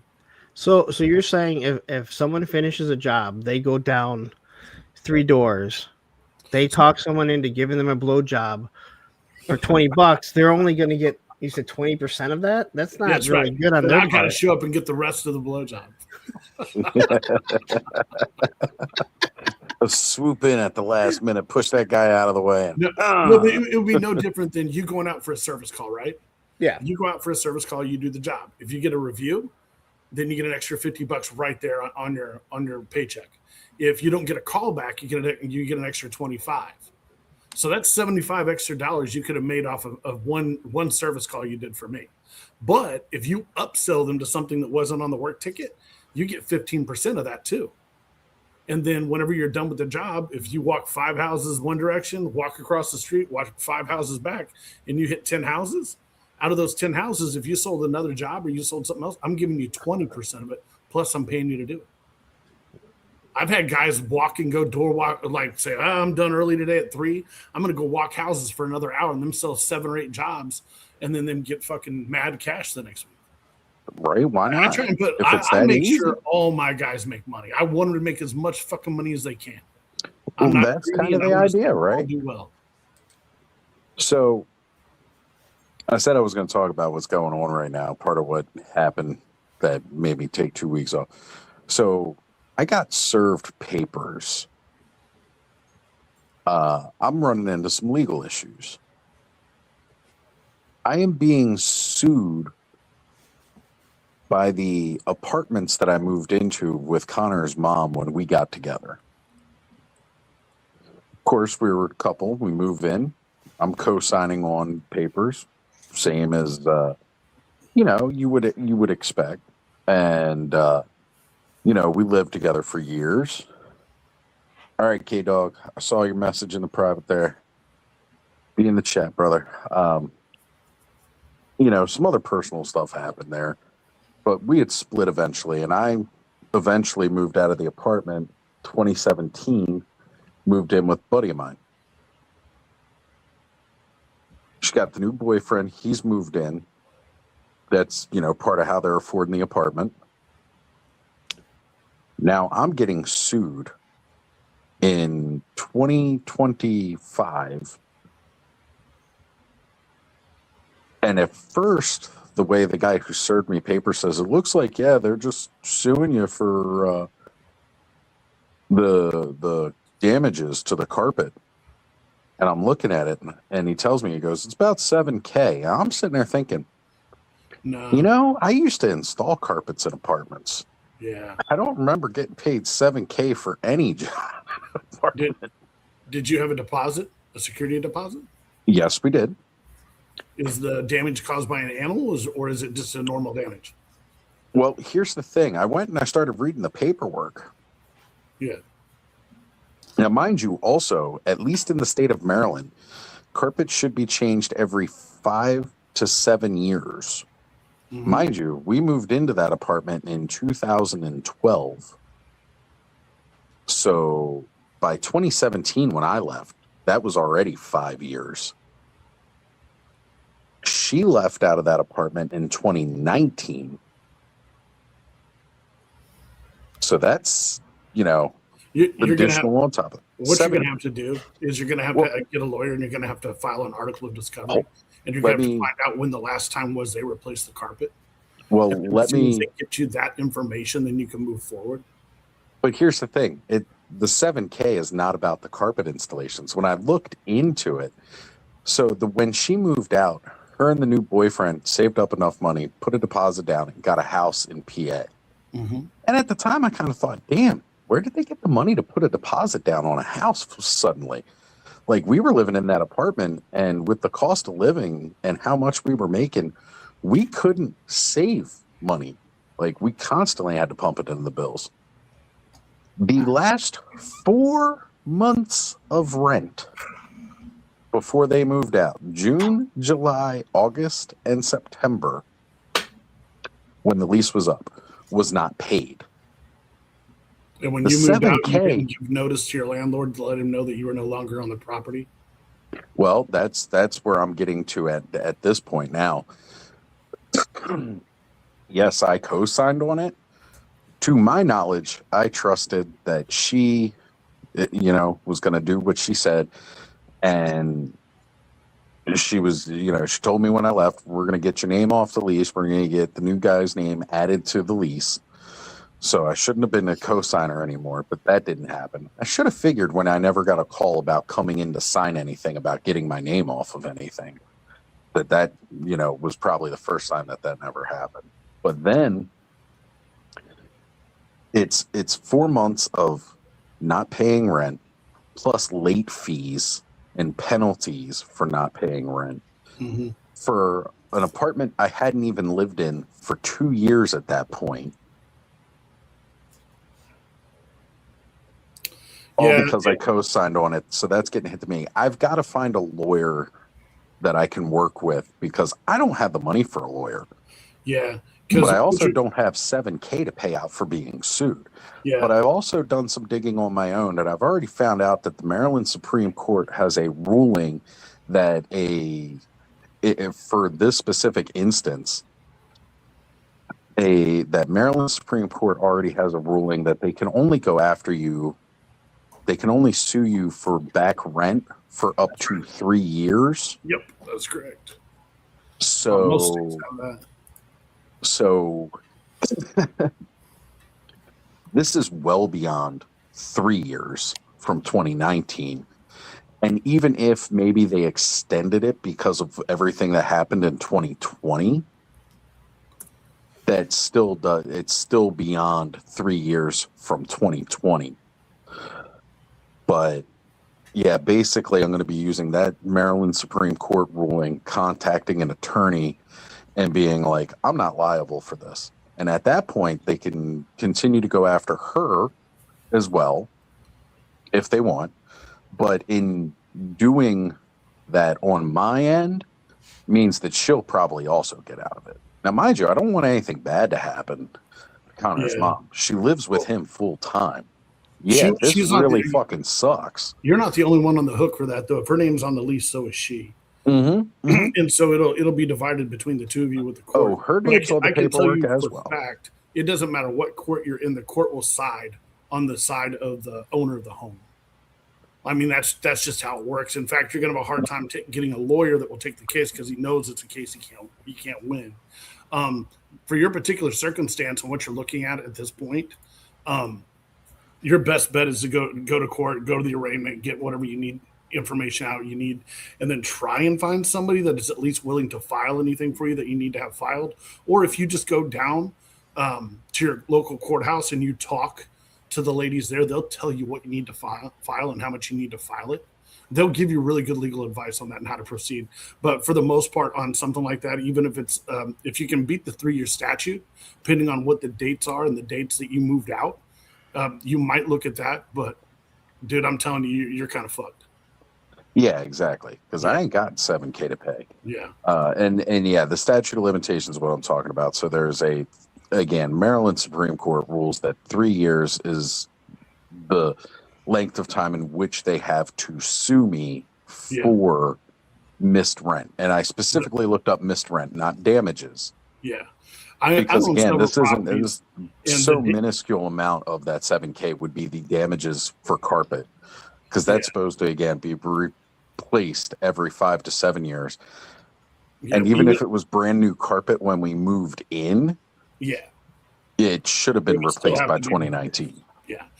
One of the things that I've run into, I have multiple properties, and honestly, I don't even rent out to normal people anymore. I rent only to traveling nurses and shit. I just got away from doing it to just normal tenants. I'm just not doing it. So because I run into so many problems with dogs and fucking up my properties, I'm not doing it anymore. But so anyway, whenever it comes down to that kind of situation, they almost always side with the fucking landowner. They do. Now, in your lease agreement, you'll definitely, if you've got a copy of it, I would definitely read all the way through it and see if you're liable for anything else and damages that are excluded from that lease.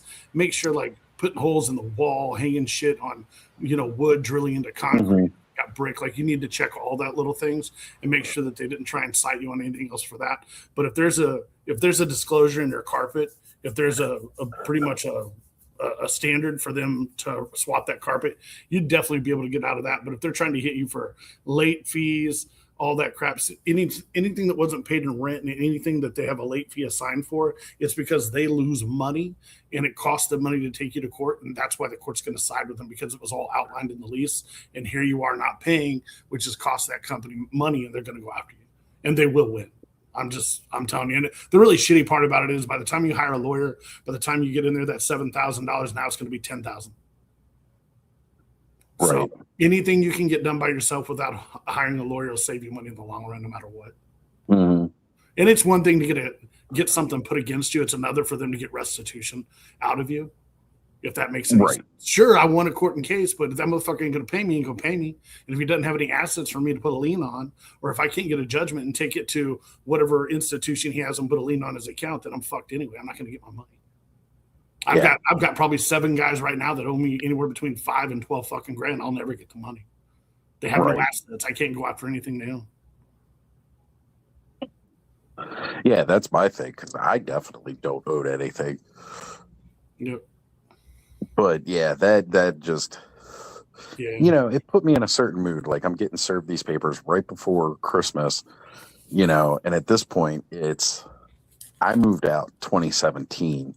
Yeah. And hell, even at this point, 2019 and that's was pre-pandemic. 6 years ago. Yep. And it's like, that's one of the only things that might help you in the situation that you're in, is because of how long it's been. Mm-hmm.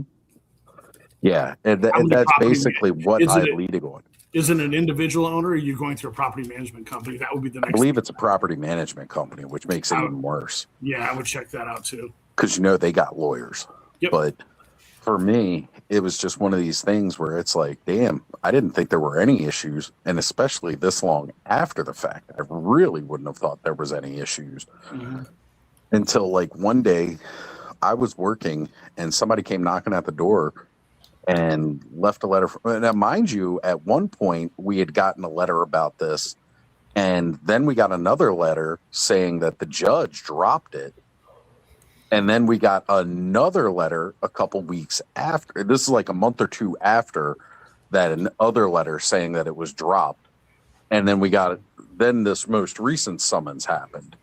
And I'm like, whoa, what the hell? I thought this was all dropped. Because I figured maybe it just got dropped because of the length of time. It might be. I take a look at that paperwork and see what it says on there, man. Don't get too flustered about it, man. Get some sleep, take a look at it the next morning, just kind of see what lines up and what doesn't. And then start making calls, man. All you can do is make calls and don't get stressed out about it. Yeah. It ain't no big deal. For the most part, shit's out of your control anyway. But anything you can find that'll trip them up, use it for yourself. Well, there was no formal lease agreement when I moved into my buddy Corey's house. But at least he's my buddy. He took me in, so he can verify that I was living with him during the, time frame, and I can get that notarized, and that makes, that'll be fine, saying at least that I wasn't living there, which can help. Did you have the utilities in your name or anything, and was it disconnected? No. Everything. See, that's if you could show that were you disconnect the utilities from your name and everything else like that. But anytime you move out of an apartment or you're renting from someone, you need to send notice to your landlord to let him know that you're leaving, and that the person that's still in there is liable for the rent. Right. Like, you need to let them know. Yeah. Well, and again, that was just the first time I'd ever moved in with a significant other like that into a formal lease agreement. So I'm very apprehensive about any such activities. All right, I'm gonna bounce. Yeah, I was thinking I might just wrap it up here because it's about 3 a.m. here. Yeah, Punk, I want to thank you again for coming on, brother, because we do miss you. So I was glad to have you back and join us for a bit, for the night. I know you got a busy schedule, so I do appreciate you making some time to slide on into the clubhouse for the evening. It's enjoyable. I need my breaks at times, so. Totally understand, man. Totally understand. And we'll be seeing you Monday night for Monday Night Toy Ramblings. I will be there. I hope so. It'll be a really weird show if you ain't. I mean, I'm sure Roman could host the whole thing. I'll just show the slides and just Not even putting my mic on. Just showing slides. He's actually just going to say it's a live stream, but it's really a premiere, and he's just playing a slideshow, and then that's it. He Can I won't get even away be with that? in the chat. Can I get away with that? That is my question. I think you could. You could pull it off. So, all right, guys. Thank you for having me on. Have a good night, Punk. Everyone have a wonderful night. See you, brother. Talk to you guys later. Yeah. Cobb, again, thank you for running the show the last couple of weeks, giving people a space to hang out. Oh, This figure is so good. Dead man, you can totally jump back on. You can jump back on because we probably won't stop. We'll talk for a bit in the back. But Cobb, again, Ridiculous. yeah, that whole Ox Crew wave is redonkulous. Dude, I literally, like, since assembly, me and Punk were up at assembly, I picked up like 2 Cosmic Legions up there, and now I have them all.